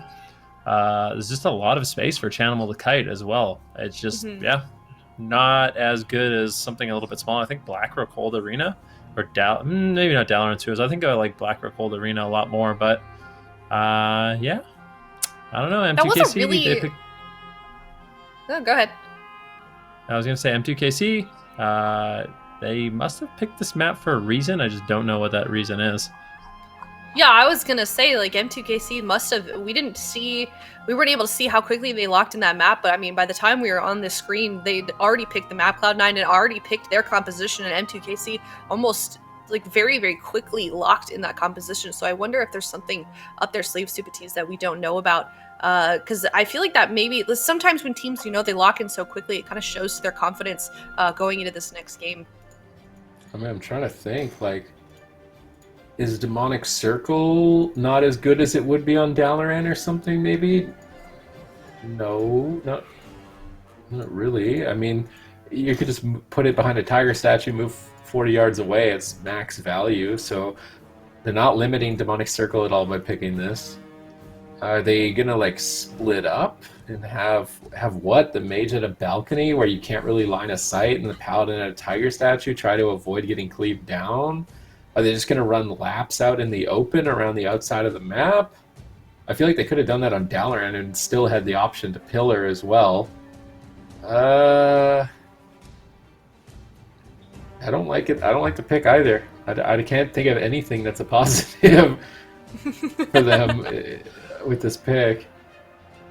All right, well, let's hear from you, Zico. We've heard Ven and Sid's opinion on Tiger's Peak. Don't feel like they like it. What about you? Anything positive we could maybe spin on this? Something positive? Well, if Cloud9 lost on, nice like, let's say, map. Asherman, well, yeah, it's true. It is a good looking map. I think if an Cloud9 lost on Asherman's, I think they probably, this would have been their go-to map. Like this and Tolver. So, personally, I think they did a really good job on M2KC on hook point. But I think a lot of it is attributed to the fact that it was hook point. So, probably need to have an insane strategy for this map if I'm going to be convinced that this was the right choice. Well, we do have a stat for that. M2KC, they have an 80% win rate on Tiger's Peak, so maybe this is just somewhere they feel just a little bit more comfortable, I guess, here. Zico, sorry? Yeah, no, maybe. I was just going to say, this is one of those things, as a Windwalker monk, he might be, trying to channel his inner chi on Tiger's Peak. It is the map for Windwalker monk, so that might be what he's trying to draw from, get that little bit of an edge into RP, You know what I want to know? I want to know what's Cloud9's win rate on Tiger's Peak. Oh yeah, do we have that? Do we have that? M2KC has an 80% win rate. They're 4-1 on Tiger's Peak. Not bad. I have a feeling Cloud9 is somewhere around the same. Somewhere around the same. If I had to guess. Okay. It could be pretty comfortable here as well. All right, so it sounds like Cloud9 don't have any recorded games on there's Tiger's a reason. Peak. It's because they closed the series out. It's because they don't need to. Don't know how the map works. Okay. Okay. Yeah, they never played on Tiger's Peak ever. Here on Tiger's Peak, it is Cloud9 versus M2KC. Cloud9 on match point 2-1. All right, let's see what they can get done we'll here. See if Cloud9 can figure out this map. We'll have to see. Right now, Ceralium Drake, they're going to get knocked away. And maybe, let's see. I think something, actually, no, I was going to say maybe Brain and Ceralium are going to play a little bit away from each other, but it doesn't seem like that's going to be the case. Chanimal and Wealthy Man and Cubsy, they're feeling very confident to push in here, and they will be using this little bit of a platform to try to line of sight. And maybe this isn't too bad. I mean, Wealthy Man, if he's playing at this platform, he's going to be line of sight in Cubsy quite a bit. So maybe that's their strategy. Just play at this little kind of side node at the stairs. And it does make it a little bit awkward for Cubsy if Wealthy Man continues to push in to actually position in a way where he can heal him up effectively. So maybe just trying to abuse this positioning. Kind of a wait and see how it works out here, because they are pretty pinned at this balcony at the moment. Going after Wealthy Man. Chanimal laying in a ton of damage there with that Chaos Bolt. Drake Transcendence's back. Chanimal repositions to chase him down.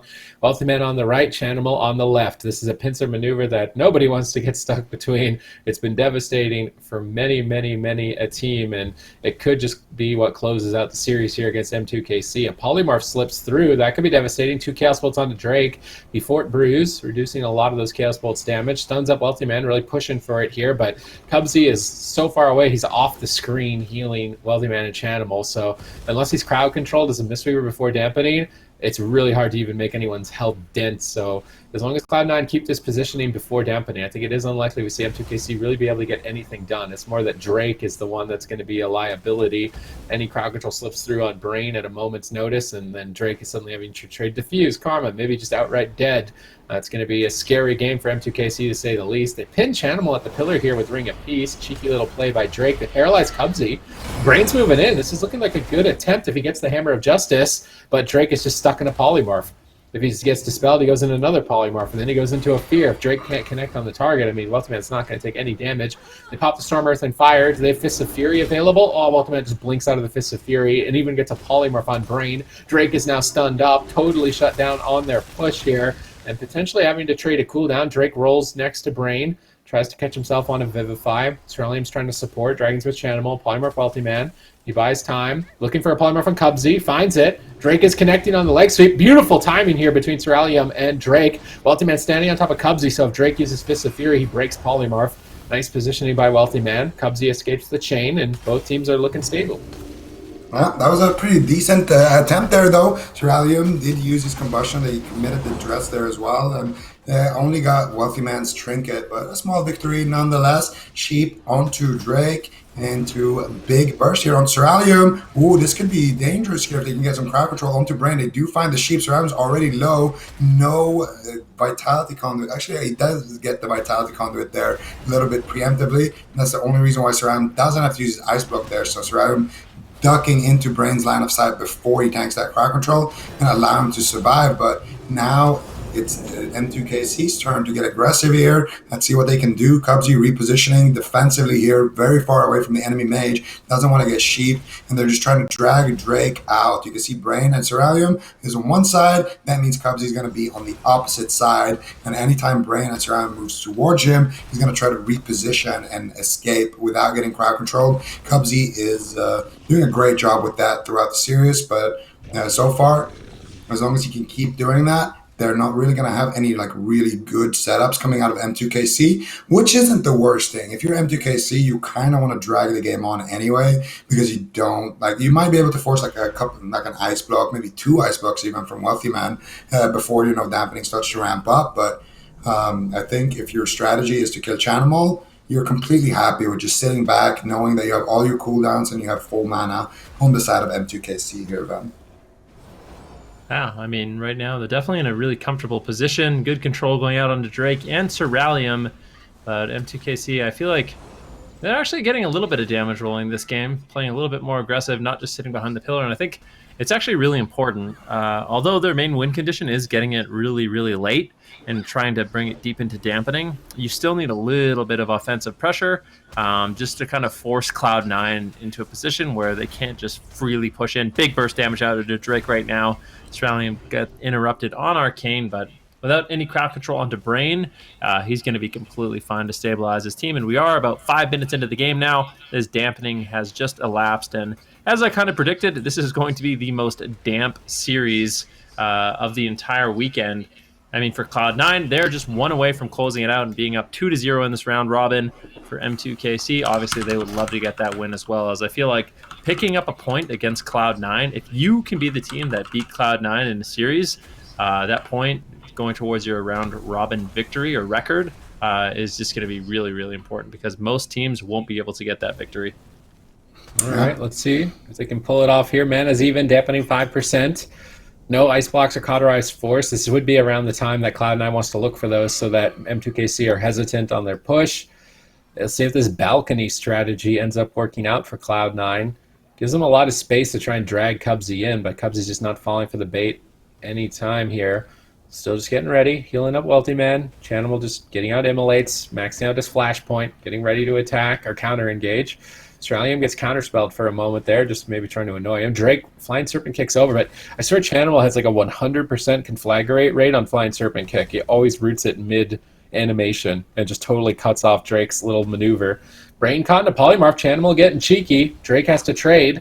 Diffuse magic out of the way, his whole team in crowd control. Demonic Circle repositioned by Chanimal, getting a gateway as well, making sure that he's got an escape plan as he's pushing forward here. Frozen Orb dropped onto the entire team. They're trying to force Brain to use Avenging Wraths. Do they have enough damage to do it? I don't think so. Welterman blinking on the outside. Cubsy rolls up, gets his Drake in a stun. Brain get a Vitality Conduit and just pray that it's enough. But he's out of line of sight. Vitality Conduit's not healing. They have to trade out the Karma as well as the Fortifying Brew. Scary moment for Drake on match point here. As Cloud9 look to close.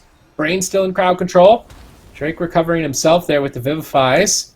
Expel Harms. Looks like he's going to be stable there, but still scary moment. At any moment, Cloud9 could close it, but at the same time, Ceralium snipes a Blink counterspell. They're pushing to try and take Chanimal down and move to game 5. Do they have enough damage to do it? Chanimal ports back. Drake's the one who's now in trouble. He has to port away. Dark Soul's up. Double stun. Ring of Peace to bounce them off the pillar. Chanimal is lining up for a Chaos Bolt. Drake stops one of them. He goes for a second. He finds it. Drake's going to get blasted. No defuse. Brain trying to recover with that big heal on Avenging Wrath. He fakes out the spell lock. Nice fake out by Brain, and his team is going to be stable. And they still have a Hand of Sacrifice. They still have Ice Block. All the Monk cooldowns are up in 30 seconds. So it looks like Cloud9 is owning, but all those cooldowns are coming back up. So they need to really make something happen right now if they want to get a major defensive here. If they can get a Fear onto Brain, that could be huge here. They're going for the Chaos Bolt. Do they have the Fear? Chanimal's going for it. He gets it. This could be the Divine Shield or the Trinket Sacrifice here from Brain. He's trying to hold on to it. What is this greed, man? He had everything. Oh, man. Cloud9 taking that series there in a 3-1. Nico is clearly upset. Let's be real here. Did you just want them to like go through pain for another 5 minutes and die anyway? Well, they had the game. They could win. The game wasn't looking bad at all. The game was okay, would you rather them go through another 20 minutes of pain and die on Toveron? Yes, because then at least they. I'm of the mind that like it's over. Like I'm of the mind that like maybe they could just be relieved that they don't need to see Cloud9 again in the circuit more than anything.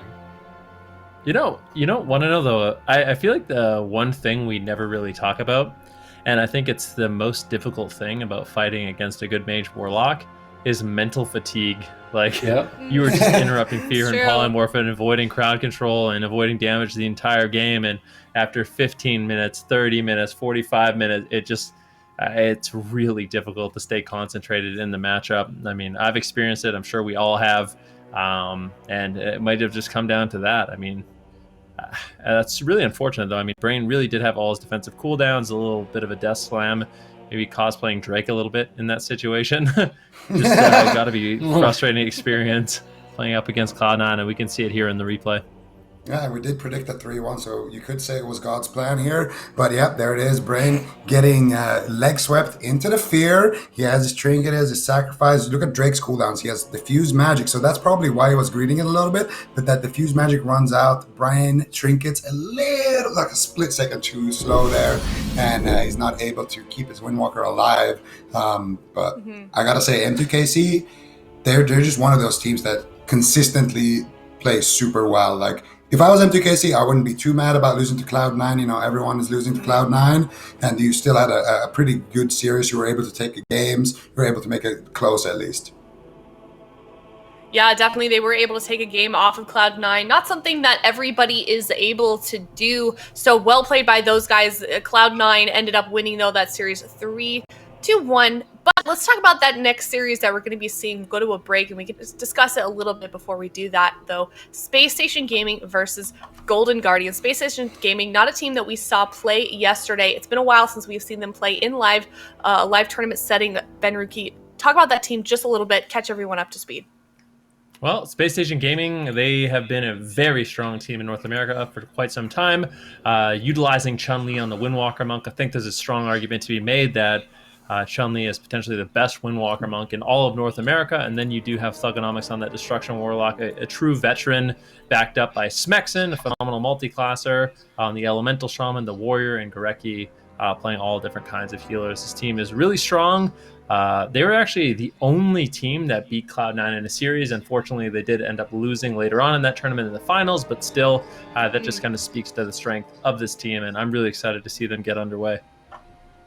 Yeah, Golden Guardians, always a crowd favorite. There's always so many people hyping these guys up in chat, win or lose. It's always really cool to see. So I'm definitely looking forward to this next series here of Spacestation Gaming versus Golden Guardians, or the boys versus the Move, if you want to call them that as well, Subatees. What can you expect from these two teams?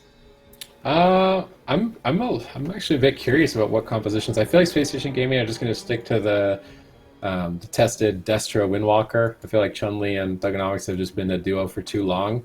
That's likely their go-to composition. And then Golden Guardians have the debate of, do they do the Rogue Lock like they've been practicing, or do they do the Shadow Priest Lock? Because I feel like they were disappointed yesterday losing the first 2 games and then almost reverse sweeping. Like if they had just been playing Shadow Priest, Rogue Paladin the whole time, maybe they would have beat Mystery Org. So that's really the mental game for the Golden Guardians is, do we just go with what we play the best, even though maybe it's not technically supposed to be the best option, or do we try to get a comp advantage and then maybe regret it not going on the Shadow Priest Rogue sooner? All right, well, we'll find out shortly who will be the winner of that next series. We're going to go to a break, and when we come back, we'll go to that Space Station Gaming versus Golden Guardians match.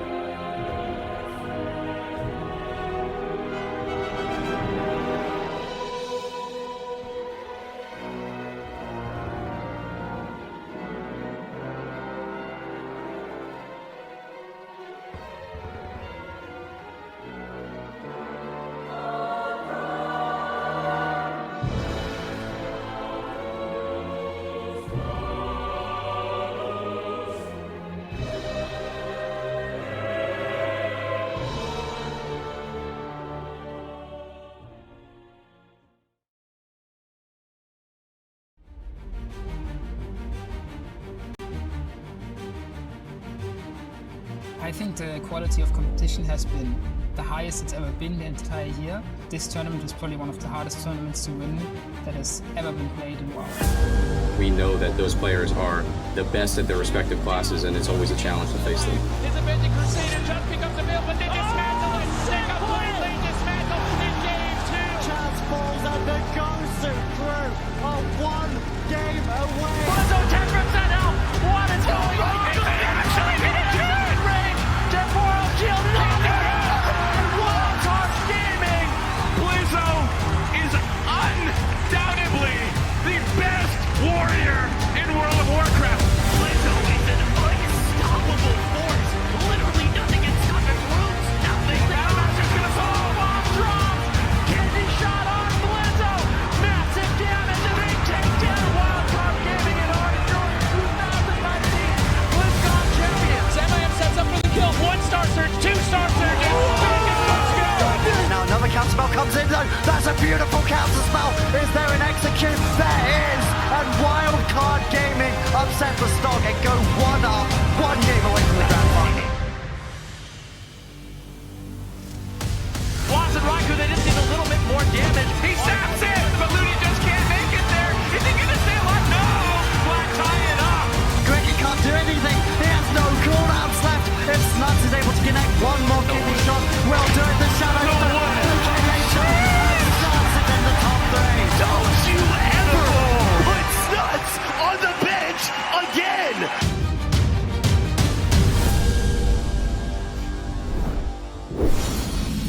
Before this break, we saw our first NA region team of the day face off against each other. It was Cloud9 versus M2KC. Cloud9 pulling ahead in the end there. Now we're moving on to Spacestation Gaming versus Golden Guardians. However, before we talk about that series, we do have another question that we're taking off of Twitter that you guys as viewers sent into us using that hashtag AskAWC. And that question comes from Technically PvP, and it is, of all the arena maps, current, removed, and Shadowlands beta, which is your favorite? Zico, I'm going to start with you.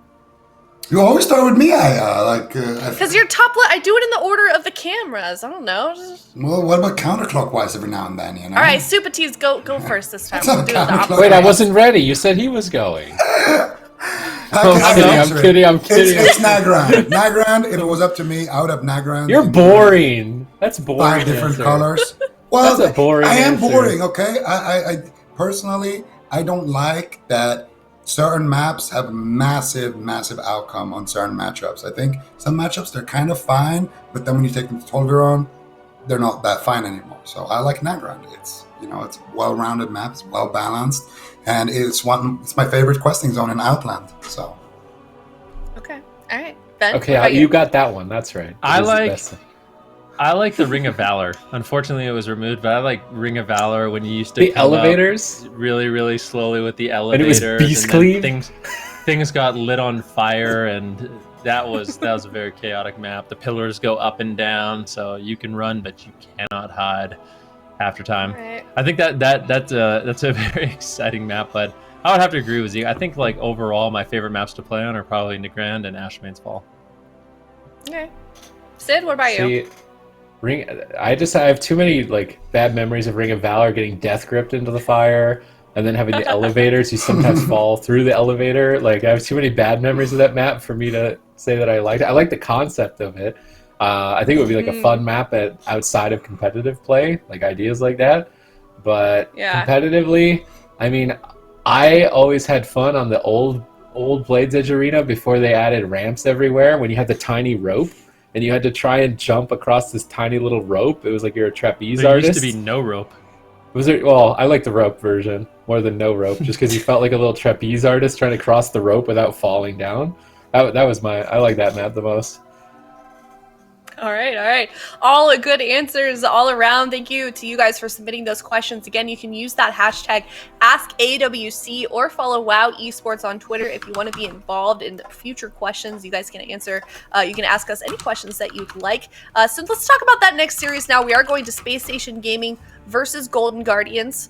And we do have a little bit of stats for both of these teams. As we've seen here, we're going to take a look at Upsurge first. He has an interrupt rate of 78%. That's pretty high. Shaman Restoration, 45% win rate. Ven, do you want to talk about these stats at all? I mean, beautiful interrupt rate coming in from Absurge on that Shaman, of course. And you can tell by his play rate, he is the healer for the team. But honestly, Absurge, the thing I like about him the most, and my biggest takeaway about this one, is the fact that we did see some diversity away from the Restoration Shaman. I feel like for a really long time, Absurge was kind of just known as the Shaman. And I think he basically, if this team, Golden Guardians, aka the Move, they want to find success, it is going to be, pivoting away from just that rogue Shadow Priest Shaman. We've still seen them do really well with the Shadow Priest Rogue and sometimes even with the Shaman, but I think it doesn't work against everything, and the fact that they've diversified a bit is really showing that they're a true contender in these matchups in any meta. Now we can take a look at stats over on the side here of Space Station Gaming. We're going to look at Goreki's stats. Big smile on his face. Also a 100% win rate, as he is also the healer. Does he get any takeaways from these stats? Not 100% win rate, but 100% or play rate. Yeah. Excuse me, play rate. So one thing that I've noticed that's just kind of like anecdotal, I guess, is that every single person that has a shaman on their card has a negative win ratio, and also Goreki has the highest percentage landed interrupts out of any card we've seen so far. So I guess I don't know how many games he played on that shaman, but he definitely was landing those wind shears. Definitely landed every wind shear except one that game. All right, game has started here. It is Space Station Gaming versus Golden Guardians. Here we go. We got Golden Guardians. We got WizK coming in on the Mage, not just playing the Shadow Priest, not just playing the Warlock, but also the Fire Mage. Rogue Mage Paladin coming in for the Golden Guardians, and Space Station Gaming tagging in Spexin for some Elemental Shaman, Windwalker Paladin. I'm really curious to see if the Golden Guardians, Absurge on the Paladin, WizK on the Mage, they can make something happen with this composition, because if they can, that's going to be a great sign for them. I did not expect this from both sides, but Smexon on the Elemental Shaman could be a bit of a liability. Typically not a great specialization into Rogue Mage. Goreki currently blinded. He did pre-Vitality Conduit. Nice grapple weapon on the sap. Peekaboo trinkets to secure the sap. Peekaboo going all in, dropping that Dressagath. Goreki responds immediately, but he trinkets into his stun. If he has to use Divine Shield on top of this, it's going to be devastating. Can they get the follow-up? WizK's looking for the Polymorph. He gets the Polymorph. Smexon's interrupted. Still taking quite a bit of damage from Peekaboo. Smoke Bomb right at the end of the Polymorph. Trying to chain it together. Smexon trinkets. He gets out of it. He holds on to Astral Shift. They still have Divine Shield and Sacrifice. Space Station Gaming looking stable. They're engaging now. Hammer of Justice down on Absturge. Double Blinding Light. Beautiful play by Goreki. WizK, Temporal Shields. Soaks up the hits and stabilizes. Both teams evening out now in this position. Kidney Shot on Smexon, but it's more for disruption than anything else. No crowd control on Goreki. Curious to see how Absurge and WizK are going to push forward here. Are they going to engage? Peekaboo overextends. He's getting blasted down by that Lightning Lasso. Big Earth Shock. Absurge has to trade out Ultimate Sacrifice to stabilize.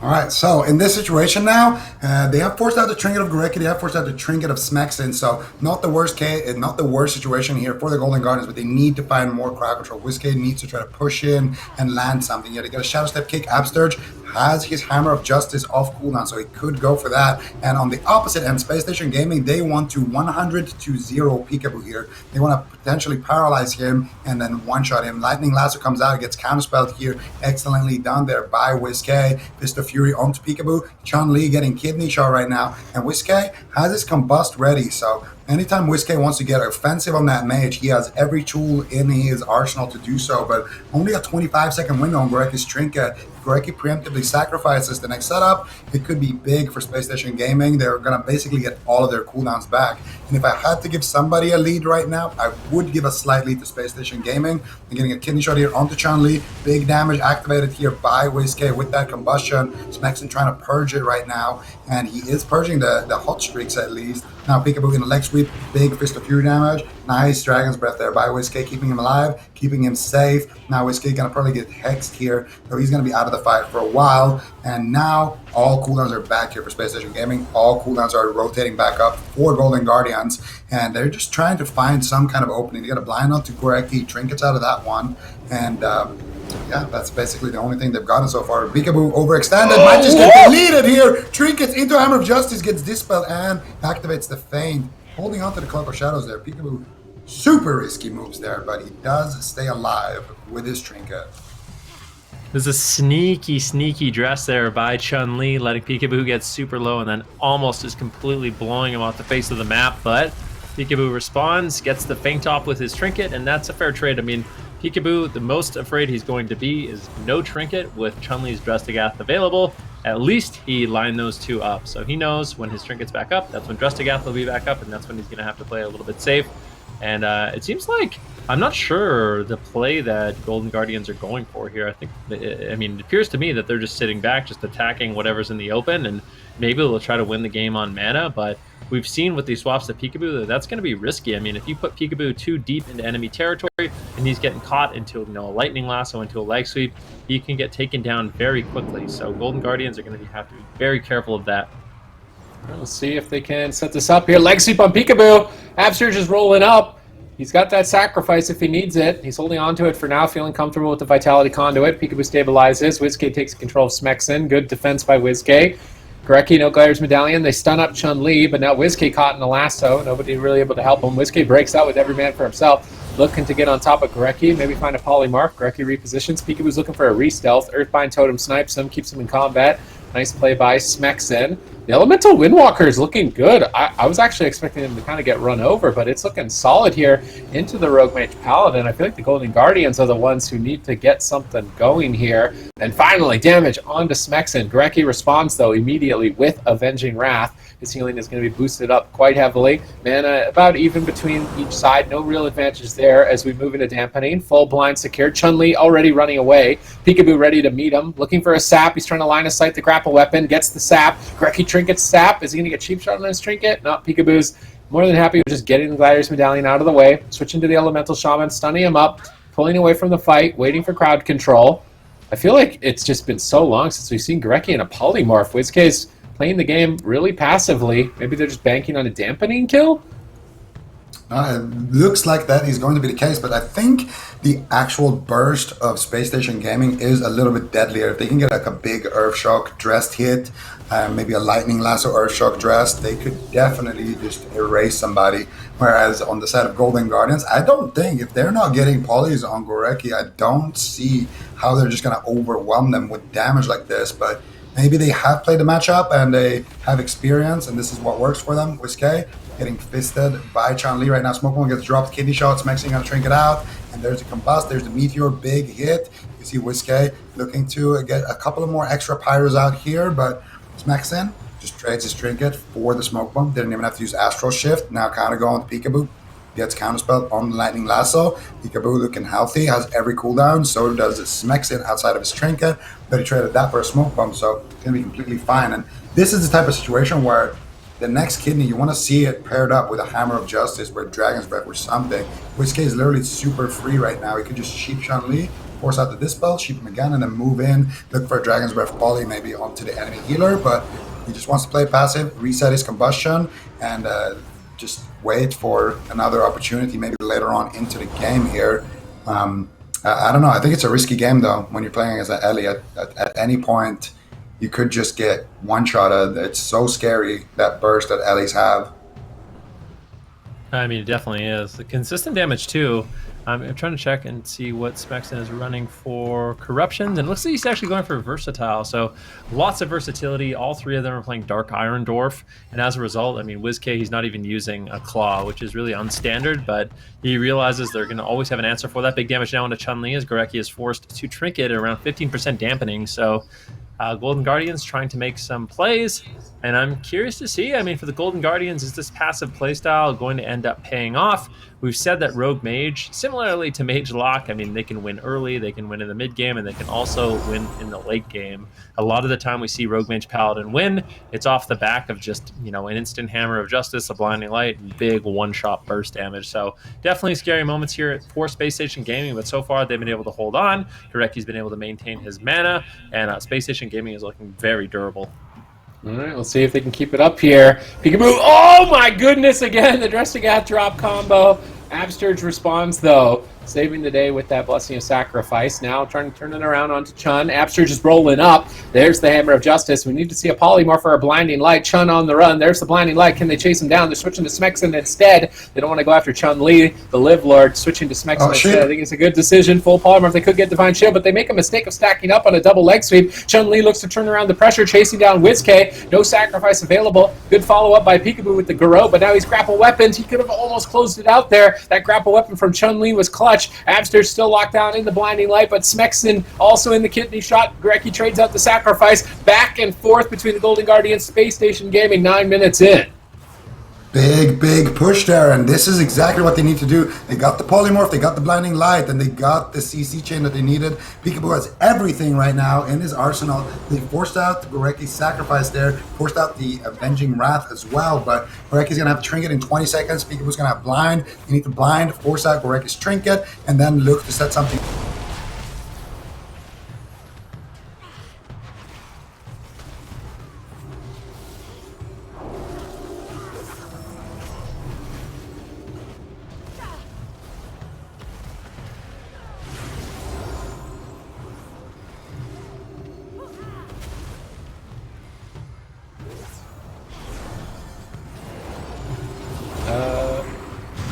Zico. Did we lose Ven too? Am I here? No, I'm still here. I don't know where Zico went, but all right. 30% dampening at this point in the game. Smexen putting out some solid pressure as WizK might be swatted away. Big dress to Gaff coming in from Chun-Li. Sorry about the audio issues, ladies and gentlemen, but we are going to keep this game underway. Smexen is going to be running away right now. Big damage coming in. Peekaboo with a nice cheap shot into Garrote's silence. Chun-Li going to have to peel. Beautiful Ring of Peace. And that might be enough to slow down Peekaboo. Blinding Light now onto Absurge. Lightning Lasso on Peekaboo. He has to be very careful.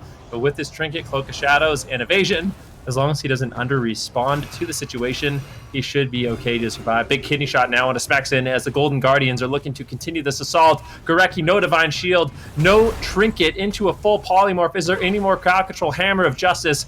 Nice crowd control there by the Golden Guardians, but the damage is just lacking a little bit. Smexen manages to hold on, and Goreki now with the sacrifice with the Vitality Conduit should be able to easily stabilize Space Station Gaming, but at 35% dampening Sid, sparks are starting to fly. Stormkeeper for Smexen. He's going after WizK actually, while Chun goes after Peekaboo, trying to split up their damage, max out their DPS, and run Absterge out of mana. Perhaps win in dampening, but Smexen's caught in a stun. No Astral Shift. Smoke Bomb not available, so no big threat there. Lightning Lasso combo for Smexen, building up Maelstrom to get a fat Urshock there. Unfortunately, Peekaboo feints it and reduces a lot of its damage. Greki trying to power through the damage here. He's actually been whittled down a bit as well, but nice heals here, just picking himself back up around the corner. Stun over onto WizK as they're trying to burst him down. He temporal shields the Fist of Fury, blinks away from it. Good avoidance. Absterge is moving up here. Goreki's charging to meet him in midfield, getting the first Hammer of Justice. Bold move by Goreki, but it's definitely putting his team in a good position. Paralyzed to follow it up into a Cap Totem, potentially a Blinding Light. Double Blinding Light, beautiful combo. That's an ice block out from WizK. And that's definitely putting Space Station Gaming in a good position. Swap over to Peekaboo, Fist of Fury, Lightning Lasso, beautiful combo. Feint on low health. Abster's trying to power through. He has Avenging Wrath, pops that immediately here. It's more about efficiency than anything. He needs to be rotating through these Avenging Wraths to not spend too much mana. Goreki caught in a full blind. Golden Guardians need to make a play with this, but Chun-Li is just avoiding every single situation. He catches Peekaboo in a stun lock, knocks him back out in the midfield, though. A little unfortunate. If he had been able to knock him back behind the corner there, it might have been his life. Peekaboo with no Glider's Medallion is susceptible to Lightning Lasso, which they're currently committing. Big combo damage still into Peekaboo. Abster test sacrifice, but holding on to it. Feint looks like enough in this position, and I would have thought that Rogue Mage has the edge in this matchup, Venruki. I mean, I just think a big part of why Space Station Gaming has been able to survive is just the way they built their characters. The triple Dark Iron Dwarf eliminates, the Obsidian Claw threat, the Maledict threat, and allows them to survive for quite some time. But Golden Guardians, I don't know if it's inexperience on this composition. It could be that Rogue Mage Paladin should be winning this matchup, but potentially not executing as well as they should. But honestly, the Golden Guardians, they've been doing a pretty good job, but WizK's got to be a little careful here. Absurge, of course, has a Divine Shield. He has Sacrifice if he needs it, but WizK is getting absolutely blasted by Chun-Li. Cauterize procs. Keep in mind, there's no Ice Block. Absurge does manage to connect the Sacrifice, but they are not out of it yet. Absurge still really struggling to get the healing going onto WizK, and at 50% dampening, he might never stabilize him again. Grecky into crowd control. Smexon taking some damage. Good counter aggression here by the Golden Guardians. All right, let's see if they can keep it up here. They've got Smoke Bomb. They could go for a power play, but they need to get through a Gladiator's Medallion before that point. Absterge's mana is still holding out here, but Grecky with a massive advantage.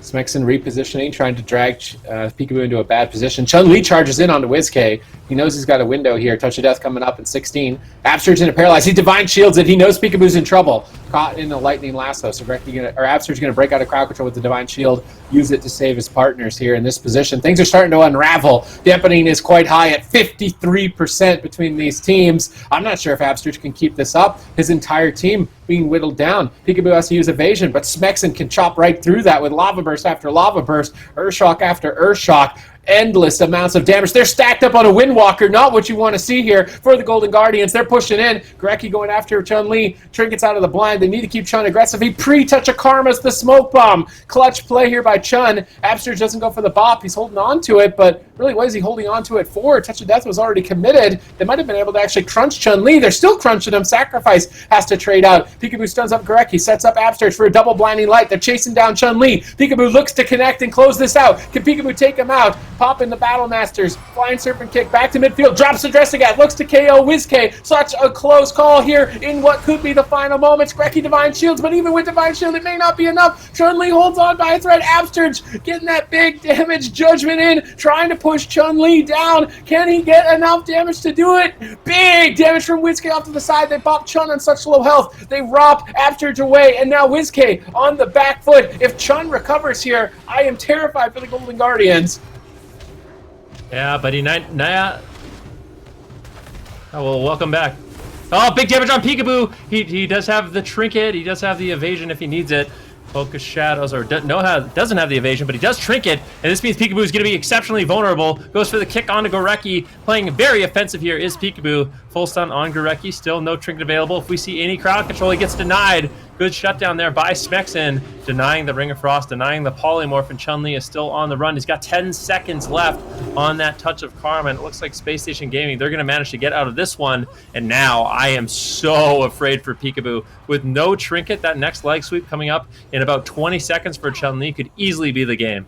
I cannot believe Chun-Li survived that, and WizK looking like he might just go down here. Smexon as well. Everybody's taking so much damage. WizK forced into the Ice Block, overlap with the Temporal Shield. Now big damage on the Peekaboo. Nice the Lightning Lasso, nice counterspell secured, but Peekaboo's gonna go down first. Do they have the damage to get the cross kill? No. The sacrifice comes through from Gorecki, and I'm so glad that I came back and I got to see how Chun survived that setup, because you got to see all the exciting moments here at 70 minutes. I was hyping up the whole time. It just comes back in for the final moment. I see how it is. My bad. Just came in. Space Station Gaming taking that game 1 victory up against Golden Guardians. They're up 1-0 now in this best of 5 series. Golden Guardians now going to pick their map pretty soon here, Zico. Maybe actually, you know what? Since you were out, I won't ask you this question. I'll ask somebody else. I'll ask Ben Ruki. Where did it start to sort of turn around? Yeah, I got you. To Space Station Gaming. Like, where was the turning moment for them to secure that victory? Well, to be honest with you, it didn't feel like Space Station Gaming was ever really losing that game. They always had cooldowns. They were always in a really solid spot.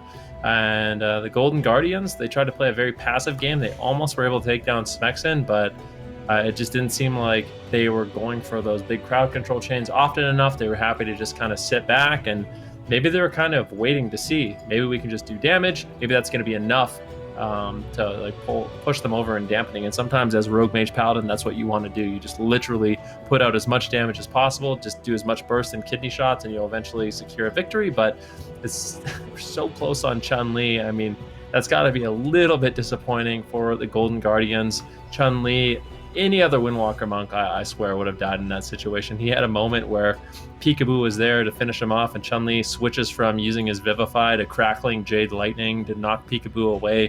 Just those little plays to avoid damage is what ultimately kept him alive. And I mean, Space Station Gaming really showing that they're here to play with this composition. Yeah, and now they are just up 1-0. This is once again best of 5. Where do we think though that they're going to go next, Stupities? Any idea if we're going to see maybe a change of composition here on either side for these teams?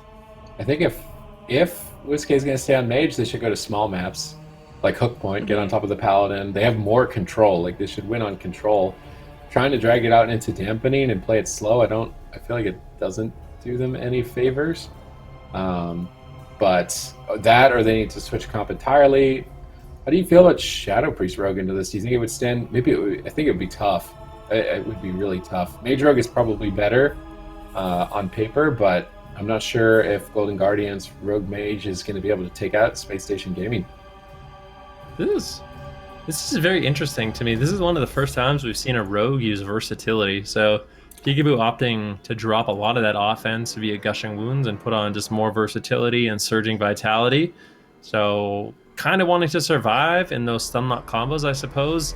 Potentially those Dress to Gas would have just absolutely just crushed him if he didn't have that amount of versatility. But it felt like they were definitely lacking a little bit of damage that game, but maybe they don't want to risk it and they'd rather just, be as durable as possible and try to just rely on that crowd control to secure a victory.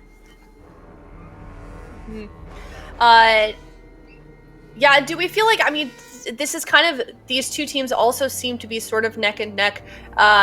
Do we feel like this is going to be another one of those series that we could potentially be seeing go to Game 5, Supties? Definitely, especially if it's this specific comp matchup. They've locked in Ashamane, so they're not going to the small map like I thought they would for Rogue Mage. Are they really going to try and dampen Ellie Windwalker? If I'm Space Station Gaming, pretty sure I play the same thing. It's a really good map for Chun-Li to survive on, so I don't need to worry about him dying early. It's a good map all around for them to be able to just drag the Rogue Mage around. So are the Golden Guardians going to play Ellie Destro? Because I know Jellybeans has been practicing his Ellie a lot. Like he went through all the gearing, he got all his crafted items, he farmed all his sockets, he got all his Gushing Wounds on his Ellie. Like, I know that he's been putting time into it. Why do you farm his sockets? So Destro Ellie on Tolvaron, on Ashamanes for Golden Guardians makes sense in my mind, if that's what they're trying to set up. And I know that they've been working on it, and they've already shown that they're willing to play Rogue Mage, which is something they've been working on, so I don't see why they wouldn't be. I know Absurge on his stream plays Destro Ellie all the time, even with other people. So that's what this is saying to me, at least, that the Golden Guardians want to try and set up a Destro Ellie game. How do we feel like WizK did on his mage, Zico? Well, I think he could be a little bit more aggressive, but in general, I thought he did a pretty good job. It's his most recent ult, right? He's not going to be the big playmaker on that mage. He's just going to be a mage, survives, counterspells the lasso, does the burst with the combust when he needs to, and tries to go when his team basically can set him up. So, I don't know. I think, obviously, if I wanted to criticize him super hard as a mage and compare him to like Maro or something, I could. But I think for the position that he's in, it's a little bit unfair, right? And I also think they're going up against Space Station Gaming, one of the absolute best teams in North America, and he was able to hold his own. So, I'm glad that he's playing this and he's putting time into the Fire Mage. But this is the first time we see a Fire Mage lose, though, to a non-Fire Mage. No, it's definitely really cool to see WizK on a Fire Mage. They just locked in their composition, Peekaboo on the Rogue, Absurge on that Holy Paladin. And do we feel like that this is a good choice here? They've stuck with WizK, playing his ult here. How do you think they're going to do here in game number 2? Do we want to make any predictions then? Well, what I'm going to be curious to see is if the Golden Guardians opt for a little bit more pressure. So Peekaboo taking a little bit more risk in terms of gearing and maybe going for the Gushing Wounds. If that happens, I feel like we could see a little bit faster of a game. If that doesn't happen, when they go for the versatility build once again, I think it's likely we see Golden Guardians try to kind of implement the exact same strategy.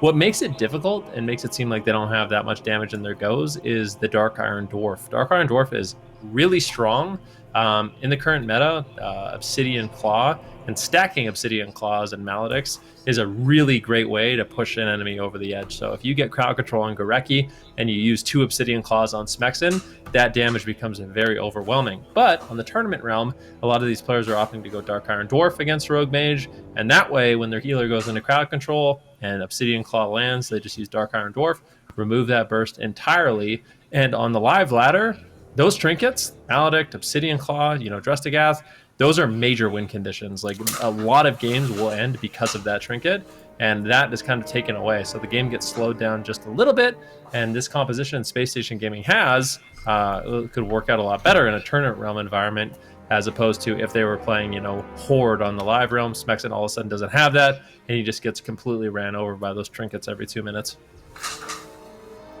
Okay, well, the teams are going to be getting ready here in just a moment. Space Station Gaming up 1-0 versus Golden Guardians here. What do you think, though, that we're seeing WizK here once again on the Mage Zico? What do you think their strategy is going into Space Station Gaming? Do you think that they've learned anything from Game 1 and we're going to see them sort of maybe change that opener a little bit? Or what's their win condition now that they have 1 game under their belt? Well, I feel like what they did, it kind of worked. It's just Chun-Li on that Windwalker monk. He's so insane at surviving. I mean, he just played it so well to live that 1 go when he was like 2%, where he got the Crackling Jade to knock Peekaboo back before he could get in range, and he vivified himself, and he poured behind the pillar, and barely survived. I'm really confident that, any other monk dies there, and we wouldn't even be having this conversation, right? So I feel like Golden Guardians had an okay game. It was a really close one. They could do the same thing, but I mean, if I was playing the Mage, I would look to set up a little bit more aggro setups. I would go for a little bit more crowd control, and also probably go a little Gush Rogue. Like maybe Peekaboo can play like 1 defensive trinket and play Gush instead of going full Versa. Something like that, because I really think Peekaboo needs to be the man of the year and the team. Yep, we will shortly find out here in this Space Station Gaming versus Golden Guardians series. Space Station Gaming up 1-0 versus Ashmane's Fall, or in Ashmane's Fall. Why did Peekaboo go full verse and not conflict? I mean, if the goal was to try and not die in lasso, and I would have thought that you would want conflict major, and then if they were going to like fully dampen, doesn't that seem weird to anyone else? I think Reaping Flames is really good, so it's not entirely bizarre, but yeah, I mean, if that is your only goal, maybe he just feels like it's too overkill. Like, giving up Gushing and Reaping is just you're just neutering your damage, and Peekaboo didn't want to do that.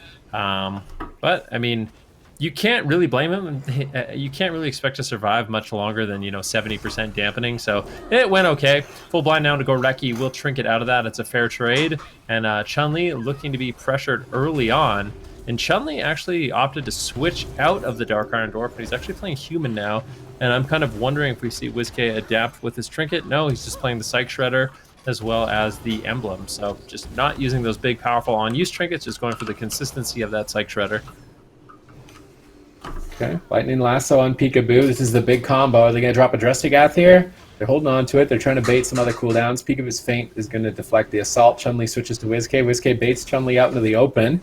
They could go for a smoke bomb out here deep in midfield. There's the smoke bomb on the kidney shot. Gareki actually charging in for crowd control. They trade Karma. Are they going to pop off Karma here? Absolute is a tough choice. Looks like he's playing it safe. They're just trying to kill through Karma, maybe? They have actually busted through the Karma. Chun-Li's dangerously low. Stun after stun here onto Gareki into a silence. They grapple weapon Peekaboo. Chun's trying to catch some heals. Peekaboo's harassing Gareki. A full polymorph. Chun-Li's still in trouble. On the run once again. This is where I'm a little bit uncertain with the map choice. No. Full stun sacrifice. I think he's that was gonna be an okay. absolute disaster. Chun-Li had such a good paralyze on Peekaboo, and it would have avoided that situation entirely. They could have held on to sacrifice, but it got immediately damaged by Smexen. So a bit of a miscommunication there by Space Station Gaming, and that gets Golden Guardians, honestly, a big defensive cooldown out of the way. And now we get another setup here onto Chun-Li. They get the Hammer of Justice into the Blinding Light. Chun-Li porting to safety here, gets the Vivifies, but Peekaboo there behind him, shadow stepping to Gorecki just to get to his target. He actually instantly triggers out of that leg sweep, realizing he was out of Absturge's line of sight there. Now he's going to get back into Absturge's line of sight. Chun-Li feels very confident in the situation to just be able to go aggressive, and this kidney shot means that Chun-Li is going to be full HP and he can go for Whiskey and look to make his own setup if he wants to. He just placed up his Transcendence right there. Now he's going to look for Whiskey, but Whiskey blinks back, so he doesn't want to overextend too far and drag his own healer out of the pillar. He's going to go for Peekaboo instead. No trinket there for Peekaboo for a little bit longer. Fist of Fury coming through. Whiskey just spamming out fireballs. There's the kidney. Where's the combust? Not going to be found. There it is. Very late on that combust. And it looks like they're not going to be able to get too much force from it as a result of that. And now Chun-Li, Smexin, they're pushing forward. They're looking to get a setup here onto Whiskey. I would expect a paralyze to happen onto Absturge. There it is. Gorecki is in position, and Hammer of Justice to follow it up. Absturge might need to use his trinket, that human racial trinket, but no, he's going to sit through the Hammer of Justice, and there it is, blind into what? They get the sap there. Gorecki might need to trinket it, but Chun-Li already porting away to safety. Has his touch of karma. Gorecki is going to be able to sit through that crowd control chain. No problem. Vitality Conduit coming through as well. And now Gorecki actually getting swapped to, but a nice leg sweep from Chun-Li. He's going to reverse the pressure onto Peekaboo. He needs to be extremely careful here. Can't be too stacked with his healer in a situation like that. And it looks like both teams are going to be surviving these setups here and keeping most of their cooldowns still in the spellbook. I would have thought if the goal was to kill Chun-Li that they should pick a map. I feel like this map is benefiting Chun-Li more than it's hindering him. I mean, the goal is to bait him out in the open, but unless they kill him in a stun, I mean, he's going to get so far from every engagement. They have to 100-0 him in a stun. He's full versatility, he's conflict and strife. He's making it as least likely as possible for that situation to occur. So curious to see if the Golden Guardians can bait Chun into a bad position here, or if he's just going to continue to be an immortal Windwalker monk here. Well, easily the most difficult Windwalker, I would say, to kill in the game at the moment. Peekaboo stunned up by that Lightning Lasso. Nice positioning by Smexin so he can't be interrupted as well. Getting the full damage off. Still trying to potentially win on mana and damage deeper into dampening, the main goal of the Elemental Shaman for some time in World of Warcraft arena history. So it's kind of up to the Golden Guardians to be able to navigate this one. And Chun gets his portal repositioned so he can play out in midfield and escape if he needs to. Double leg sweep. Beautiful timing here by Chun. Nice Stormkeeper combo from Smexin as well, lobbing in a ton of damage. Absturge recovers with Vitality Conduit. They drop Smoke Bomb on Chun. He's not stunned. A little bit odd. Going for the Smoke Bomb there. Chun's just going to pull back to the pillar. Shadow Step kick over onto Gorecki. Peekaboo's going in deep here, trying to chase down the enemy team. How do we feel about switching to Gorecki at any point? Like if he trinkets a blind or something like that? Yeah, I think it's very... Peekaboo! Oh, it's a scary situation. That was a really nice knock on that Lightning Lasso, getting Peekaboo behind the pillar, but a full kidney shot does end up landing. Full blind on a Gorecki as well. We'll see if Peekaboo can ultimately survive. The grapple weapon comes in from Chun-Li. Peekaboo looking like he will be able to survive with a Vanish. And now it looks like it is Chun-Li who's taking the brunt of the damage. Both these Paladins, their mana is looking good. And I feel like they could make a swap on Gorecki, but it would have to be executed perfectly. You'd need to see like double Blinding Light on Chun-Li and Smexin. If they don't have cross crowd control on Smexin and Chun-Li, I feel like they're going to be able to peel for it a little bit too easily. Yeah, let's see if they can set something up here. Getting the Lightning Lasso on the Peekaboo. Gonna follow it up with the Fist of Fury, but he does have the Feint active and rolling. So Peekaboo not going to be taking too much damage in that situation. Full hex secured onto Whiskey as Chun-Li gets kidney shot. So that's going to keep Chun completely safe here. Smexin loading up that Stormkeeper. He has big damage here. He's going to unleash it very, very shortly here onto somebody. There is the Paralyze onto Absturge. Who are they going to go for? Peekaboo or Whiskey? Peekaboo seems to be the target, but he's just doing a great job kiting around here, making sure that he stays alive without having to use his trinket, without having to use any defense there. Activates the evasion and big damage onto Whiskey. He's going to proc the Cauterize right there. And that was the damage that Smexin had loaded up right there. Big win there for Spacestation Gaming. Finally, 10% dampening into the game. All right, let's see if they can keep it up here. Chun-Li, Smexin repositioning. Happy to get the Cauterize out of the way here at a critical moment. So Ice Block will be the next layer that they look to pull away. Smexin stunned up by Peekaboo, but once again, conflict and strife on Chun-Li and Smexin. They're not going to take too much damage in Kidney Shot. I would love to see more swaps to Gorecki, but they can't really on this map. Nice counterspell by WizK.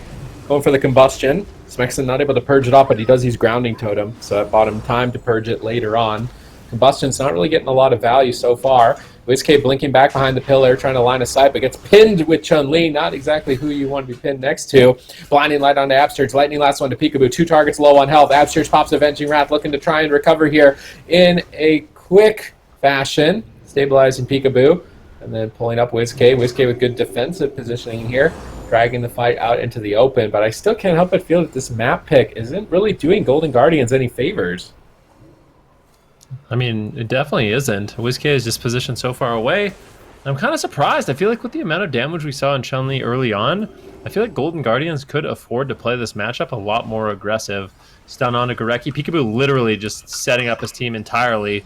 Blinding Light out of the stun. Chun-Li, Touch of Karma, as well as Fortifying Brew are forced out, and he's going to be playing very defensive. But this is what I'm talking about. It seems like if they get the crowd control rolling and they get the damage onto Chun-Li, Golden Guardians, they have a ton of pressure, and maybe if they geared just a little bit more offensively, that pressure on Chun-Li could be even more immense. But so far, it's working out okay for the Golden Guardians.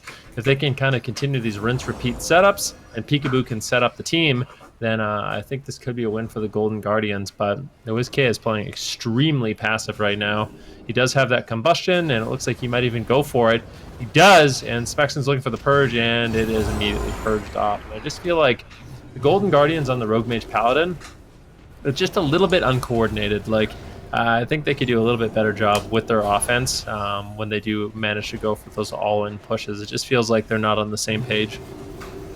I think WizK has to be a little bit more aggressive. They don't have the damage from those gushings to kind of carry their momentum, so they need to have good, clean crowd control chains. And there it is. WizK gets the polymorph. Nice. Kidney shot secured. Big damn here with the meteor. He goes for the Ring of Frost after he gets kicked there. Peekaboo going to follow it up with the DR Sap into the triple DR Sheep, into what else? Hammer of Justice. Now they're going after Smexon, while Chun is one ducking for cover. Drestigath connects onto Smexon, forcing out the Astral Shift. And now they have 2-point pressure here on the side of Golden Guardians, meaning they can go after Smexon, they can go after Chun-Li, and that's going to make it a lot more tricky for Chun-Li to pick when to teleport out and play defensive and when to go in and be aggressive. Gorecki gets blinded, triggers out of that one immediately. WizK blinks the Ring of, or the Fist of Fury, Dragon's Breath, Chun-Li looking for some polymorphs. There you go, full sheep secured onto Gorecki, no trinket available. Scorch is coming out, big damage here onto Smexon, but the grapple weapon and the Vivifies keeping him in the game right now. Smoke Bomb and Ring of Frost on the edge there. Gorecki actually running into it on the side there. He does have his sacrifice, might have to use it here. Divine Favor could get spell stolen and counterspelled, but it looks like Smexon is just going to kite, use that Lightning Lasso. Divine Favor is going to be enough. Peekaboo takes a huge hit. Trinkets uses the feint, and he is going to be able to hold on to the cloak as well as the evasion. But Golden Guardians, slowly but surely, having to use some of their defense here, but they did have good pressure onto Smexon, but that means Chun-Li is going to be able to do basically whatever he wants here for the remainder of the game. Why isn't WizK playing Greater Pyro? I feel like they're literally just ignoring him attacking Peekaboo. Right now he could be casting Greater Pyro instead of Fireball. I feel like Flame Cannon's not getting the most amount of value. They're almost just entirely ignoring him because he's not running Greater Pyro.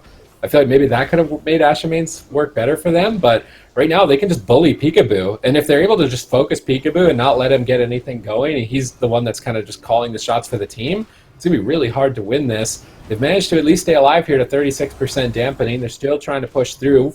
Polymorph landed onto Gorecki. No Glaire's Medallion. They pop off with the combustion. Grounding Totem purges from Smexon every time. Clean play from Smexon. He's totally shutting WizK down at every combustion turn. Gorecki is still stuck in a stun for now. Smexon down at about 80% health. Stun on Absurge. Gorecki setting up for a Blinding Light. He gets intercepted by a Polymorph. Nice stall. Double leg sweep here by Chun-Li. Really tearing in over onto Peekaboo. Is there a Lightning Lasso to follow up the leg sweep? Peekaboo pre-faints with Vitality Conduit. He's going back to full health. Spacestation Gaming in a solid position, though, with a mana advantage. And No Glaire's Medallion on Peekaboo. Chun-Li chasing Peekaboo down, Blinding Light on Absurge. He has to Divine Shield and sacrifice immediately on that exchange. And that's a very important combo of cooldowns to be using at this point. Spacestation Gaming have a big opening. Ooh, can they get the crowd control, though? Hammer of Justice on a Gorecki. He's already used his trinket, so a full polymorph would be absolutely devastating. Unfortunately, WizK, he does find it, and now Smexon's going to be in some trouble. We're at 42% dampening. It's an immediate Astral Shift. Nicely done there. Whiskey gets the follow-up polymorph. No, it's going to be Peekaboo who uses his Vanish for a sap, and they're just going for it. A full Blinding Light. If they can get the Divine Shield sacrifice overlap with the Astral Shift, that would be absolutely huge. But Chun-Li is just throwing in so many off heals. Big Drestigath lands from Peekaboo and Smexen. This damage is really starting to add up. Spacestation Gaming falling apart just a little bit, but they did manage to hold on. And Gorecki with the Divine Shield, with the sacrifice, should have more than enough utility to survive. Spacestation Gaming will be retreating behind the pillar, trying to bait Peekaboo in once again.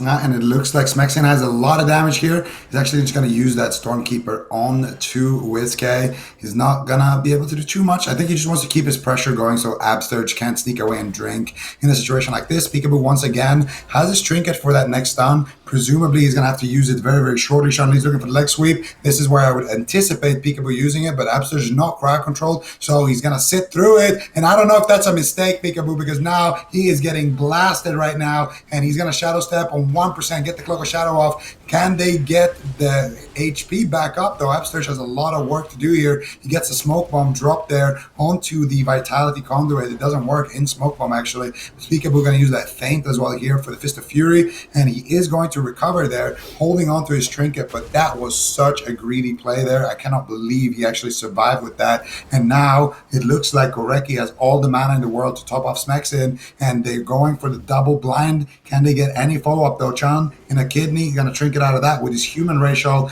and now the reversal of the pressure here. Hammer of Justice on the Absturge. Whiskey could potentially proc his Cauterize here. They could potentially kill Peekaboo here. They get the Blinding Light. Absturge with the Hand of Sacrifice going to keep Peekaboo alive here for a little bit longer, but the Golden Guardians out of mana, out of cooldown. They only have that bubble really to work with at this point. They need to get something going fast because Spacestation Gaming, they have everything right now in the spellbook.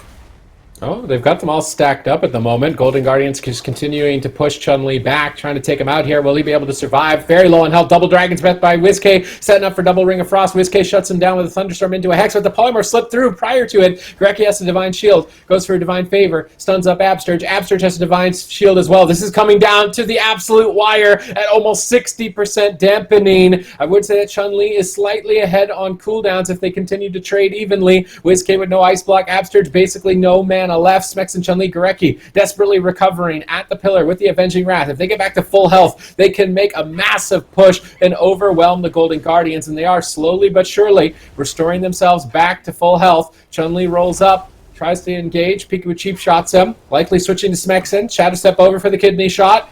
Meteor drops in here by Whiskey with the Combustion, just trying to get damage out, but with Avenging Rats from Gorecki and no crowd control, he should easily heal through that Combustion. Absturge in a Paralyzed Lightning Lasso. Is there a Drestigath? This could be a big combo. Huge damage. Absturge barely saves him, but they overlap Cloak of Shadows with Sacrifice. They switch over to Whiskey. They could burn him down into Cauterize range. Absturge so fortunate here that his Avenging Wrath has come off cooldown. He's going to have massive healing for a couple of seconds to keep his team aggressive here on top of Smexen. Exactly when they need it. Absturge charges in, but gets intercepted with Hammer of Justice. Does Gorecki have a Blinding Light? He doesn't have a Blinding Light. Peekaboo's caught in the light sweep. There's absolutely no way Peekaboo makes it out alive here. Whiskey's doing everything that he can. He polymorphs Chun. He double dragons, but it's not enough. Smexen slips through the cracks with that Earth Shock, moving to match point.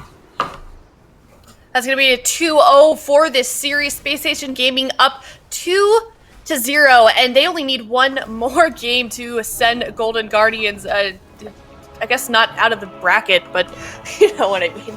They're going to lose this series if they lose this whole next game. So well played by Spacestation Gaming. Now it is certainly the pressure is on for Golden Guardians, and my question is, what is their next move, Zico? To move on up.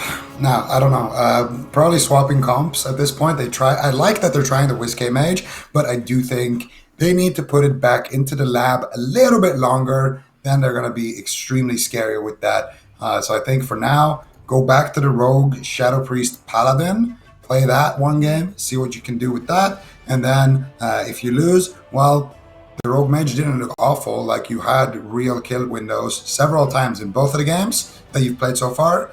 Just practice it a little bit more. Figure out, maybe how you want to approach the matchup, how you want to do the setups, how Whiskey can do a little bit more damage. And you're going to be able to do really well if you're the Golden Guardians with this comp. I really like that they're practicing it and that they're actually comfortable enough to bring it out. It just didn't look good enough to beat one of the best teams in North America. Any comment on this, on the match results here, Ben? Well, I kind of want to see, honestly, what I would like to see is, I feel like WizK, Peekaboo, and Absurge could afford this last game to play a little bit more aggressive. Like, I want to see the Gushing brought back in. I want to see Maledict brought in. I want to see Claw brought in. And, I mean, just stagger them. Even if we're playing against a Dark Iron Dwarf or a Dwarf, whatever Smexen is right now, he can remove it one time. But if you get a crowd control chain, you throw in a Maledict, he uses Stone Form. The next one, then you use a Claw. And I just want to see their team play a little bit more aggressive, because it seems like that's their specialty, is playing like that really hyper-aggressive play style, going for crowd control, keeping the enemy team on the back foot. And I'm not convinced. I mean, after watching that game, the last 2 games, it seems like they actually do have good pressure when they get their crowd control rolling. And if they had just a little bit more damage with the offensive trinkets and with Gushing Wounds, that might be the tipping point, and that might be what they need to keep them on the back foot and actually get a win. Did you kill this? Did you kill a mosquito, Zico? Did you get it? I don't know. I sprayed him with a cologne bottle, and he looked like it hit him. He got a little, like, you could tell he was like a little groggy. It wasn't a crit. And then he flew off. I don't know. I think it, like, I dotted him, and then now he's like suffering somewhere. Yeah. If anybody heard any noises during that game, Zika was literally trying to kill a mosquito during that match. It was a big one. Like, it was like this. It was a fat one. A mosquito that big.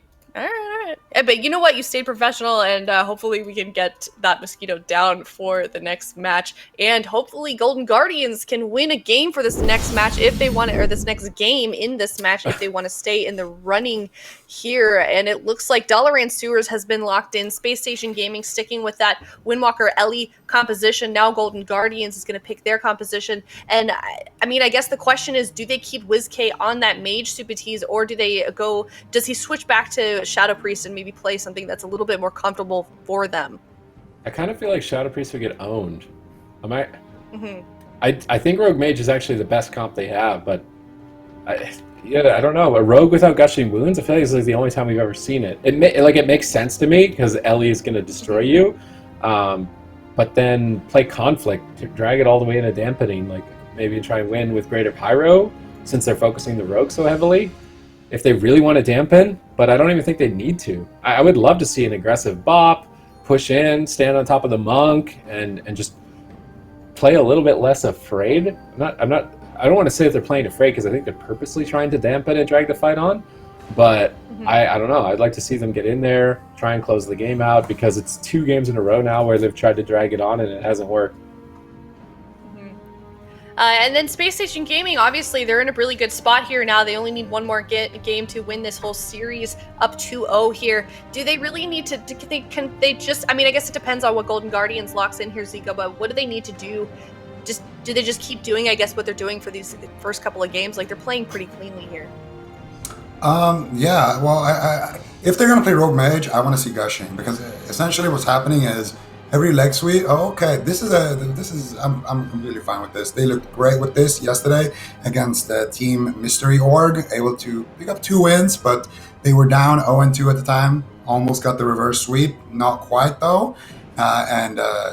This is essentially RPS, but with like an actual good healer. So I like this from Golden Guardians. It doesn't feel like it's too far off from, what we know them for. If I want to see more of the Rogue Mage, but I want to see it with Gushing, because every leg sweep you're gonna trinket attack or you're gonna trinket evasion, right? So just play Gushing and do that, right? And you have an infinite rotation there, and you're gonna have more dam during your goes. So I want to see them practice that a little bit more and bring it back potentially next week. Okay, well, now that we can see that composition, we're having WizK swap back onto that Shadow Priest Peekaboo on the Rogue Supatees. What's their win condition here? Who's their focus target up against Space Station Gaming? And they got to be. I feel like WizK is not going to have a good time. He's fighting Shadow Resist Aura. That's going to reduce all. Maybe that's also why Peekaboo's not running Gushing. He doesn't want the Shadow Resist Aura getting value there. I feel like it's still a lot of value even with the aura, but I feel like they definitely have to run it now with the Shadow Priest on the team. I don't know. I'm curious to see what they do. Do they want to just go full conflict build, like Spacestation Gaming, see what happens, even dampening? Are they going to set up? The main problem is that Smexen can Tremor Totem Mind Bombs, so they'll have a break in that crowd control chain, like the Silence Mind Bomb, Hammer of Justice. Spacestation Gaming have ways to break it out. And there's the Man of the Hour. There's Smexen on our screen. Elemental Shaman repping here in North America. He's kind of flexing on the Golden Guardians right now. I feel like he completely owned WizK in that last game. Like, every combust, grounding, purged, every single one. I actually don't think WizK even had combustion on his bar because Smexen was playing so good. Yeah, he just took it off. Yeah. Literally. What? Yeah. Removed it from his UI. But yeah, it is. This is an interesting one. I mean, for the Golden Guardians, I feel like I almost feel like what's going to happen is that the Golden Guardians are going to win this one, then they're going to win the next game, and then they're going to lose. Oh man! And then they're going to do the same thing where they're like, man, we should have just picked the right composition, because that seems to be, you know, a big theme for the Golden Guardians. But let's see what they can get done with the Shadow Priest Rogue, and I'm going to be taking a look at Peekaboo's build to see if he is going to be switching to the Gushing, and he is playing really, really aggressive. But immediately, Peekaboo is forced to use that Gladiator's Medallion, taking big burst very early on. Let's see if they can keep it up here. Gorecki cheap shot. Are they going to follow up with any crowd control? Nope. Kidney shot on Smexen. Silence. This is the Mind Bombs, I would imagine, on the Silence, so they need to get ready. No Mind Bomb. Okay, not going for it. Fiend down for WizK. WizK mixing in some Expedient as well, not going full versatility. So Golden Guardians are risking the biscuit here on match point, playing a very aggressive build on their roster. Oh, a full Hex slips in by Smexen. There's no way to remove that without the Mage. Peekaboo could be in trouble here with no Gladiator's Medallion. If they had a stun lock there, that could have been Divine Shield Force from Absurge, but Peekaboo stabilizing with the feint. They switch over to WizK. Earthquake to keep Peekaboo in combat if he tries to retreat. Smexen is just owning Peekaboo right now. Look at this pressure. I mean, he's going to have to jump off the side and hide from Smexen for a moment. Buy time for Absurge to pick him up with the Avenging Wrath. Absurge recovers. Chun-Li now taking some hits by WizK. They switch back to WizK out in midfield. They go for the Lightning Lasso, but Silence Kidney Shot. Nice pre-grapple weapon on the Kidney Shot by Chun. Is there going to be a Tremor here? Looks like they killed off the Tremor Totem by Smexen before the Mind Bomb. That was a nice play by the Golden Guardians. Both these teams playing insane here. Yeah, and this is exactly what we want to see. Gushing from Peekaboo. Trinket the first time. Now he got the second leg sweep. He got Sacrifice. Next time he gets stunned. Trinket Evasion. Oh, he just used Evasion there, actually. So he could still Trinket Feint it or Trinket Cloak, and he should still be fine, though. As long as he gets that Trinket for the next leg sweep, which he will, he's going to be completely fine. And they're going to have a lot more kill pressure once they actually get that pressure rolling. Right now, Golden Guard is just trying to recover here. WizK now in Void form, looking for some big damage here. Maybe a Silence going to be following up the next Kidney Shot here. Looks like WizK is thinking about it, but decides against it. They want to get a little bit better position. They want to get a little bit more pressure before they decide to really start dumping those crowd controls here into that Kidney Shot. There it is, Kidney into the Silence. Let's see, WizK could potentially look for the Fear here. Chun-Li is actually making it extremely difficult. Ooh, nice dress there by Chun, but WizK will be able to brush that off, walk back. Peekaboo taking a decent amount of damage. Trinket, potentially, no. He's going to be sitting through that. I think it was the art from the Lightning Lasso, so Peekaboo is going to be completely safe now for the next minute, and he can basically be as aggressive as he wants. It doesn't look too bad right now for the Golden Guardians. Yeah, I mean, definitely not. Full blind on Gorecki. His Trinket is up now, but obviously not going to be trading it out. Kind of lined up perfectly there with that blind. Chun-Li into a Kidney Shot, but with the Fortifying Brew going to be completely fine throughout that setup. We're about 3 minutes into the game. Dampening has not kicked in just yet. And I kind of wonder, as this game goes on, who's going to have more and more of an edge. But big damage on a Peekaboo. That's going to be the Cloak of Shadows as well as the Feint, barely holding on. I mean, that Dressed Gath, if it was available for Chun-Li, would have just been lights out. Peekaboo drops a Smoke Bomb with a Kidney Shot. Smexen immediately using the Gladiator's Medallion to break free from that Smoke Bomb and allow Gorecki to actually get some heals on him. So just trading it out. Very standard there from Smexen. And it seems like Spacestation Gaming, they're just making the trades with their cooldowns and then continuing these really, really aggressive pushes onto Peekaboo primarily. Lightning Lasso out of the leg sweep onto Peekaboo, but do they have the burst damage to actually take him down? Absurge in a prime position to actually get out some healing, throwing in a Sacrifice. So a little bit odd. I feel like he did not need to use that sacrifice whatsoever, but does trade it out, maybe trying to, I'm not sure if he was getting hexed or something like that, but a bit peculiar there. A little bit of an anticipatory play, but is that right? Is his sacrifice 10 seconds away from coming back up again? I swear he just pressed that. Is that, if it's up in 5 more seconds, what? It's actually back up. I don't think it's a mistake to press it if that's accurate. That's actually back up. Peekaboo pre-fainting here, expecting some stun locks. WizK gets Ring of Peace off the side. Peekaboo in the Lightning Lasso. Absterge could sacrifice him again, I believe, but doesn't need to. Big Divine Favor with Avenging Wrath. Comboed there together. Chun-Li stunned up. Silence on Gorecki. But Smexon's in position with Tremor if there's a Mind Bomb. They actually Mind Bomb Smexon. He's just going to get dispelled out of that. And yes, I mean, Smexon's just playing a solid series overall on this Elemental Shaman. Spacestation Gaming as a whole just looking really great here against the Golden Guardians. And unless the Golden Guardians amp up something here, I think they're in trouble. They're on match point. Paralyzed on Absterge, stun and Peekaboo. WizK isolated. He's going to activate the Fade, retreat back away, and try and avoid some damage. Absterge looking to snipe a Repentance. Not able to find it. Peekaboo a little bit in enemy territory here. Shadow steps over to Gorecki. They're going after the Paladin. This is cheeky. I kind of like it, but Gorecki's just going to walk it off here with his wall and start to recover. Charging into Absterge. Double Blinding Light. Beautiful Blinding Light by Gorecki here. Peekaboo in a bit of trouble. Feints some of the damage, but a Hex to follow up. I love this crowd control chain by Spacestation Gaming at the moment. Peekaboo trades Evasion. Gets Ring of Peace, though, back into their clutches. He may have to cloak. They trade Sacrifice. He's going to redirect damage over to Absterge instead, but he's now in a Hammer of Justice. WizK gets knocked really far from the fight. He's so far away, he has to use Dispersion. Man, Spacestation Gaming, they are blasting off.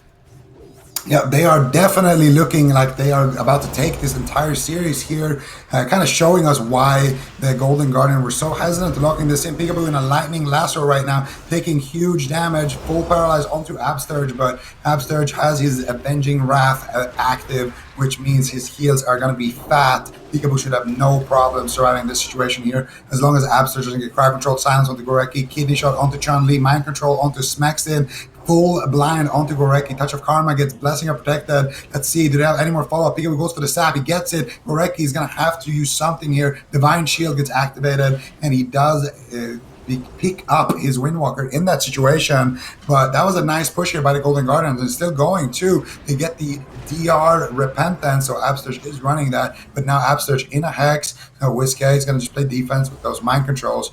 And also, Peekaboo is running 8 Gushings. He forgot to put a Gushing on one of his gear pieces, so Peekaboo is actually just gimped on damage right now a little bit. That is super. He's actually, yeah, is he running 0 versatility? I think he is. Yep. Actually has 0 versatility. He's -6 versatility, so definitely look at his wrist. A little bit of damage. Yeah, but he forgot to use it on there. Yeah, that's unfortunate. Let's see what they can get done, though. I mean, Chun-Li, so far, I feel like Spacestation Gaming, they've just been rotating so perfectly. They're looking absolutely bulletproof with the amount of versatility that they have. And with this composition, a nice crowd control coming in from Spacestation Gaming. Hammer of Justice onto Absterge. And WizK will be forced into the Dispersion. Now out of the Dispersion, looking to get aggressive here onto Chun-Li. But once again, Gorecki with a preemptive Vitality Conduit on that Hammer of Justice is going to be feeling very fine. And grapple weapon. These grapple weapons from Chun-Li onto Peekaboo have been absolutely devastating. So well timed, but Peekaboo is just saying, you know what, forget this. I'm not going after Specs and I'm not going after Chun-Li. Gorecki is the target of choice, but Chun-Li immediately trying to punish that decision, not allowing him to overextend. Full Hex on Absterge, Peekaboo down at half health. WizK lockdown, triple crowd control by Spacestation Gaming. Absterge responds with the sacrifice. Chun-Li trades the Karma back and forth between the Golden Guardians and Spacestation Gaming on match point here in game number 3. Gorecki stunned up. They're swapping over to Gorecki. They're mixing up. He doesn't have Divine Shield. Then switching back to Chun-Li. Golden Guardians trying to keep Spacestation Gaming on their toes, but Gorecki is not faltering. Huge Earthshock onto Peekaboo. Lavaverse combo, WizK repositioning out in the midfield. Gorecki blinded, trinkets it, goes for the Hammer of Justice on Absterge to try and turn around the pressure. Chun-Li is very low on health. Should he recover here? Avenging Wrath, nice double stun punish. Hex being casted, mind controlled by WizK. Chun just trying to solo Peekaboo. Fist of Fury not going to be enough here. Nice Crackling Jade on the kidney shot, knocking Peekaboo away for a moment. Smexon repositioning upstairs here, getting ready for that Lightning Lasso Stormkeeper, but WizK and Peekaboo are owning Smexon. Where did this damage come from all of a sudden? Tremor on the Mind Bomb. Nice play by Smexon there. He astral shifts anyways before the Vendetta. Big opening for the Golden Guardians. Despite being kind of smacked around in this game, they are coming back.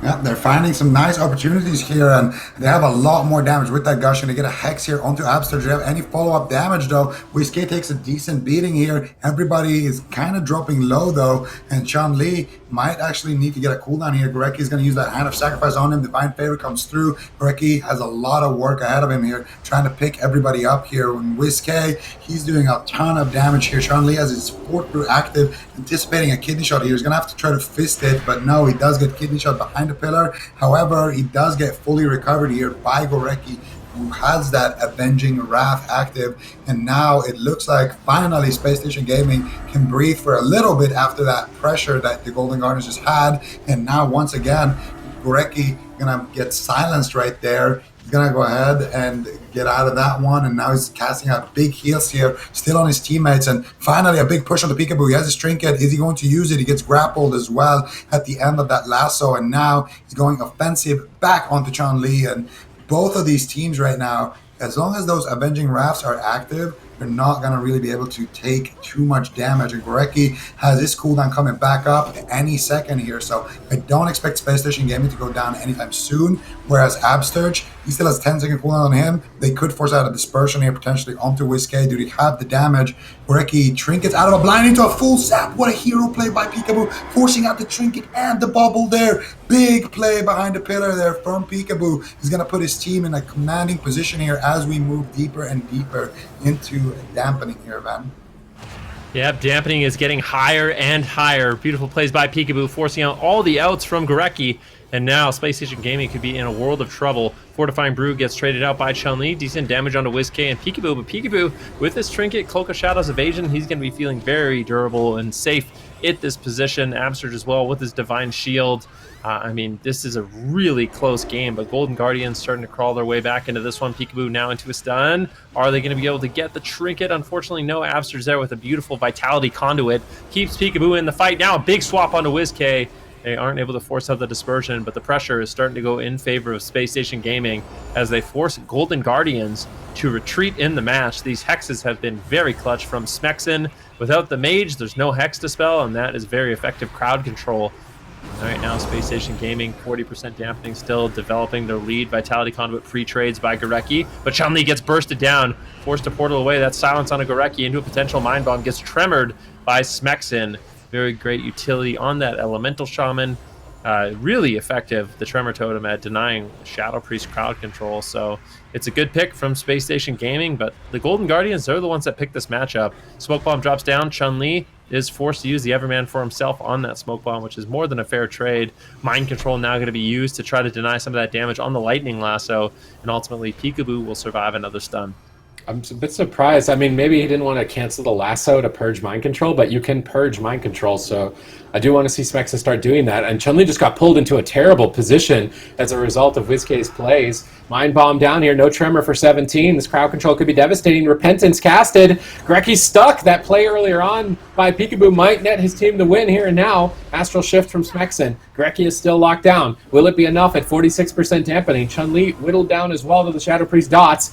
Now Gorecki looks to turn it around, to stun onto Absurge. Grapple weapon over onto Peekaboo. The pressure from WizK is mounting. He's in void form. He's ramping up. Peekaboo trinkets out to push for a kill, but he's actually starting to fall behind. He faints. Absurge has to use Sacrifice. Both teams trading inefficiently at 50% dampening just to stay on target. Mana is basically burned out on both sides. There's the Mind Bomb. Where's the Tremor? Tremor goes down. Gorecki breaks out of the Mind Bomb. Avenging Wrath for both sides. Crackling Jade Lightning on Peekaboo off the side. Chun-Li trying to stall. Buy more time. Smexon slips in with a Hex. Absurge Divine Shields out. WizK has been rotted down. Peekaboo evasion's at 50%. Absurge is waiting for that Avenging Wrath, but Lightning Lasso is here and now. Will he survive? WizKid gets wind sheared, Chun-Li gets stunned, Peekaboo looks to turn it around, but Chun-Li pre-fort brews the stun. He gets mind controlled off the side, good purge by Smexen. Grecki trinkets out of blind, no sap on the trinket this time around. Peekaboo's dead. WizKid is charging in, silence on Grecki. Peekaboo, are you going to stay alive here? He's got Vanishing Cloak. I don't think he's going to go down. Vitality Conduit, big Earth Shock. He should just consider cloaking. Maybe Absterge is telling him you're fine, but Avenging Wrath now available for Absterge. He should stabilize. It's Chun-Li that could be in trouble. Grecki activates the sacrifice. Smexen's trying to carry the team with the lightning lasso. Huge damage in on Peekaboo. Absterge deflects it with the sacrifice. This one is coming down to the absolute wire on match point. Anyone can still take it. Grecki gets stunned up in midfield. Everybody is dead on his team. He astral shifts on such low. A sap out of the stun. Beautiful play by Peekaboo. That sap is easily going to be the game-winning play. Wow. Golden Guardians put a point on the board.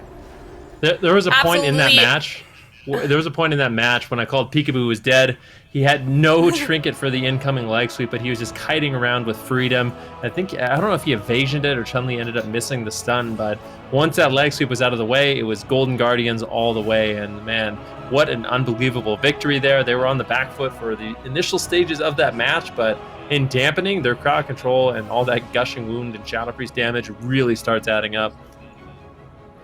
Yeah, incredibly well done by Golden Guardians. It looks like they may be able to turn this series around now, only one game away from tying this up here against Spacestation Gaming. Potentially, they're looking obviously to get to that game 5 and reverse sweep Spacestation Gaming here. Where did it start to turn around for them? Was that their goal in the end? There's just getting Spacestation Gaming to deep dampening Zico in order to secure that win? Oh yeah, I mean, I feel like Golden Guardians with this rogue Shadow Priest, they always are going to rely on dampening to start getting things going. You know, you can see Paladins, they're pretty good into Shadow Priest. They got a lot of ways to deal with that damage, you know, especially with the Ineffable Truth, reducing the CD of your wings. You got the Shadow Resistance aura. You got a lot of nice ways to deal with Shadow Priest damage. So Shadow Priest teams are always going to have to go late before their damage is really going to start to kind of add up. And that's when they can find those wins. And I think a lot of it comes down to, you know, some individual plays as well, like Peekaboo forcing out, you know, Trinket and Bubble because he, you know, blinds somebody and then saps the Trinket. Things like that, you know, the sap at the end there as well to secure the kill. It's nice setups from his teammates, and he's capitalizing on it every single time to get those saps. Mm-hmm. Now it is going to be Spacestation Gaming's map choice here, and that my question then is if they have that next map choice here, is that something that's going to be repeatable on the side of Golden Guardians, Ben? I think so. I mean, honestly, the composition is very well rounded. I don't think Spacestation Gaming, playing melee caster healer themselves, really has a map they can go to that's going to greatly favor them in any way. So I think Golden Guardians with this matchup is going to be looking good. The problem for me is that if they lock in this composition blind, I think we're seeing Thugonomics come in on the Destruction Warlock. And Windwalker Destruction Warlock is very strong into Shadow Priest, and I think WizK doesn't want to play that matchup out. So we might see the Golden Guardians have to blind lock Rogue Mage. But we'll see what map they decide to go to and what they're looking to set up. But I think Spacestation Gaming is going to be more than happy to tag in Thugonomics for a matchup like that. All right, Ven thinking that Thug is going to come in on that Warlock. What about you, Supatees? If they do that, what do you think we're going to see out of this next game here? Yeah, definitely. If they lock in Shadow Priest, Rogue Paladin, I think Thugonomics is coming off the bench into this game for Smexen, and that's going to be really tough. I feel like it's the comp that Shadow Priest Rogue has been struggling with Windwalker Destro, so very curious to see. Blades Edge Arena is a good map pick for Chun-Li as he can portal. Smexen can Thunderstorm, so I think this is a wise decision by Spacestation Gaming. It's up to the Golden Guardians. Are they going to repeat yesterday where they didn't play Shadow Priest Rogue for 2 games lost and then tried to reverse sweep and lose on game 5? It's looking like maybe that's the case. They love playing with the heartstrings of their fans, you know, just putting them on the edge of their seat the entire time, just absolutely down to the wire, and then pull off a win. I mean, it's a tough life being a Golden Guardians fan. Like you gotta have things together. Mm-hmm. Yeah, it's going to be a really tough battle here for Golden Guardians. Definitely still believe in them, though. I know chat does as well, but it seems like Blades Edge Arena, this is really going to be, this was obviously Space Station Gaming's map pick, and this is going to be a map that really just plays to their comp advantage here, Zico. Yeah, absolutely. And I'm not sure what they decide to do here, but if I was Golden Guardians, I think I would just go for the Rogue Shadow Priest. Yep, that's exactly what they're going to do here. Rogue Shadow Priest, H-Pal. I think it's an intelligent thing. You can play Rogue Mage. You're going to play into LA Windwalker. You already know how that matchup goes. So play the Rogue Shadow Priest. You're going to face probably Raid Boss Thug here. But you haven't played that matchup yet, I mean, you have in the past and you got destroyed, but you haven't played it, recently. You don't know 100% how it's going to go, right? So I feel like they're both kind of low percentage plays to win. But I think this is the highest low percentage play here from the Golden Guardians. So I like what they're doing. It's the best worst choice. Yeah, exactly. That's exactly what it is. I think we're going to see Thug here, like Windwalker, Destro. And I don't know what healer, though. I kind of want to see it with a Pally, I think. Definitely Paladin. What about you, Super Tees? What do you think their best healer would be if they did have Thug go on that Warlock? Yeah, Paladin, Destro, Windwalker is what I want to see. I mean, they could play the same thing. For some reason, I just feel like they are going to actually just end up playing the same comp. And then maybe the map works out better for them because they have Hex, cast and crowd control, and then that can be very punishing for the Golden Guardians because they don't have a Hex to spell. So maybe the map does allow enable the Elemental Shaman. I don't actually think either is a bad pick with the way that this map would play for Smexen if they want to keep him in. They are probably considering, though, running double Monk. I feel like Golden Guardians kind of smash Monks, though, like Mistweaver Monks. I feel like Sidu, when he's played Monk in the Golden Guardians, hasn't had a great time. So yeah, they're just going to play the same thing. Don't really blame them. I feel like they were pretty close to winning in the last game, and this map is a lot better for their comp. Mm-hmm. All right, well, game should be starting soon here while these teams sort of gather themselves up as the draft did just finish here. Now that we see both comps here on the board on Blades Edge Arena, I mean, this is a really unique map. It's not one we see all the time. It's not quite as rare as, let's say, Mugen Bala, though, Zico. I want to talk about the positioning here that we're going to see on the map with, the ramps and everything. We've got Portal from Chun. There's all kinds of things both of these teams could do in terms of positioning here on Blades Edge. Well, I would say the team that can do the most would be Spacestation Gaming. Golden Guardians, they could mind control somebody and jump them down, and then they would have to run back up, and then they might get mind controlled again, which can be annoying. But on the side of Spacestation Gaming, they can quite literally set up kills. Smexing could knock somebody to the opposite side of the map, from their healer, and then they could just lightning lasso them there and just completely destroy them. And Chun-Li, obviously, with Ring of Peace, with Transcendence, if he's focused, he can just Ring of Peace somebody down, or he can jump down and transcend back up. So Chun-Li's going to have a lot of options on this map. But I don't think it's the worst map for Peekaboo as well, though, because Peekaboo's going to have decent uptime on this map. He's going to be able to, get to his targets a lot of the time and not get kited too much. So I think this is a mistake by Spacestation Gaming to lock in this comp. I would much rather just see Thug on like a little larger map. What was the comp that they played, Spacestation Gaming? They played against Cloud9. They won a game against them on this map. It was Smexen on an Ellie, was it? Trampoline Cleave. It was double Monk, yeah. Right. And actually, one thing I wanted to say is Spacestation Gaming, out of all the teams I've ever seen, they picked Blades Edge Arena the most. Besides maybe... Wildcard? Wildcard Gaming, yeah, Wildcard Gaming. I was going to call them XRB to the moon, but yeah, Wildcard Gaming, Spacestation Gaming, both of them pick Blades Edge Arena quite a bit. It seems like a pocket pick for Spacestation Gaming, and yeah, implementing the double Monk, the trampoline cleave, as we call it, with a double Ring of Peace, knocking, enemy team down and able to get out big burst damage. But I don't know, this map's not too bad. The interesting thing about it is when you're in the middle of the bridge, there's almost no line of sight. Like, it's not easy to, you can jump off the bridge, or I guess you can try to run to one side or the other, but I think the big open space is going to be nice for Smexen to land hexes. Chun-Li can use the Ring of Peace to knock, Peekaboo or WizK off the side, or even Absurge off the side for additional crowd control. And maybe even Gorecki could play. It's likely he won't play it, but I was going to say he could even play Repentance in this matchup.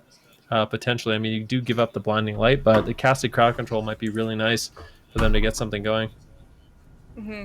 What do we see, like, now that we know both of these comps, do we want to make any predictions, Subities, on maybe what we'll see in terms of dampening? Let's say if both of these teams play a clean game, how deep into dampening can we expect this game to go?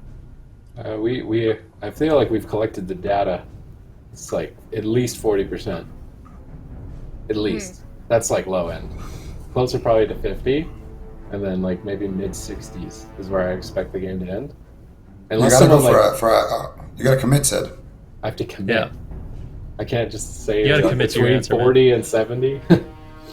Somewhere between 40 and 70 dampening. It's like a 40 chance and of 70, showers. okay. I'm like the weather, okay? I'm trying to report on the weather. It's never exact, okay? It's like chance of showers, 40 to 70. What about you then, Zico? Can we get a more specific stat from you then, if you're gonna give no chance of a shower in the next month at least. Wait, what? Okay. No, what did you just do? I would say 47% dampening. Yeah, I think it's a little bit lower on this dampening. one. Yeah, I would say 53 is my guess. I think it's not going to go into the 60s for this one. Oh, that thunderstorm. I'm Look at writing these down. Peekaboo. Oh, man, Peekaboo's he had to sprint to get back on target. Absterge into Repentance. Gorecki has switched his talents up here. That might be devastating. That extra bit of crowd control. Sacrifice from Absterge. It's not the ultimate sacrifice. They're trying to crack through it.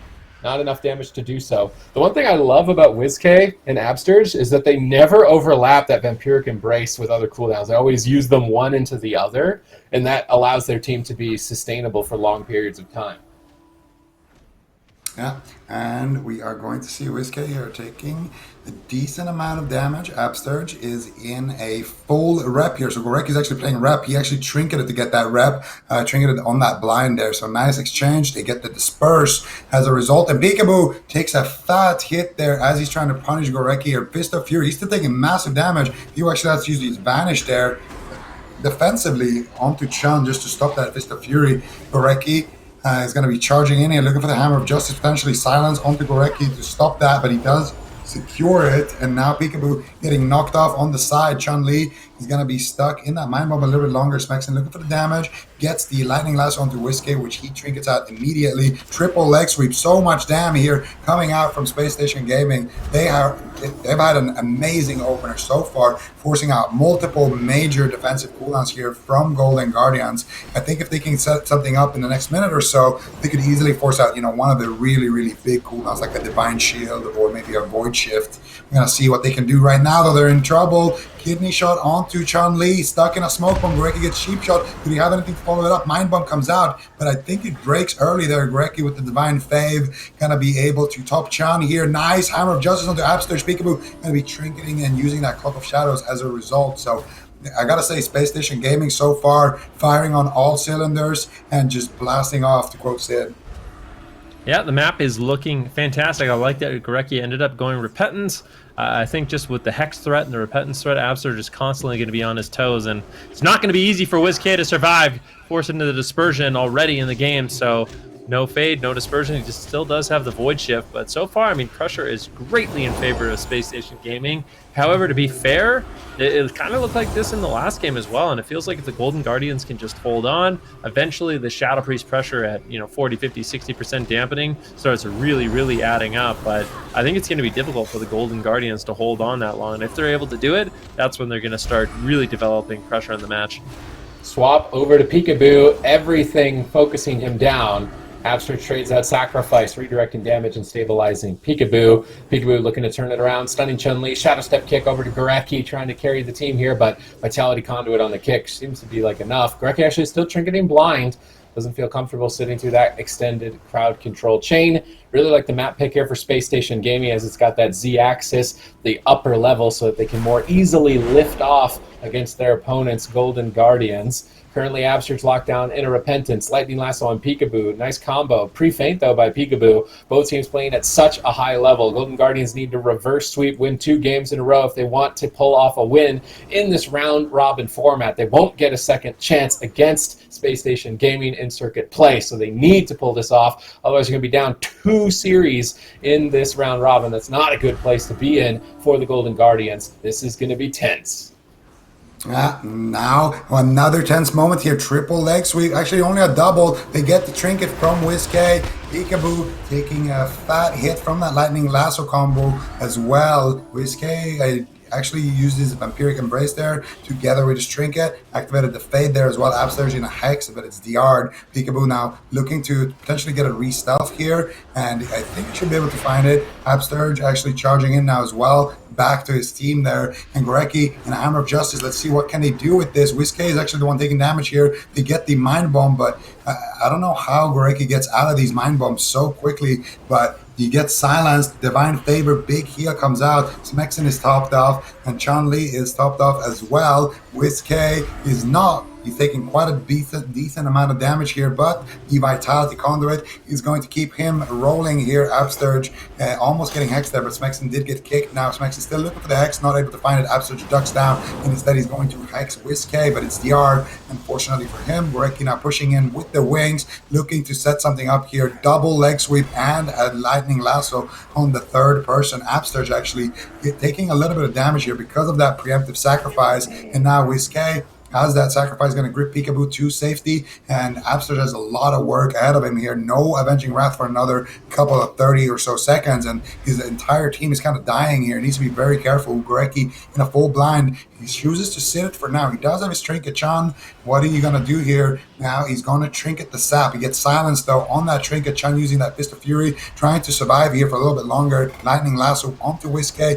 That's going to be the disperse here, and I think Gorecki actually got kicked into a kidney, so now he's getting swapped here by Peekaboo, but I think it could be a mistake. I want to see them go after Chun here. Chun actually, with the touch of Karma onto Peekaboo, is going to be able to stay alive 100%. And now Gorecki going for the Hodge Repentance. He gets it. Whiskey could be in huge trouble here, Van. Ooh, I like that Ring of Peace to knock Absterge off the side to continue the offensive push. Now Smexen into a full kidney shot with a cheap shot onto Chun-Li. Sacrifice gets traded out by Gorecki, and we're at about 7% dampening. We'll see which one of us weathermen is correct in our predictions, and see if it can go that late. Peekaboo now into a full stun. Can they force out the trinket? Do they have the Drestigath available? Chun-Li looking for some big burst damage, but Whiskey stacking on top of him. If it was available, that would soak up a lot of that damage. Peekaboo foresees a kidney shot defensive. Absterge even playing Repentance on this map as well, so both these paladins making adaptations. Gorecki sneaks in a Repentance onto Absterge, and now Whiskey and Peekaboo are falling further and further behind. Well, things are getting heavy here. Hope everybody at home understands the gravity of the situation, as the Golden Guardians still need to win 2 in a row here against Spacestation Gaming. They won't get a second chance against this team in the round-robin format. So far, they've managed to at least stay alive, and they're not totally falling apart. They have some options here with Void Shift, Evasion, and Cloak of Shadows, but maybe they could switch to Absterge. He's currently in a Hex, so they are going after Peekaboo. Peekaboo faints immediately. They switch over to Whiskey. Whiskey wind sheared, big Drestigath drop by Chun-Li, trying to catch him off guard, but Absterge clutches out the heals. Now switching back to Peekaboo, knocking him off with the Crackling Jade Lightning, buying time for Gorecki to recover, but Gorecki gets silenced and purged on his Divine Favor. Clutch play by Whiskey here. Stun over onto Chun-Li. Absterge moving towards mid-bridge, but there's a Thunderstorm waiting for him there, and we can see the Karma traded out for Chun-Li. They're going to pop off the Karma. They mind control Chun-Li off the side. Clutch play, but then Chun ports back. Peekaboo didn't fall for the bait, though. He stayed on the top of the bridge.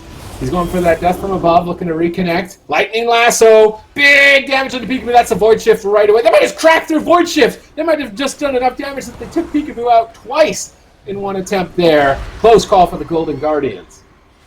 Yeah, and Peekaboo is actually playing Death from Above, so it could be a way for him to kind of stay on target if Chun-Li ports away, or if he thinks he's going to get Lightning Lassoed. He just tried to kind of immune the lasso with it there, almost able to do so, but fortunately for him, his team had to blow a decent amount of cooldowns there to keep him alive with that Void Shift, and now there it is, Death from Above once again. Not going to be able to find anything really with that iframe. Nice shadow step from Peekaboo back onto his target there, but now he's going to be stuck in the middle of the map actually with no shadow step. Not the best situation to be in, but he does have the sprint, triple capstun totem onto his entire team. Smexen looking for the Hex, he lands it, and big damage to follow up on Peekaboo. What are you going to do? How are you going to stay alive? Absolutely, there's no way out of this Hex. Big damage to follow through. Nice Ring of Peace by Chun-Li, and you can see that Ring of Peace is just making it so Pika and Absterge are just constantly line of sighting each other here, and now Peekaboo looking to iframe there potentially on that Death from Above Lightning Lasso, but not once again finding it.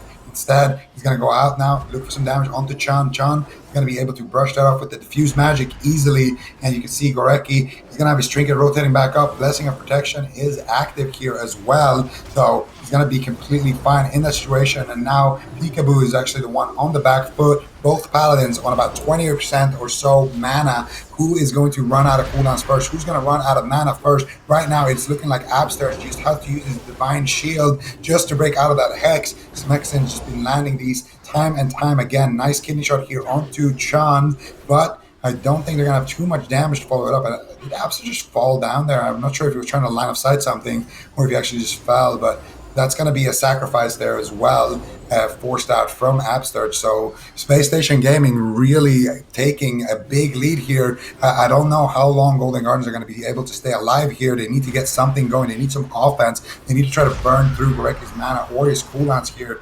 And somehow, I'm not sure if they have enough time to do it though. Peekaboo's on 50%. One more setup could just close out the game. Gorecki's moving in. He's looking for the Hammer of Justice. Absterge gets it first. Full Hex gets mind control interrupted there by WizK, but Smexon's still looking for it. If they get that Hammer of Justice and that Hex, it could just be the game here, Rookie. It definitely could be. All three members of Space Station Gaming are rotting down once again at 31% dampening. WizK is putting out massive pressure. Big mind control coming in. It gets purged off now. Full kidney shot lands onto Chun-Li as Smexon and Chun-Li are kind of struggling to develop momentum right now. Hex on WizK, paralyze on Absurge into a capacitor stun. Nicely done there by Smexon. Peekaboo forced to use the Cloak of Shadows. Not too many defensive cooldowns to work with. He still has the Vanish, which is going to be a get out of jail free card for him, but 33% dampening. Both these Paladins running on fumes in terms of mana. Double leg sweep coming in. WizK immediately trinkets. Wants to at least assist Peekaboo a little bit in that exchange. Absurge has no more defensive cooldowns. However, the inevitable truth is rolling. Smexon rotting down lower and lower, already having to trade out that Astral Shift. Cheap shot onto Gorecki. He's already used his Dark Iron Dwarf as well. So any crowd control, this is a big opportunity for the Golden Guardians to actually close it out.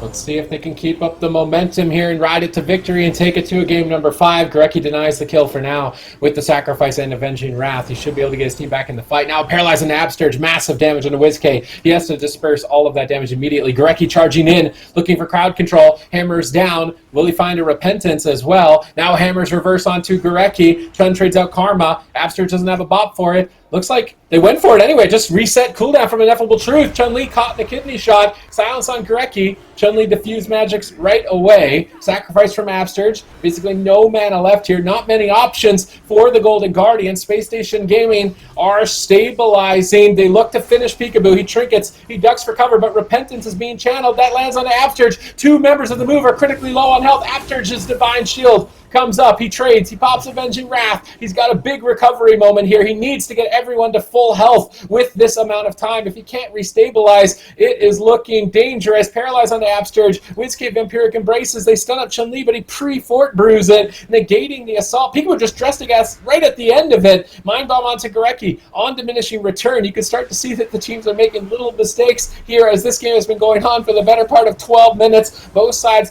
playing it out to the absolute bitter end. Can they hold on? Void Shift is coming up in 15 seconds. It's coming up in 15 seconds. Can WizK make it to that point? Peekaboo gets launched off the side into a lightning lasso and gets blown out of orbit, potentially pulled right back in by WizK. Gorecki now silenced into the stun. He's immediately going to have to Divine Shield. Now Absterge's locked down. This has just been back and forth nonstop for the better part of a minute straight.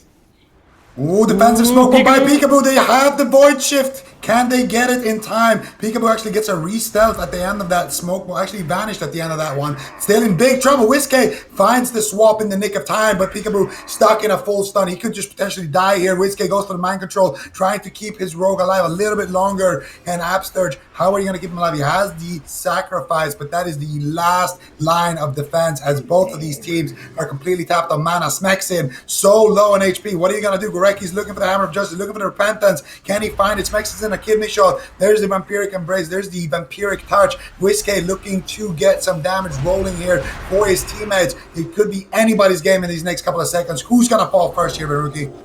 Oh, that really is the question. Peekaboo with no defensive options left whatsoever. He's still on the run, but Chun-Li is all over him, trading out the touch of karma. The full kidney shot does land. Peekaboo hanging on by a razor's edge, and it looks like he will ultimately fall. Absurge and Peekaboo go down at 52% dampening.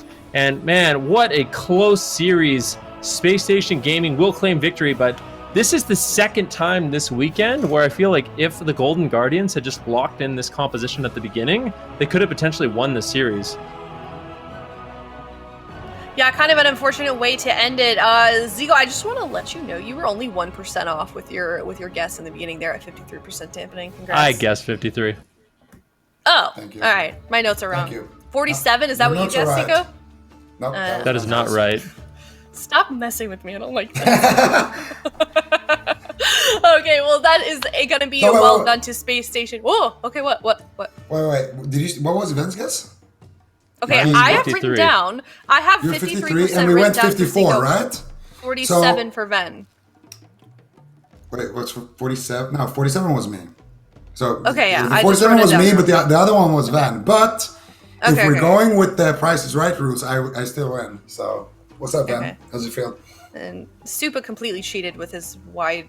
Yeah, landed in between 40 and 65. I was right. What do you mean? God. All right. Well, we can see the match results here for this last matchup. Any takeaways here? Supa T is on this screen. Chun-Li pumps. Look at that 18 million. Seriously, though. Like, He had all 3 killing blows, too. Like, it's kind of funny. he was like, I don't know. Chun-Li wanted that one, so Space Station Gaming, first time we see them in the round robin. They didn't play yesterday, so they get to start things off pretty nice, I would say. 3-1 against the Golden Guardians. Yeah, definitely should be proud of themselves. Chun-Li once again proving why people call him the best windwalker in the AWC, but well fought as well by Golden Guardians. They really held on super strong in the end there, Zico, but it just wasn't quite enough up against Space Station Gaming. Nope, definitely. I gotta just agree with Vanny here. Golden Guardians, if they stuck to the Rogue Shadow Priest Pally, I feel like they had a really good shot at winning the series. But that's the thing, right? In the AWC, first game is a blind pick, and you kind of go based on your experience, right? They were probably scared of going into Thug, so they wanted to surprise them with the Rogue Mage. But surprise, Space Station Gaming was ready. It would be a good comp for them to have up their sleeve, though, on the side of Golden Guardians, if we did see WizK once again on that mage. Do you think this is something that they're going to continue to practice and we may see from them in future cups, Sven? Absolutely. I feel like it's a really, really strong composition. They just need a little bit more practice on it. It's just like, I do kind of feel bad for them, for the Golden Guardians, because on the one hand, we're always critiquing, man, they need to get off the Rogue Shadow Priest, they need to play other compositions. And then when they play other compositions, we're like, man, they should have just stuck with the Rogue Shadow Priest. So it's like, they can't win either way. But I really do feel like if they had just played the Paladin Rogue Shadow Priest in both their series, they could have been up 2-0 in this round robin so far. Yeah, and just as a reminder for those of you watching from home, once again, this is a round robin format. There is no bracket for this tournament. That just means the Space Station Gaming now has one more point for this AWC BFA circuit. But with that said, now we're going to move on to our next series of the day. That's going to be another North American team versus team series. That's going to be Mystery Org or Sea-Doo's team versus Turtle. What do we think about that next series coming up here, Super Tees? Well, Turtle are going to play jungle. Mystery Org, I feel like we're never gonna see Windwalker DK again after watching the Bergen boys. I feel like Windwalker DK is like extinct. So that was like a main comp for Mystery Org. That's what I would have thought they would play in this matchup. So what else did they play? I mean, they could do Mage Lock, right? Mez has practiced Warlock. They have Sam Mage. If they really wanted to, and Cloud9 outright stomp Turtle, they could Mage Lock them if they wanted to. Can you imagine Billy's face if they I want them to do it. I think they should do it. Poor Billy. Gosh. Okay, well, we'll find out shortly enough what we'll see coming out of Mystery Org versus Turtle. So we'll go to a quick break, and when we come back, we'll see that series up next.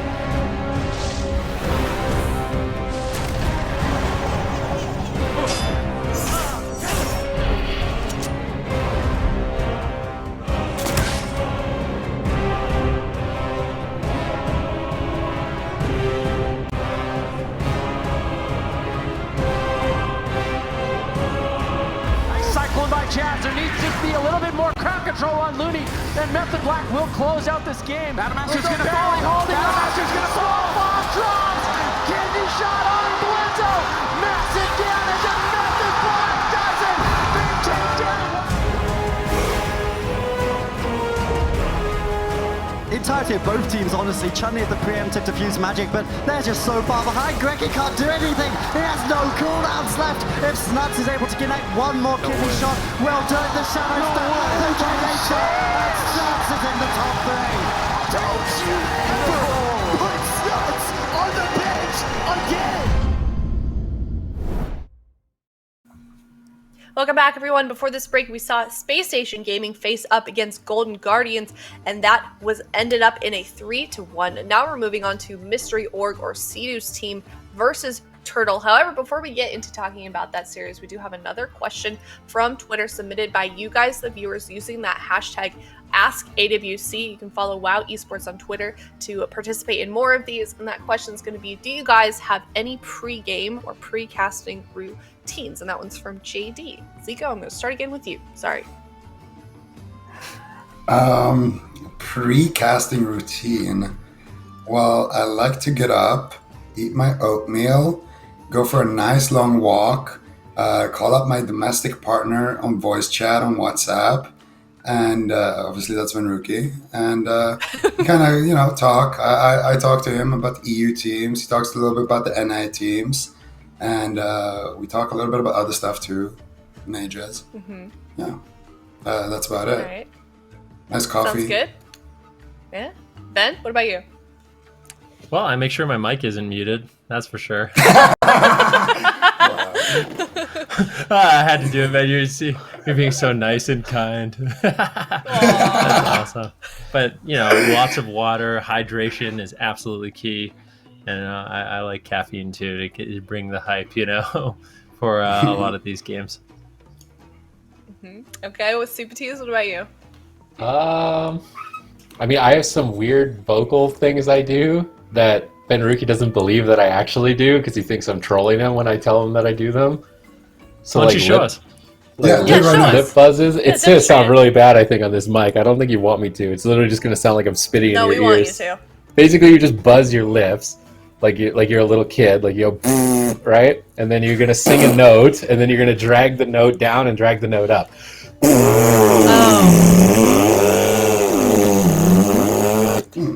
That stretches Sounds like your when I'm getting vocal my haircut. I don't want to. Wait, why does that sound like what you're getting a haircut? I don't know. It sounds like the Clippers. Yeah, it sounds like the gardener when he Other does than my hair. that, I listen to really high energy music, or I'll actually just YouTube top 10 esports moments, and then just play that and listen to it. So you listen that's to about yourself casting other games? Because those are probably you, right? If I don't top 10 esports moments. It's usually, I feel like it's mostly. I think we have time to sit here and Google. I think it's a lot of different games. Okay. All mixed right. together. Okay, Usually. I'll take your word on that one. Thank you to JD for submitting that question. I do want to call out Zico though, because he's lying a little bit. This dude is 2 out of 2 days now. He's been singing some kind of song every morning before we started the show. I came into the call once and he was singing by himself. No one else was there yet, and I caught him mid-song. But yeah, thank you guys for submitting those questions. Once again, if you guys want to submit more questions to us that we can ask you, that I can ask the casters on broadcast, once again, that's hashtag AskAWC, or you can follow WoW Esports on Twitter for more fun activities that we're going to be throwing into the broadcast that you guys as viewers can participate in. But enough of the wait here. We are going to talk about this next series that we have, Mystery Org versus Turtle. What can we expect? We talked about it a little bit before the break, but then I want to hear what you want to see from these two teams here in this next series. Well, I feel like we, from Turtle, are 100% going to see jungle. Not 99% chance we're going to see jungle, and maybe they'll throw something crazy out there. But I feel like for the side of Mystery Team, maybe Demon Hunter, DK. I think they're going to go with a cleave. I don't think they're going to bring in a mage. So I think, Mez W not going to be tagged in for this one, but I'd say Death Knight Demon Hunter or Windwalker Death Knight would be my guess. We do have a player card on the side of Mystery Org here. Everyone's favorite Sea-Doo here. We can take a look at his stats. Oh, I was lied to. Never mind. We're going to start the game. Oh, there it is. That's going to be Sea-Doo. He's a 75% win rate on his Holy Interrupt Paladin. rate NA.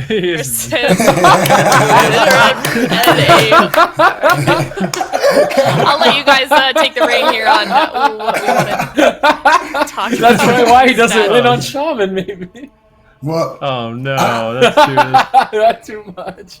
that's brutal. I just want to say another Shaman negative win ratio right here. I feel like He's Shaman's really good trying at to make it Paladin, work. though.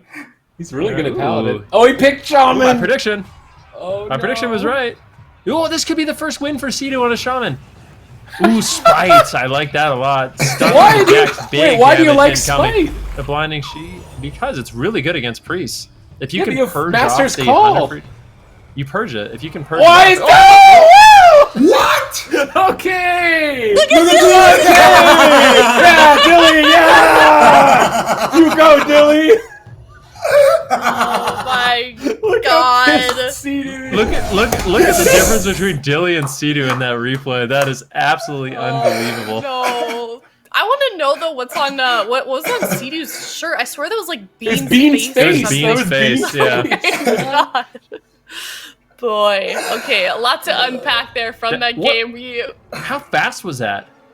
Was that a record? Was that was faster fast. than... Was that faster?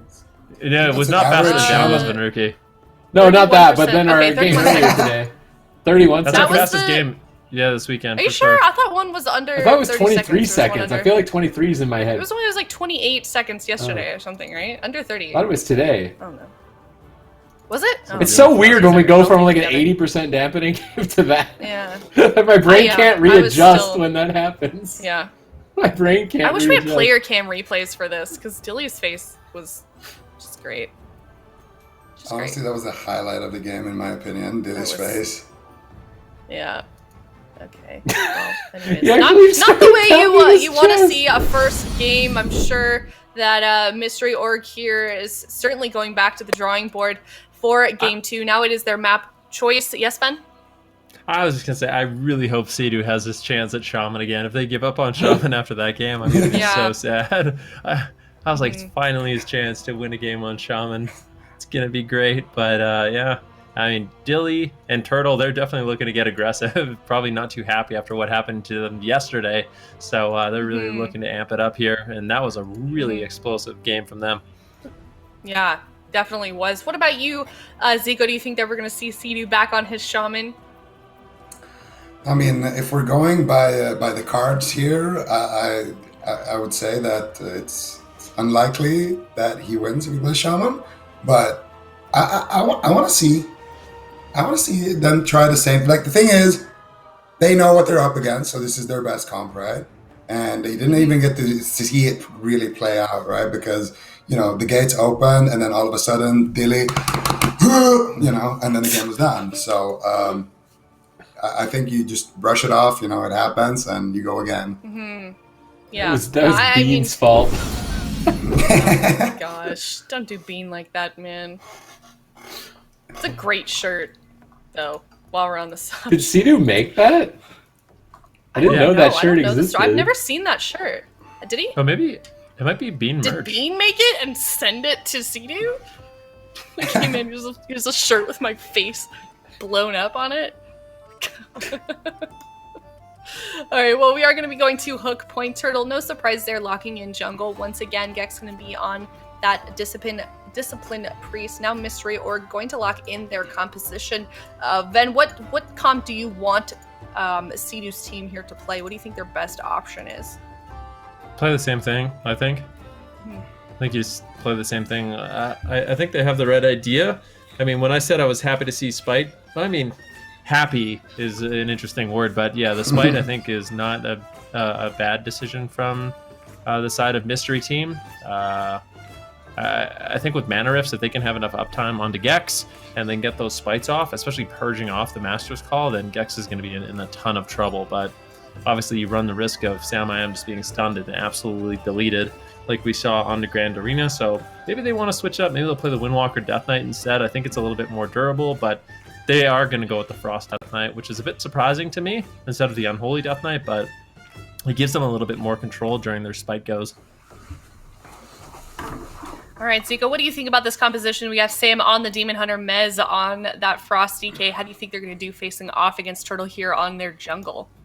Well, they have a lot of self-healing. They have a lot of, durable classes to deal with that burst. I think the biggest weakness is going to be if they can catch Sam, in a stun lock like that and burst him down. That's going to be great for Turtle. But I think if the game drags on a little bit and, we don't see that big punch happen, I think, Gex is going to go out of mana. He's probably going to get trained a decent amount as well. And I think it's going to be rough for Turtle at that point to actually win the game if they can't get those clean setups like that.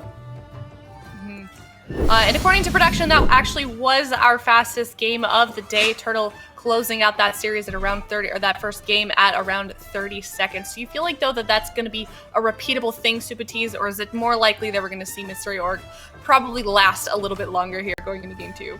I mean, jungle into a Demon Hunter, I feel like jungle and Rogue Mage are both the scariest comps. You have to have a cooldown pretty much every stun lock, so you have to like pre-Earthen Wall Totem or pre-Blur, and then if you don't and nobody responds, like you just disappear from the game. So that's what happened in game 1. In game 2, I'd like to see more preemptive moves defensively. Maybe they just got a little bit ahead of themselves with the Spite. They were like, let's go Spite. They were worried more about offense than defense.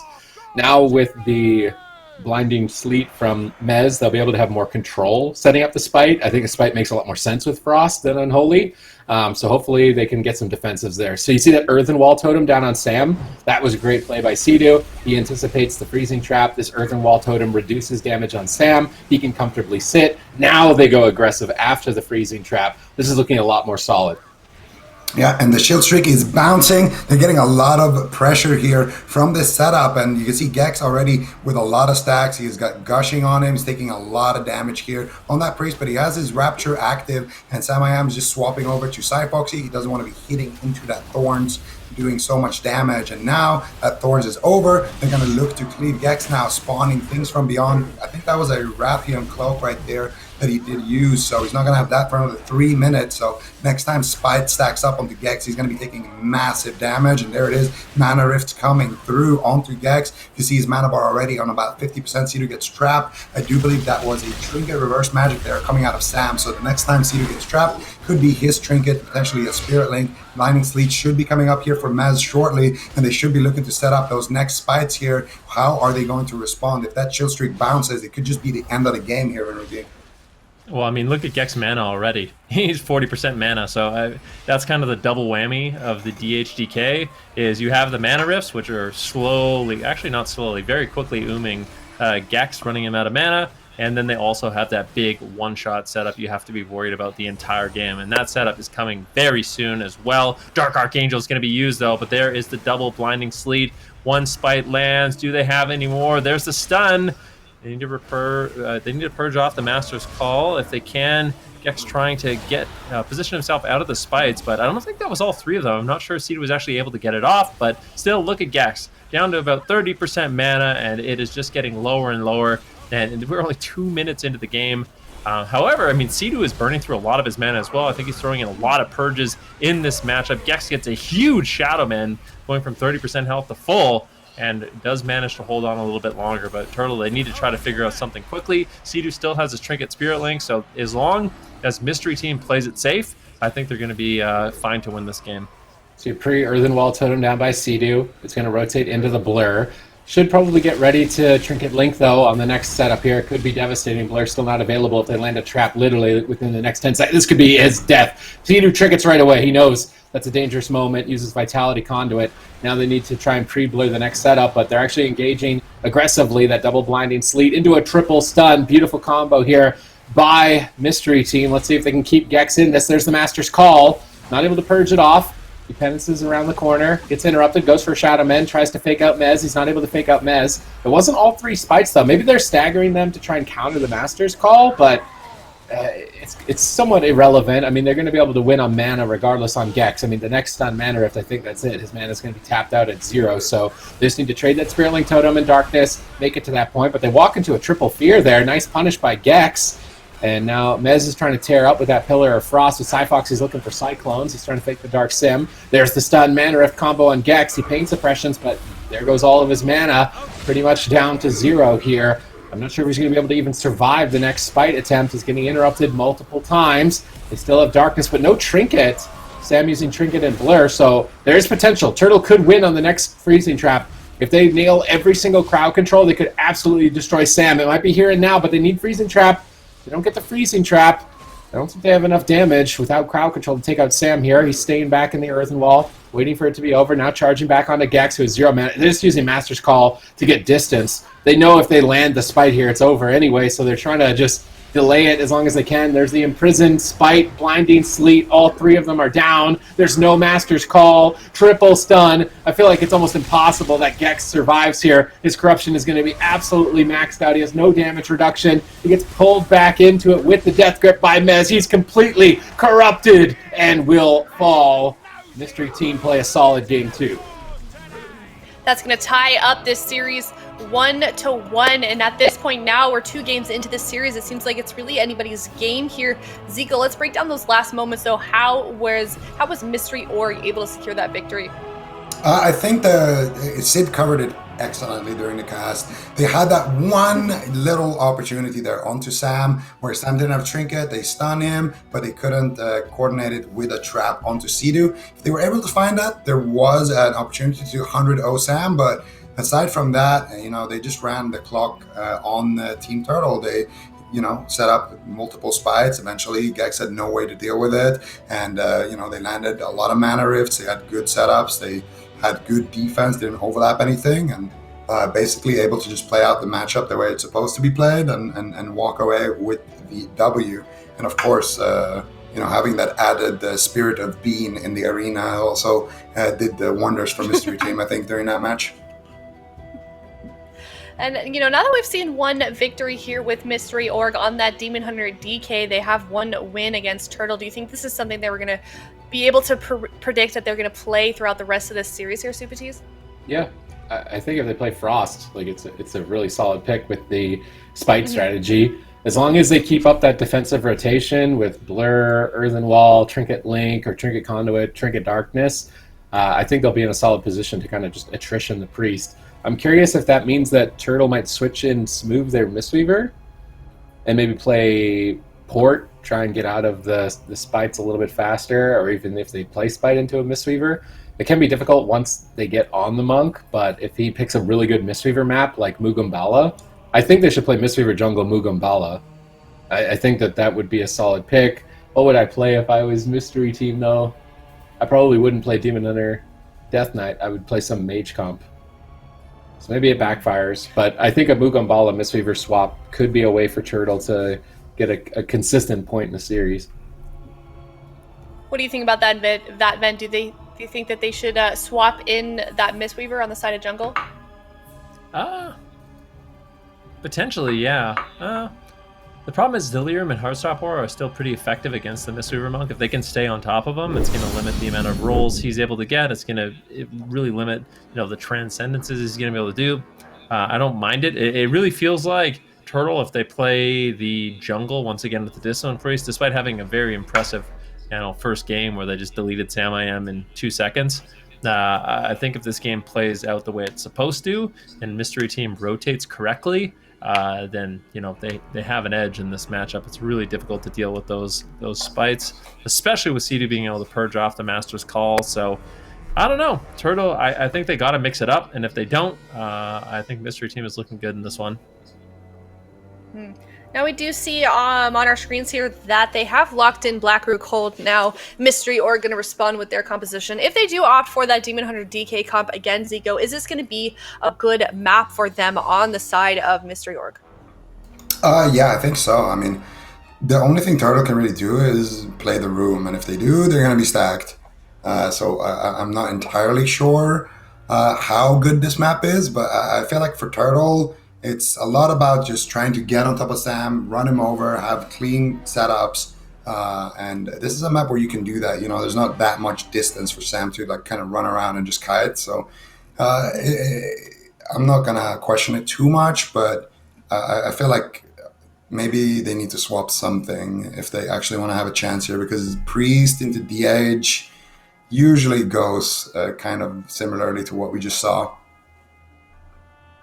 Okay, Turtle looking to swap or to pick their composition shortly here. We can now see what Mystery Org picks, opting once again for that Restoration Shaman, Demon Hunter, Frost, DK.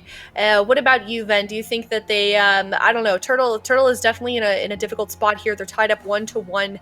They don't want to lose this series. They don't want to have a point against them in this round robin format for the BFA AWC circuit. So I don't know. What are their options here, really? Like, they just, in terms of competitions, they just don't have that much. They have two options: Gex on Discipline Priest or Smooth on the Mistweaver Monk. I think this is literally their only option. So, exactly. I mean, yeah, it's a rough spot to be in. They are going to go with the Discipline Priest once again. It seems like all the jungle teams, all the ones we've seen in Europe, as well as all the ones we've seen in North America, they're just going with the Discipline Priest jungle.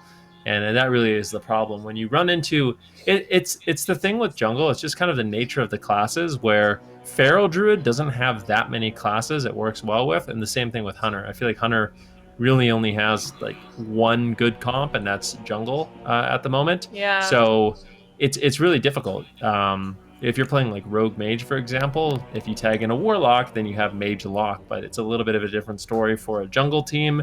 There's no clear fourth that really fits well and gives you a bunch of different comp options. So if you run into a counter, what ends up happening is the jungle teams just get completely, overrun, or they have to overcome a huge obstacle, which is really difficult to do. What was the class yesterday? Somebody was suggesting Dilly swapped to, was it Shadow Priest against Cloud9? Yeah, I think that was my Sid's call. It's Cloud9, like into jungle, like just any, like just I don't know. I was as desperate as they should have been in terms of trying to find something. So yeah, that would have been it's really a tough place for them to be. I mean, they're playing the two, some of the two hardest teams in this region. They go up first against Cloud9, and now they're here against Mystery Org. Both of these teams are looking so strong this season, and of course, Jungle, we have seen it have great success in the past here with in the AWC season. It's just going to be a difficult matchup for them, but hopefully they can turn it around here against Mystery Org in game number 3. Yep. Right. Gates are open. Let's see. They're going into the room, landing an interrupt onto Gex, and they're setting up for the first blinding sleet. I would assume here Sam gets stunned, so does Sidu. He gets knocked out of the totem. Big damage here. Sam actually going to trinket and immediately respect that with the blur. And now here comes the counter push. There is the shield streak. There's the mana rift. There is the spites here onto Gex, taking a decent amount of stacks here. Let's see if any things from beyond spawn inside there. I'm not sure. Right now, Gex deflecting with the Rapture, and he's only taking 1 mana rift, so not the worst situation here. If you are Turtle, you already force out Stam's Trinket, and Gex is looking healthy, so this is actually a really good opener. Let's see if they can keep it up here. There's no question about it, and right now, Sam, I Am, and Mez are going to continue this push. Sam feeling a little bit scared, though. It feels like if he lands a stun, he lands the mana rift. He doesn't want to over-commit. I mean, they're going to slowly but surely win. They just have to make sure Sam I Am does end up surviving. He still doesn't have that blur for another 10 seconds, but there it is, the stun into the mana rift. Then Discipline Priests are really good at living. I mean, if they rotate all the defensive cooldowns to the Vitality Conduit, it seems really difficult for them to actually fall down unless they're over-corrupted or unless they completely run out of mana. So luckily for the team, Mystery Team right now, they have both those win conditions available to them, but I think Gex should be able to survive until either a bunch of things from beyond hit him or he's just completely tapped on mana. The two situations a Priest struggles in, Mystery Team have both. Exactly why this is going to be really difficult for Turtle to pull off. Nice double stun. There's no cooldowns active for this, but Mez saves the day with a triple blinding sleet into triple Chaos Nova, triple Gladiator Spite. Sidu jumps into the trap. nice. I'd like to see a reverse magic. There's a reverse magic. You're going to get back on top of Gex here. He's quite overcorrupted, so let's see. Stampeding Roar into a barrier, trying to go for a penance. Very important to kick penance if the strategy is to run the priest out of mana. You actually want him to Shadow Mend, as it's very expensive. So they let the Shadow Mend go through, and then see if they can tap him out on mana. He's already down below half at this point. Dilly is rotting away as well. He trades that Exhilaration to recover. They stun knock Sea-Doo away to look for a swap. They're swapping to Sea-Doo. Interesting strategy here by Turtle, but Sea-Doo deflects it with the Astral Shift. They go for another stun Mana Rift onto Gex, down now at about maybe 35% mana, not in a good position. Vitality Conduit stabilizing him. Looking for Shadow Mends, but the Shadow Mends are going to cost a lot of mana. Trying to get the Purge the Wickets rolling again. Instant kick on the Penance by Mez. Nice play there by Mez. Sea-Doo repositioning, trying to avoid the stun trap. They drop a Guidance Device, but a triple Blinding Sleet into a triple Gladiator Spike, into a triple Chaos Nova. The perfect Wombo combo. I'm not sure if Gex will even live through Pain Suppression at this point. This is going to be a lot of damage. He gets gripped and purged on his freedom, instantly kicked on his heel. He's completely overwhelmed once again. Mystery Team move to match point.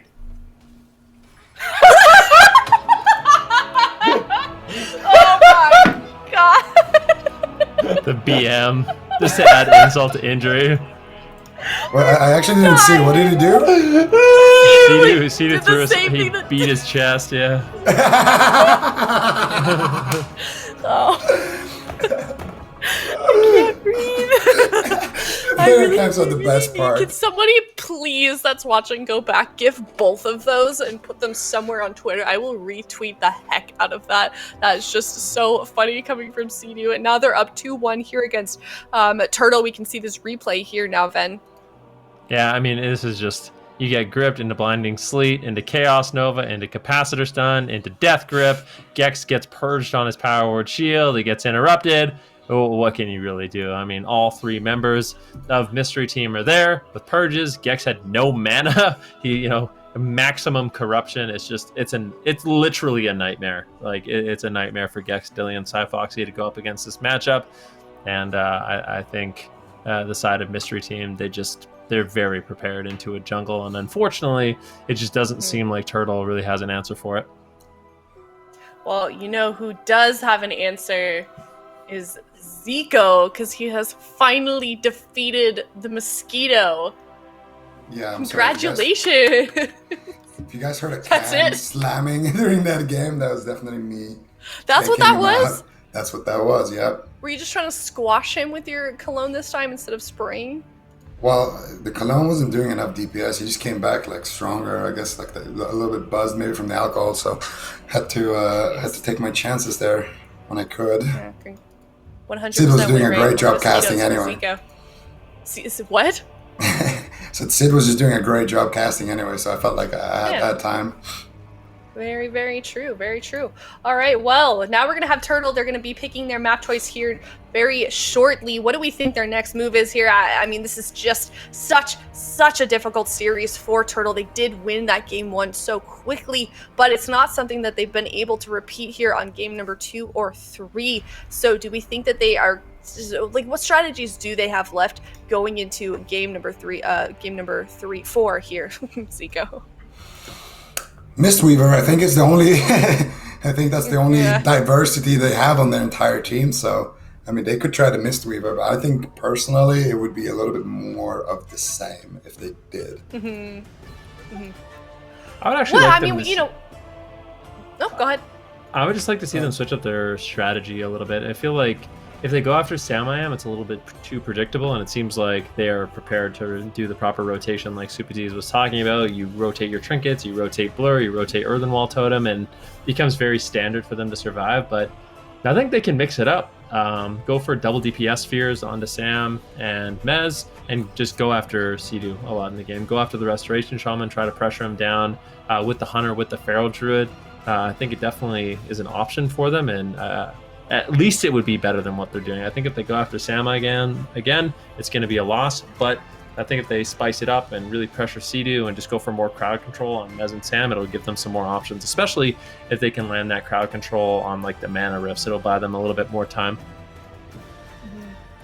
And even if Turtle isn't likely to choose that Mistweaver, I feel like it's something worth discussing. We've seen nLite in the past as well switch between Disc and Mistweaver with the jungle composition. What exactly does it change? How does it change the dynamic of that comp, Supatees, when they do switch the healer? I mean, originally it was because it was a Mistweaver dampened meta. So the only way you were beating a Mistweaver in a dampened fight was with a Mistweaver yourself. I don't think it's just inherently Mistweaver is a good healer for jungle. It was just the meta at the time. It's a little bit less of a Mistweaver damp meta. It seems like Magelock is the only team that's still staying with their Mistweaver. We saw Spacestation Gaming switch over to Paladin more than the Mistweaver. So it really just depends on what you want to do. Like if your main plan is to win on mana, kill later in the game, then you do Mistweaver. If your game is just get crowd control, pump out damage, then you want Priest. And that's like your main two strategy choices for Turtle.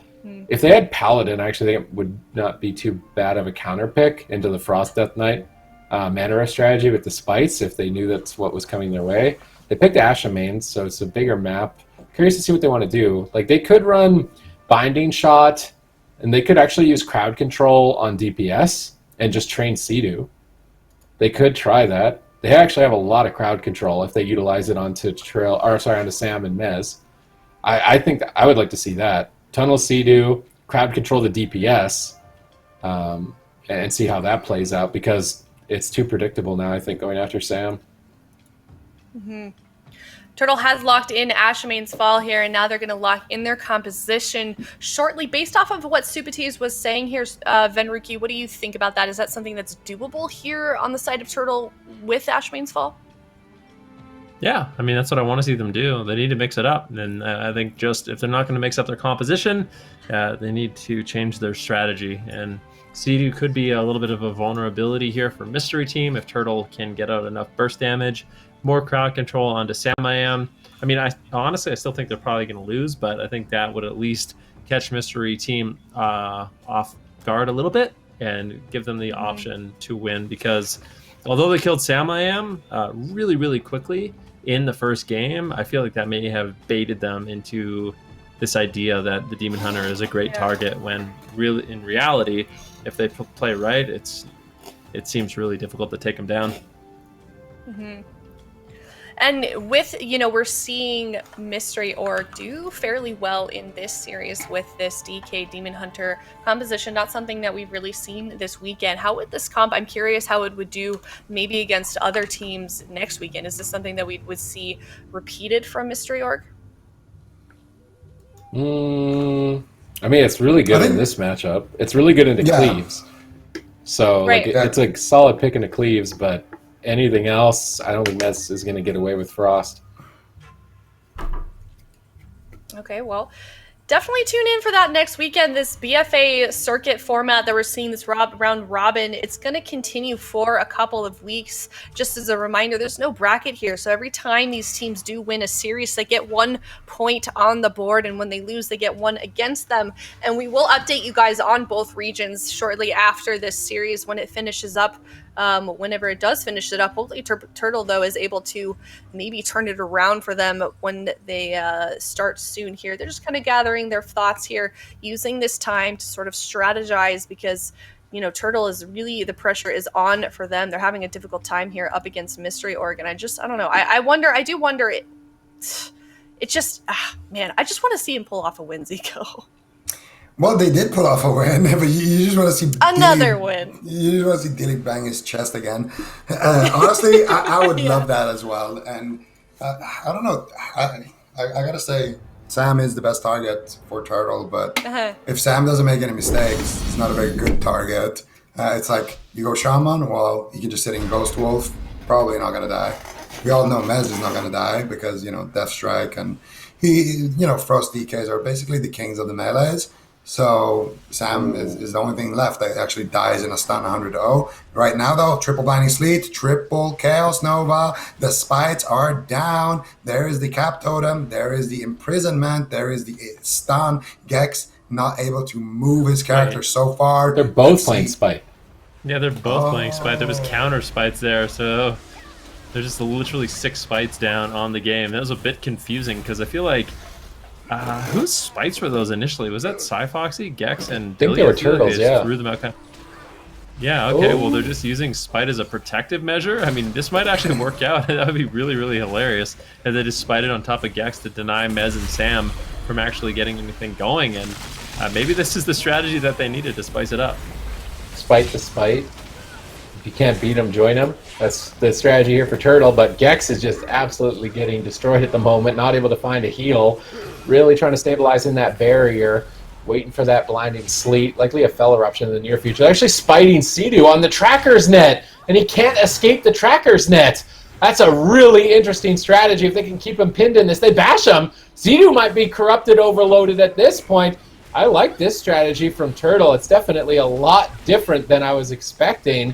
If they can maintain it, though, and stay on target without Gex going down. And right now, Gex is struggling. Big Shadow Men there, the depths of shadows, buffing up that heal. It's a bit of a healer race. Sea-Doo drops that Earth Grab, but he's struggling. He has to Spirit Link Totem, and this is the most potential I think we've seen from Turtle in a game that's a little bit more standard. Yeah, this is a big play here that so far, if they can get one more setup onto Sea-Doo, he's actually dead. If they Tracker's Net into a trap onto Sea-Doo and triple Spite him, he's done. There's not really any real defense for that, except maybe if Sam Trinket reverses or something. Let's see what Sam does here. He does reverse it right there, but they forced out the reverse early. They didn't actually use any Spite, so if they wait a little bit longer and the Tracker's Net, here we go. There it is, triple Spite. Do they have the stun? Do they have a fear? Do they have something? They get another root there. Sam trying to peel the situation. Cyfox is getting there. They root up Sea-Doo into the stun. If anything procs, He stole pain suppression. What? That was insane! Mez stole pain suppression, gave it to Sea-Doo and the darkness, but he just might die anyways. Sea-Doo is so over-corrupted. He is trading out everything he can. The Earthen Wall Totem, the Ascendants, but he is still just dying. Turtle is looking to turn around the Spites onto Sea-Doo. One thing from beyond, but he gets taken down. This could come down to a 2v2. Gex has nothing left. I can't believe it. Turtle, Spites, mystery team, and that honestly, that is kind of funny. But we'll see if Gex is going to be able to hold on anymore. He really has no mana, and Sam, I Am, and Maz are so durable. He's full health. We'll see what they can get done. If they can get another Spite setup, maybe they. The mystery that we needed. Sam, I Am, Maz are going for it, but I don't think Sam can live any longer. Maybe. How is he still alive? Just Demon Hunter things. Demon Hunter things. Mez is gonna 1v3. Wait for it. Wait for it. Mez is gonna 1v3. Wait for it. Just wait for it. I believe in Mez. Come on, Mez. Come on, Mez. At least kill Gex. At least kill Gex. You can do it. Oh, feels bad, man. Oh. Man. My favorite part about the series so far is the player cams. By far. Oh yeah. These live reactions are just great. Normally that's only something you get at a LAN, so super exciting to see. However, congratulations to Turtle. They're able to tie it up 2-2 here against Mystery Org, and now we're on match point for both of these teams here. Mystery Org, now it's their turn to pick a map choice, but let's talk about the, I don't know, there was quite a few moments we could unpack from that last game though, Zico. What really, where did it start to turn around there? Well, they just Tracker's Net Sea-Doo, triple Spited him, and all of a sudden they found themselves forcing out every CD in the game, did it again, and found themselves winning the game pretty much. Even with Mez doing one of the most insane dark sims I've seen to get that pain suppression and give it to Sea-Doo during the go. Sea-Doo still just died there at the end. Those things from beyond just chasing him down, and I think Sea-Doo at the end there actually tried to Earth Grab root. Did he try to Earth Grab root the thing from beyond there before it hit him? And also maybe, another question: did the thing from beyond move faster because he was in Ghost Wolf when it spawned? Because the thing from beyond was a goat, like there was a dog, you know? It was like a spirit dog. Was it actually? Yeah, no, it was 100%. I don't know. I wonder if it moves faster. Maybe. Yeah. I feel like it doesn't. If a rogue has sprint and he gets a thing from beyond, does it sprint at them? I don't know. I think it does copy your appearance, not your movement effect. Well, you play Arcane Mage. Have you ever had chrono shifted images run at you if you're overcorrupted? I've never been overcorrupted. No, I think the thing from beyond copies the way you look. So if he's in Ghost Wolf, he looks like a Ghost Wolf. So his thing from beyond is a Ghost Wolf. Well, the more corruption you have, the faster it runs, though. So maybe you just had high corruption stacks and just looked like it was zooming at him. That's crazy. I don't. None of us anticipated that, right? The spike trinkets run from them. Nope. At the beginning, they. What if hunters are viable now? If that's the strat, trackers, net, trap, spite. That's the new spite strat. I'm trying to think. I mean, the only thing. I bet Sea-Doo really wishes he could be a gnome shaman right now to get out of that tracker's net. He'd probably be super happy. But it's an interesting pick because now, what do? I feel like you have to have the shaman on your team because you need purge. If you can't purge off the Master's Call, then the spite strategy is not going to work. But shaman is also spites. Really vulnerable. It's really good. What's he go?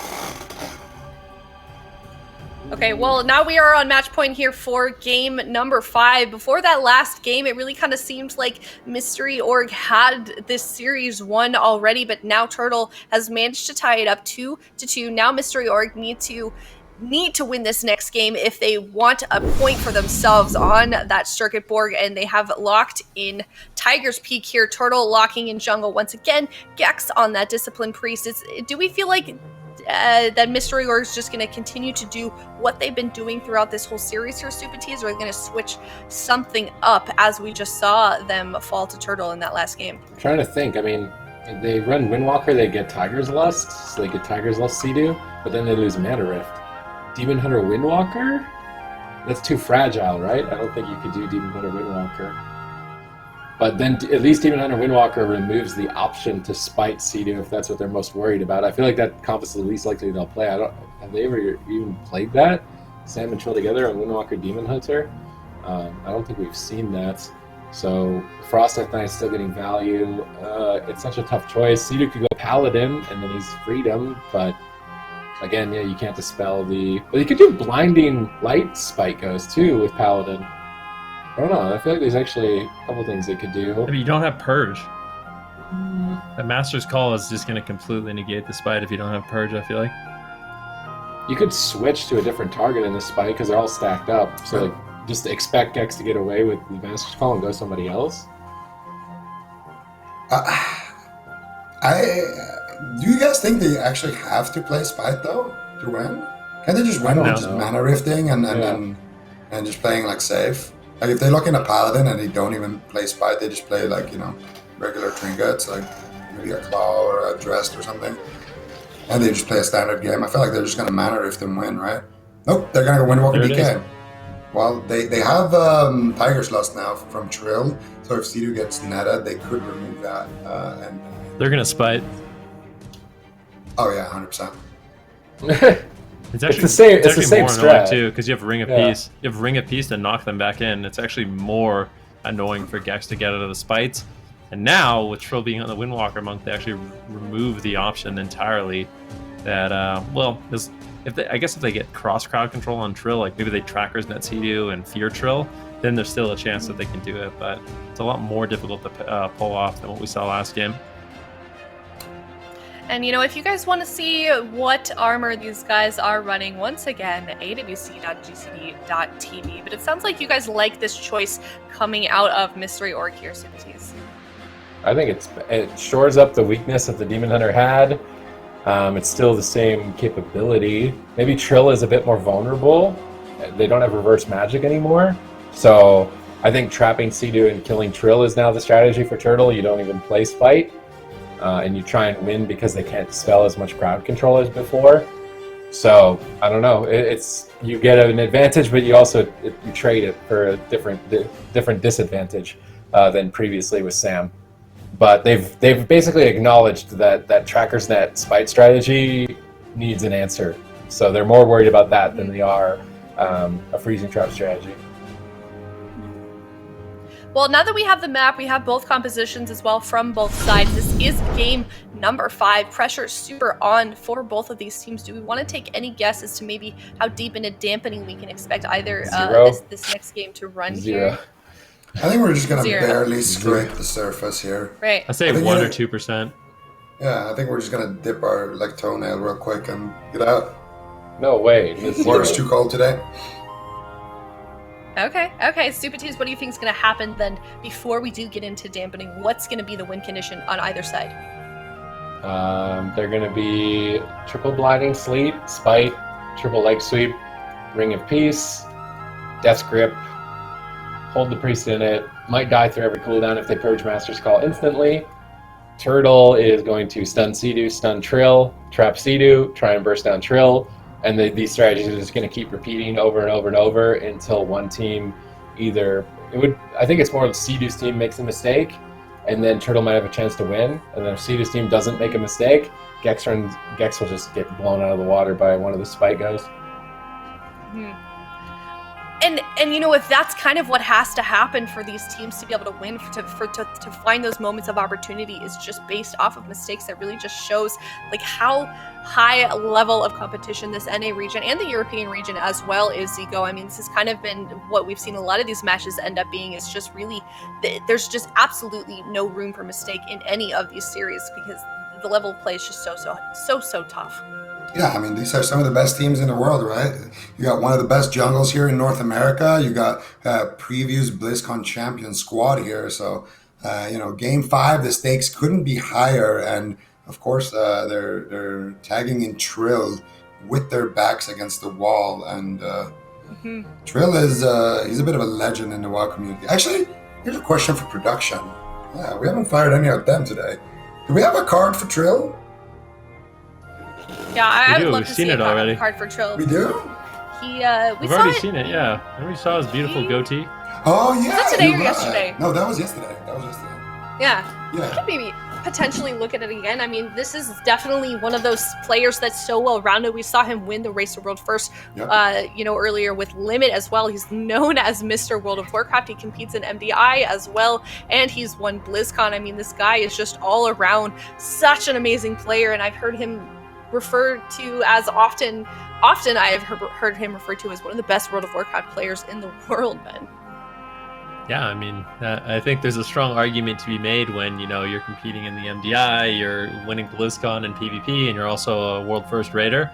Yeah, I'd like to see the argument against that, to be completely honest with you. Definitely a really solid player. Welcome in. He's also, Classic WoW has come out. I think he got rank 14 and Scarab Lord in that as well. So What? My God. He's super committed. I'm like worried about him now. Like, what? What? That's gotta be so difficult to be like that well-rounded of a player too. It just takes such different skill sets to play at that level. What do you mean? That's 16 hours straight a day. Oh my gosh. Of AB yeah, or War Song or whatever. And killing bugs. Really, I mean, during the Race World first, he's one of the first players in, one of the last players out. That guy is definitely dedicated to his craft as a World of Warcraft player, and it just, the skill set and discipline, like you were saying, Supatis, to play at that level of play in such different disciplines within World of Warcraft, PvP, arena, MDI, raiding. He's just an incredible player all around. It's such a good asset to Mystery Org. But really, all of these players here in this series, of course, are just the best, some of the best in the AWC that we're seeing. But I think the wait is over finally. These teams are obviously taking their time here. Really, really serious, intense game here for this last game in this series. It is Mystery Org versus Turtle. Here we go. Freezing Trap on Sea-Doo already. Trill the target, but Blinding Sleet is down. They're actually going after DPS. They mind control Mez during the burst attempt. Ring of Peace from Trill interrupts the mind control. It also disrupts the life grip.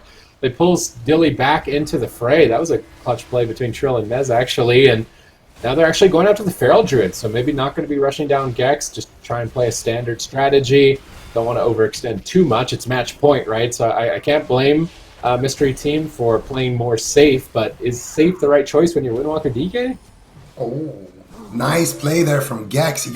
He fears them on the grip right there, and then he knocks them right after. So Gex buying himself a couple of valuable seconds here. Fake casts one of the interrupts, gets around the corner here, trying to line of sight Sea-Doo going for a hex here. He gets it onto Dilly. Dilly gets dispelled immediately by Cyfoxy, and now it looks like they're going after Cyfoxy a little bit. Gex still a potential target here. Maz is making his way there. Trill and Sea-Doo just playing it safe so far. They haven't used any real big cooldowns other than that Fort Brew. But the next time Cedar gets trapped, if Trill is already, you know, 80 or 70% HP, they could definitely force out, you know, Touch of Karma, maybe even go through it. So a lot of burst available for the jungle. Dilly looking for the trap. He finds it. Let's see what they can get done here. Blinding Sleep coming out. Mez trying to do a counter go. Mez actually being the target here, going to activate his Bichimba's bandages, I do believe that was, or if he stole a shield. I'm not sure what that shield was, but I think it was a trinket. I'm going to look at that later. Gex gets Master's Call, runs away, going for a couple of Shadowmans, gets interrupted one time,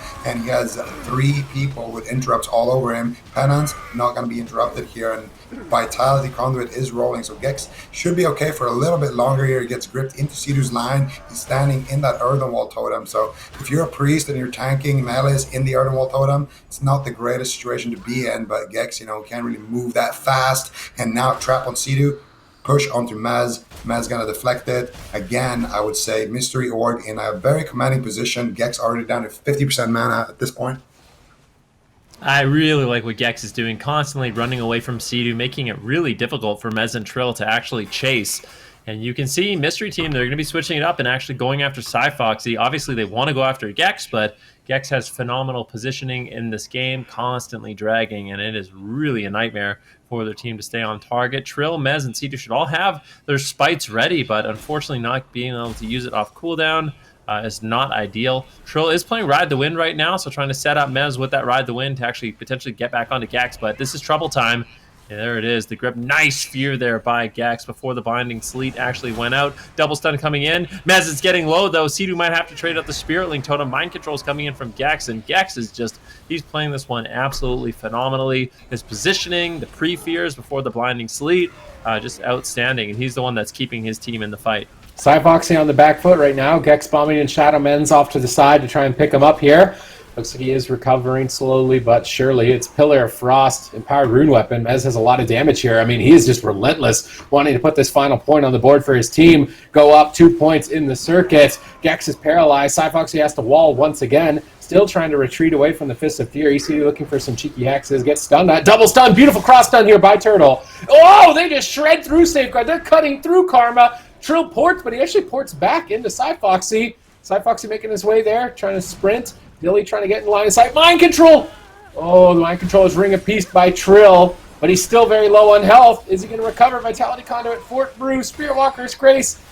Every cooldown but the Spirit Link Totem. Cedu holds on to that for a later time. Likely the next crowd control chain, I would think. And Gex still has a decent amount of mana to keep this fight going. It's still anyone's match here on Game 5.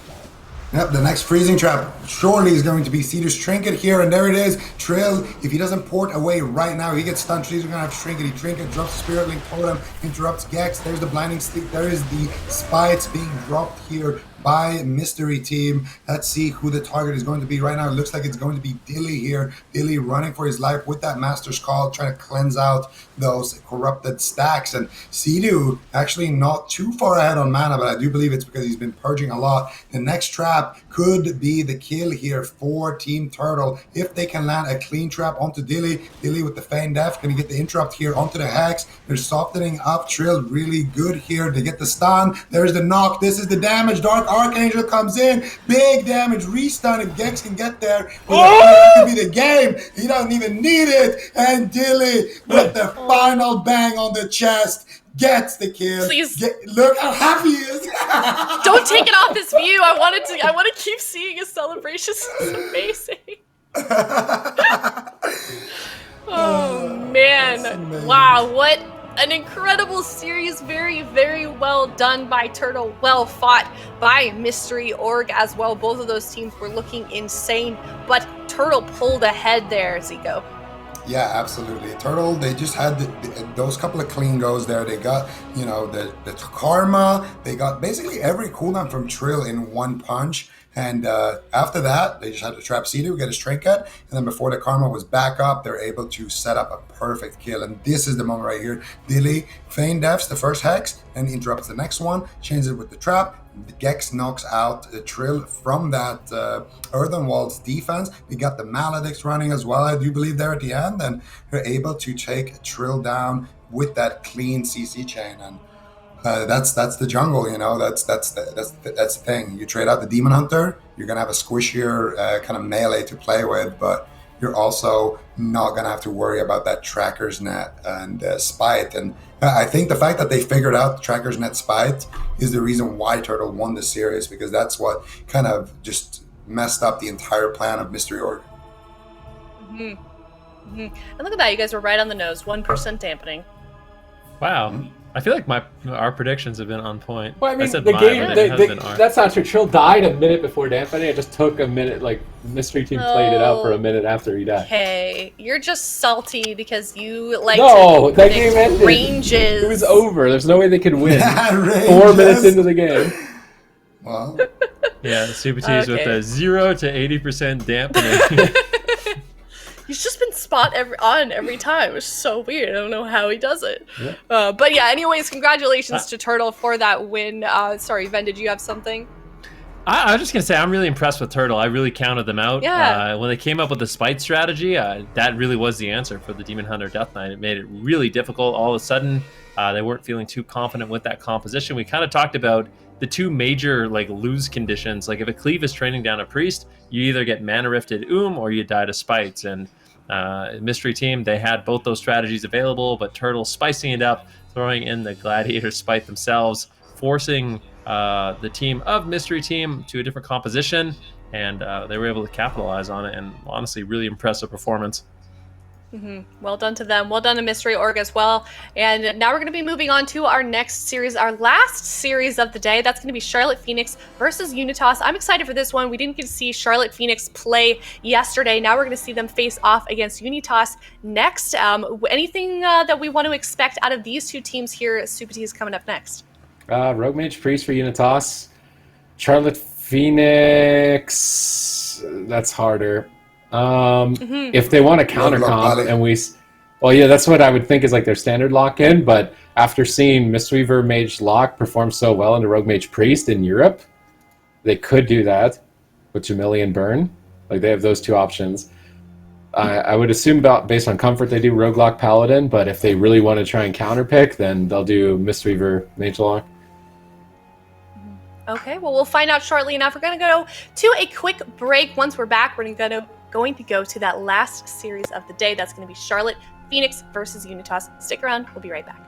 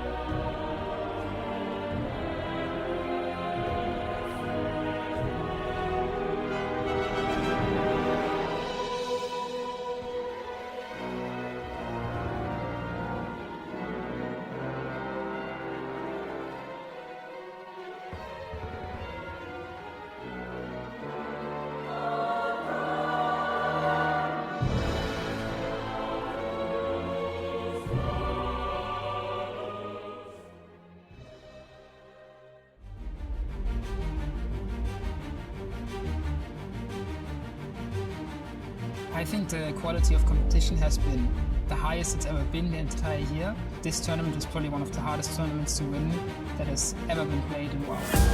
We know that those players are the best at their respective classes, and it's always a challenge to face them. His Avenging Crusader just becomes available, but they dismantle it. They completely dismantle in game 2. Chance falls and the Gosu crew are 1 game away. Blizzo 10% health. What is going on? They actually hit it. Mid-range. Temporal shield. Nothing. Wildcard gaming. Blizzo is undoubtedly the best warrior in World of Warcraft. Blizzo is an unstoppable force. Literally nothing can stop his roots. Nothing. That's just gonna fall. Bomb drop. Kidney shot on Blizzo. Massive damage. The big takedown. Wildcard gaming in Arctic 2019. BlizzCon champions. Sam sets up for the kill. 1-star surge, 2-star surge, and let's go. Now another counter spell comes in though. That's a beautiful counter spell. Is there an execute? There is. And Wildcard Gaming upset the stock and go 1-up, 1 game away from the grand final. Watson Raikou, they just need a little bit more damage. He saps it, but Looney just can't make it there. Is he gonna stay alive? No! Black tie it up. Greggy can't do anything. He has no cooldowns left. If Snuts is able to connect one more kidney shot, well done. The shadow. No way. The kidney shot. And Snuts is in the top 3. Don't you ever put Snuts on the bench again!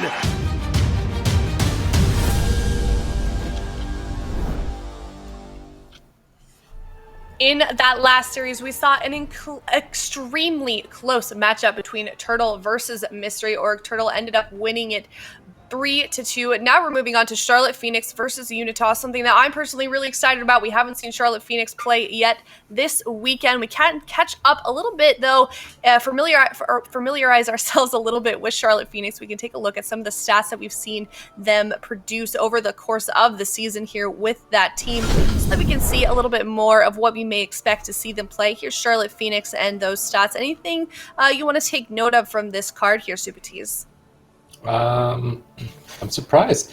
They played Rogue Mage Paladin a lot more than I thought. I felt like they played Rogue Mage Locke the most, but the numbers don't lie. So Byrne and Nick and Korlik have a lot of synergy together. And then Jamili, I feel like he's even said like he feels like he's the 4th on the team. So I would like to see the Rogue Lock Paladin, I think, for game 1 here. Into Rogue Mage Priest is going to be really hard. I feel like it's not. I feel like Rogue Lock Paladin is still a good pick into Rogue Mage Priest. So that's the matchup I'm anticipating. Okay, and we'll find out shortly enough while these teams get ready here into the queue, Ven.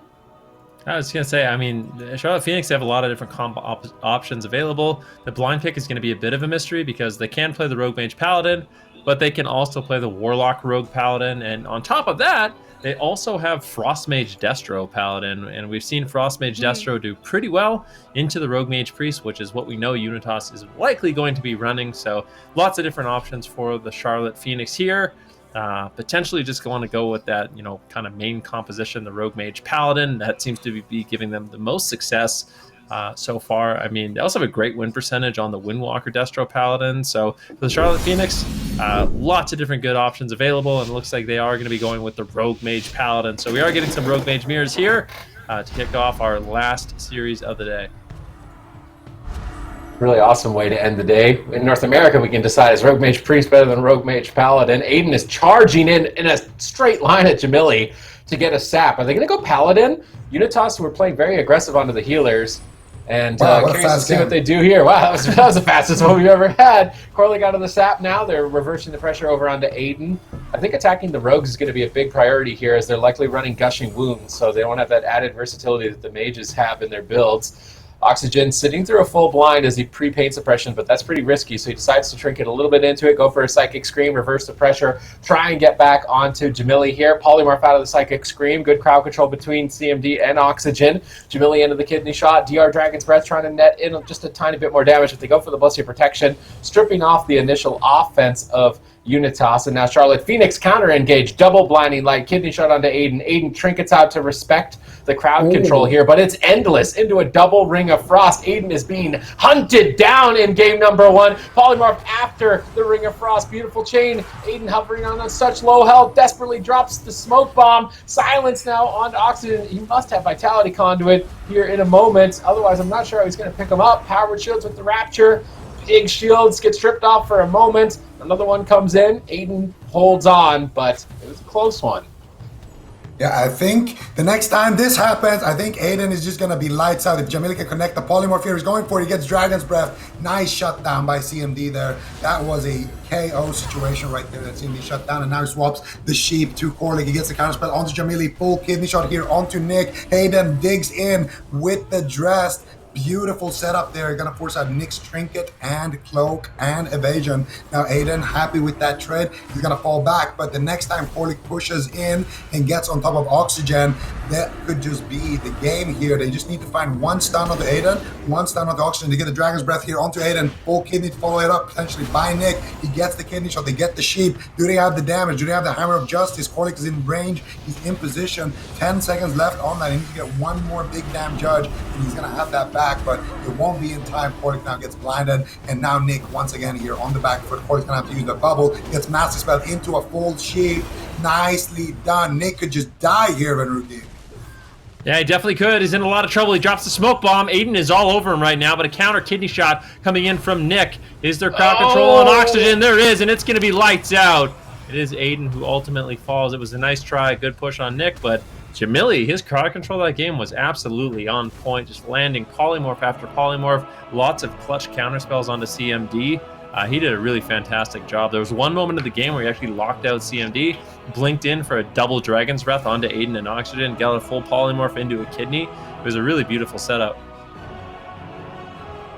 Yeah, well done to Charlotte Phoenix on that first game there. Good way to start out the series here against Unitas. Unitas just going down in the end there. Is there anything that they want to do, maybe if they're going to be looking to go into game number 2 here? Like, what really went wrong? What was the big factor there in losing their Supertees? I feel like maybe going on the mage too long. I feel like the Rogue Mage Priest, Rogue Mage Paladin isn't about killing the mage. I feel like the mages are way too durable.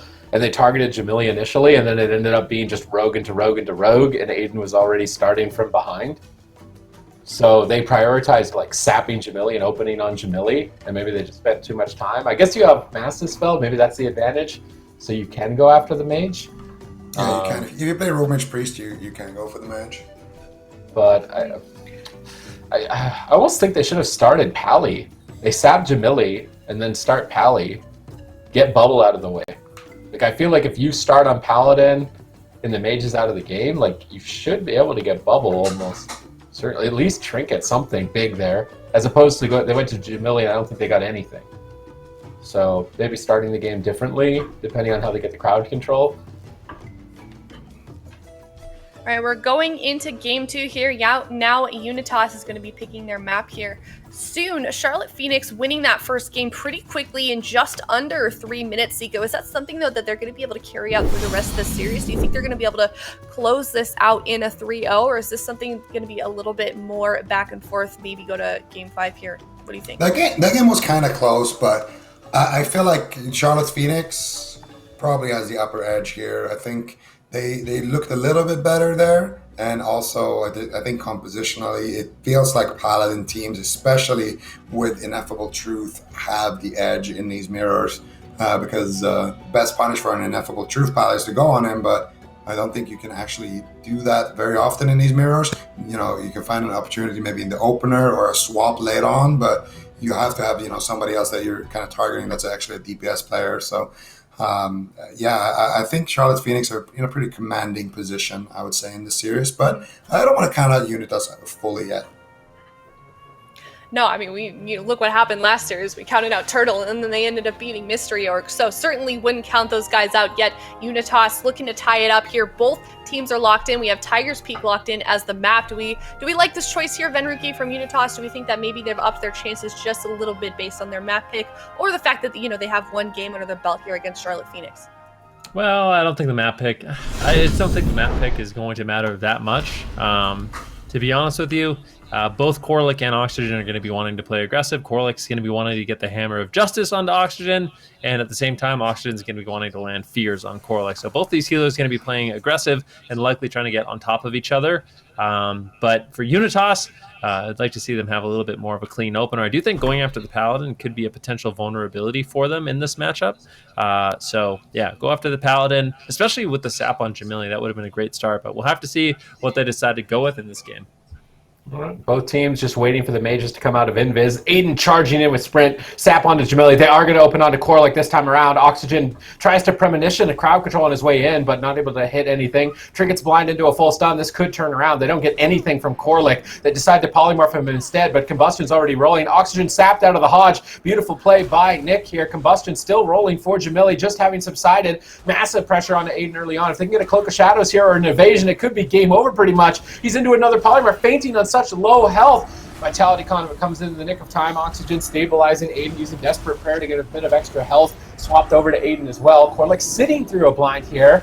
If he doesn't get sapped, I mean, that's going to put them so far behind. He gets to sit comfortably through a full blind. No way he sits comfortably. Oh, he pre-sacrifices the Ring of Frost. That chain is totally shut down. Now, you've got Oxygen with no Trinket. Maybe you could switch to him. Kidney Shot Hodge from this position. Well, he has pain suppression, so I don't think Oxygen is going to go down. I think what Jamil is doing here is the right play. He goes for the sheep, but Aiden snuck away and got a re-stealth in that situation. So very nicely done here by Aiden. Now he's going to have an opportunity to do a counter setup. He gets a sheep shot, gets to go on Jamili. That's going to shut down Jamili's counter spell, which means he's going to be able to land a sheep. Can he get the read? No, Jamili immediately snipes him on the read with the counter spell. You get a fear here, no counter spell available, so he could potentially get a DR sheep here, but Nick looks completely healthy. Corlic in a triple or double DR sheep right there, triple DR now finally, and he does get stolen there on his Divine Favor. So the Oxygen now in a Hammer of Justice kidney onto Aiden. Do they get the Ring of Frost? Jamili looks for the sheep. He gets it. Pain suppression. Is it going to be enough? I think Aiden might need to actually use something. If they can extend the chain, he's going to have to use Cloak of Shadows. There it is. Cloak coming out. He still has his Trinket though, so he could potentially still live one go, but I would say Charlotte Phoenix are basically ready to just walk away with this win here soon. Yeah, Aiden is in a lot of trouble. The smoke bomb drops down. There's a kidney shot. Immediate blessing of protection. Nicely done there by Corlic. But Aiden is just getting absolutely decimated. Big damage there from the Charlotte Phoenix. Will close out game number 2. And Unitas, I mean, they are getting walked over in this series here. Charlotte Phoenix is looking good. And this is a team, I said, I mean, if they bring their A game, I think they're easily a top 4 contender. Yeah, well played by those guys. Now they're up 2-0, putting themselves here on match point. They only need one more game to win this whole series, the last series of the day. Here's that replay on our screen, Supatees. Yeah, I mean, this was insane pressure. So Aiden tried to pull off a miracle bomb here. Bomb stuns Nick, but then Corlic just bops it. And then Nick's like, all right, I'm going to bomb you, and I'm not going to stun. Tried to life grip it, but even mid-life grip animation just got eradicated. There is a significant deficit of power between these teams so far in this series. Yeah, now Unitas really has that pressure on them. Game 1 and 2 were shut down pretty quickly, both around that 2-minute, 30-second mark. Definitely not somewhere any team really wants to be here with their back up against the wall. And they need to pick this next map here and their composition as well. So hopefully we'll get that draft started soon here, but I mean, it doesn't really seem like Unitas has too many options. Map isn't really a factor here, I guess, according to what maybe Ven was saying. I think it was Ven saying last game. So really, what are their options then going into game number 3 for Unitas, Nico? Well, I think the only thing they can do is swap what their healer plays, right? I think Oxygen can multi-class a little bit, but I think if they go through like a Romage Pally mirror, it's not gonna look great. Like Corlic is insane on that Pally, and I don't know. I think at this point, they're playing, like a weaker version of the mirror, and I feel like they're also getting a little bit outplayed. I'm gonna be honest. Jamili's been landing good crowd control. He's been shutting down a lot of these setups, and Nick has been honestly, Nick is in a situation where he can take advantage of Aiden there. So Nick last game doubled Aiden's damage, but in Aiden's defense, it's not really like, what can you do? You kidney bomb the rogue, he gets bopped. So like, okay, you can't do any damage, and he can do damage back to you, right? I think a lot of it comes down to the fact that when you're playing against the Paladin. Anytime you're trying to do something, he's just going to answer with a cooldown early on. And then when he doesn't have cooldowns, that's when you're going to win. But on the scoreboard, probably not going to be winning that much. So I think for Unitas, just refocus and try to set up a better opener compared to last game, and try to ride that momentum. If you get a bad opener with Rogue Mage Priest, it's not going to be great to play from behind into the Paladin team. And the other thing that's worth mentioning as well on the side of Unitas, this team hasn't played, at least in the cups, in this, against either of these regions. This is a team that's made up of previous players that competed in the LATAM and APAC region, and now they're finding themselves play up against some of the best teams that North America has to offer. So do you think that maybe the fact that they don't historically play here against North American teams, at least in the cup, not including, BlizzCon, that there's might be just a little bit of an adjustment period, Ben? Maybe. I don't know. I wouldn't say so, because Unitas is a team that they played against. I mean, they play in the North American region. They're playing on the North American ladder all the time. So I wouldn't say that they're like far behind in the meta. I just think it's one of those situations where Charlotte Phoenix, they're a very strong team, and they're playing phenomenal. They're bringing their A game. And unfortunately for Unitas, they seem to just be getting overwhelmed. We'll see what they can come up with in game number 3. These games have been very explosive, so definitely don't count Unitas out. They could come back in this one. Ooh, Aiden finds Jamili. Are they going to open on Corlic again? They didn't get anything from him last time, but it looks like they're going for it. Kidney shot, pops the wall. They need to try and get Gladiator's Medallion. Actually, or every man for himself or a Divine Shield. They go for a Psychic Scream. They're not getting it. Corlic should recover here. Now a Hammer of Justice over onto the Priest. Looking for Ring of Frost. Double Dragon's Breath. Perfect shutdown by Jamili. Great control overall. Popping that Combustion. Death from above. Reconnect over to Aiden. Cloak of Shadows trades immediately. I think is more than fair for the Vendetta and Combustion of Charlotte Phoenix. Now CMD trying to control Jamili. Shut him down a bit, but the healer is still locked into Blinding Light for one more second into a 1-second sap. Aiden critically low. Silenced out of it. Cheap shot on it. Beautiful timing. Clean play. Charlotte Phoenix easily outperforming Unitas. Nick MVP? Nick MVP. The DR sap into the Garrote, and then the edge dress, like he walks away and snipes it, so it just hits one player even though they're stacked. I think that was nice. I feel like that was one of the better series. That was one of the best series I've seen Jamili play in a long time. He really played that mirror super well. Got to give him credit. The crowd controls were just nailed. The peels were basically perfect. Great interrupts as well. Good damage output. Like, that was just an overall amazing performance by Charlotte Phoenix. Yeah, well done by them. Certainly going to be a bit of a confidence boost for those guys now, beating Unitas 3-0. Is this success, though, that they're going to be able to repeat, I wonder, against other teams on the side of Charlotte Phoenix, Supties? I think so. They have the comps. Dress now. Look at the dress. I think they have the comps. Like, they got Rogue Mage Paladin, Roguelock Paladin, they've got Mage Lock. I think maybe their Mage Lock might be the only thing that's lacking.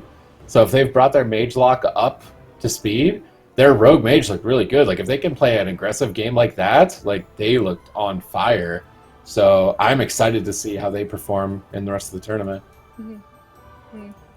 And what about Unitas? They are, obviously, they made it here to the BFA AWC circuit. They are a top contender as well, one of the best teams in AWC. That's why they're here. That's why they're competing in this circuit. So what do they need to do moving forward to maybe not have that happen again, that 3-0 shutdown for Unitas, if they want to stay, in the running in the top teams for the rest of this competition, Ben?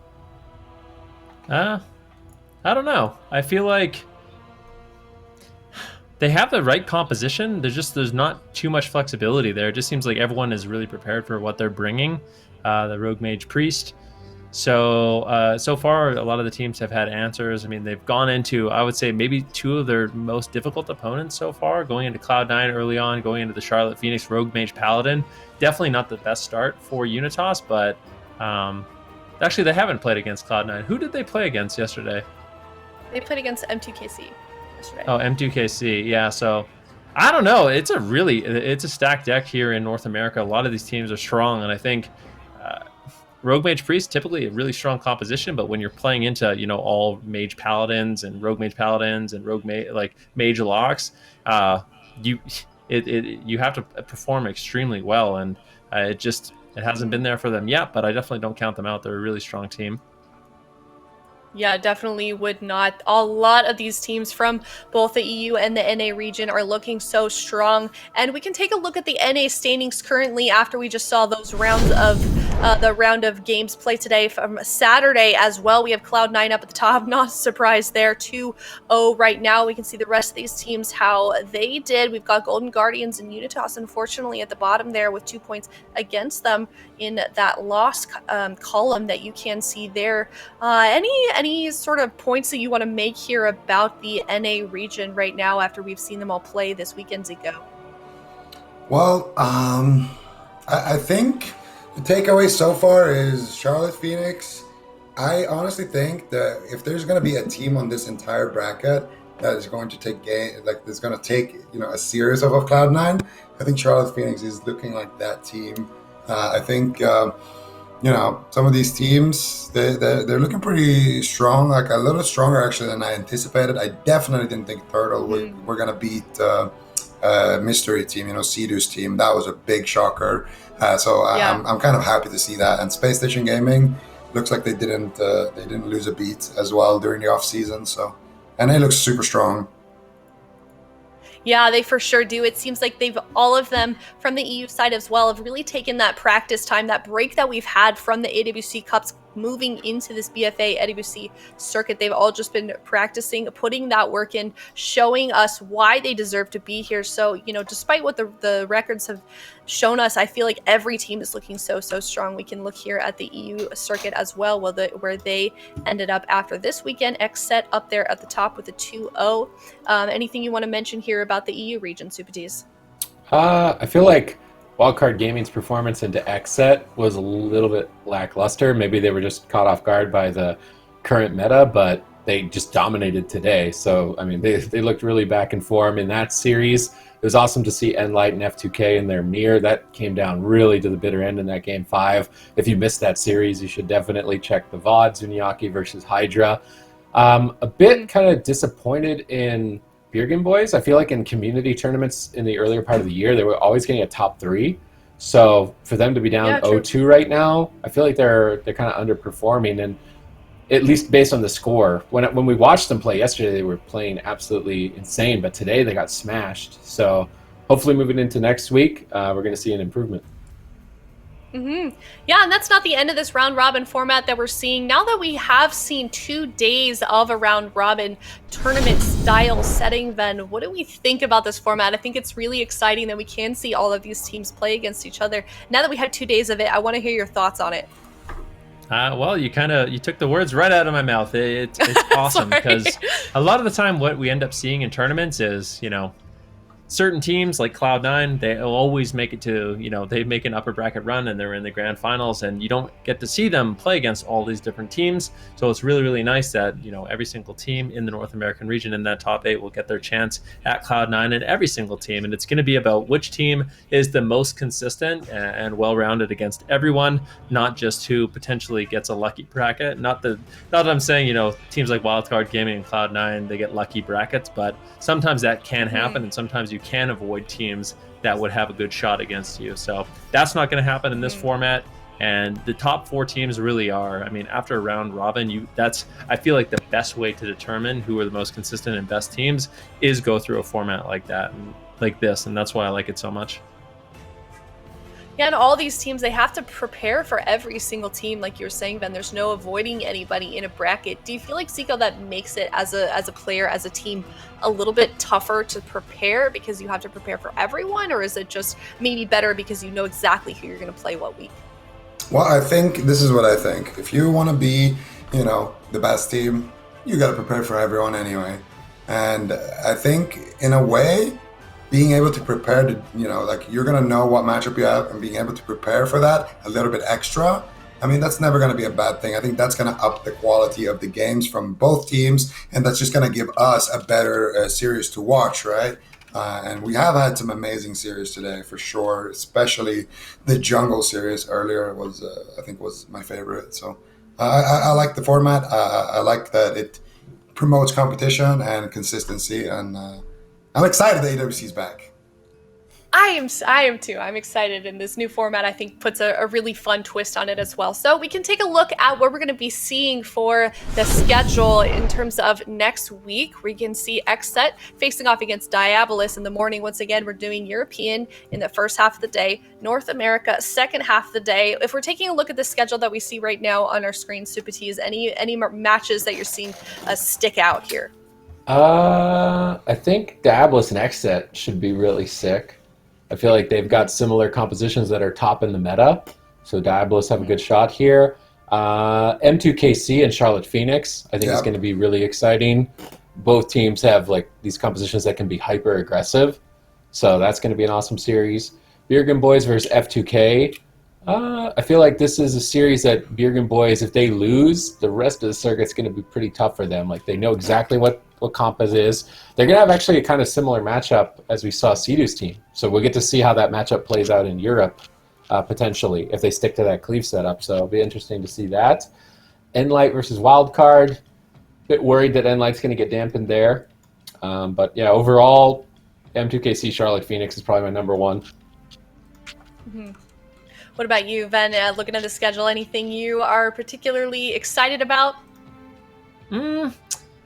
I'm kind of curious to see what Unitas is going to be able to get done against Cloud9. I think it's going to be an uphill battle for them, but you know, a team like Unitas, now that they're down 0-2, they really need to start making moves and preparing for that mage lock. Not going to be an easy thing, but we need to start to see them pick up some victories. Spacestation Gaming versus Turtle, I think, will be another one. Turtle is a team, you know, they're the only jungle cleave in North America. I would say a lot of people would say that they are the best jungle cleave in North America. So let's see what a performance they can put on. Spacestation Gaming definitely going to be a difficult opponent, but yeah, it's nice. Every single time we look at a card like this, it just seems like there's a ton of really exciting matchups, and I think that's another thing I like about this. Yeah, and you know, we've touched on it quite a bit as we're wrapping up here, but both of these regions are looking so good. We've had a number of moments that I think have really highlighted today. Turtle, you know, beating Mystery Org was such a cool moment. And yeah, like you were saying, some of these teams definitely probably need to go back to the drawing board that may be underperforming in what we maybe expect to see them. But we will come back next week with more circuit for you, more of that BFA AWC circuit, same time, same place, youtube.com/Warcraft. That's at 10 a.m. or 10 a.m. PST or 1 p.m. EST. So thank you everyone so much for watching. We'll see you next weekend.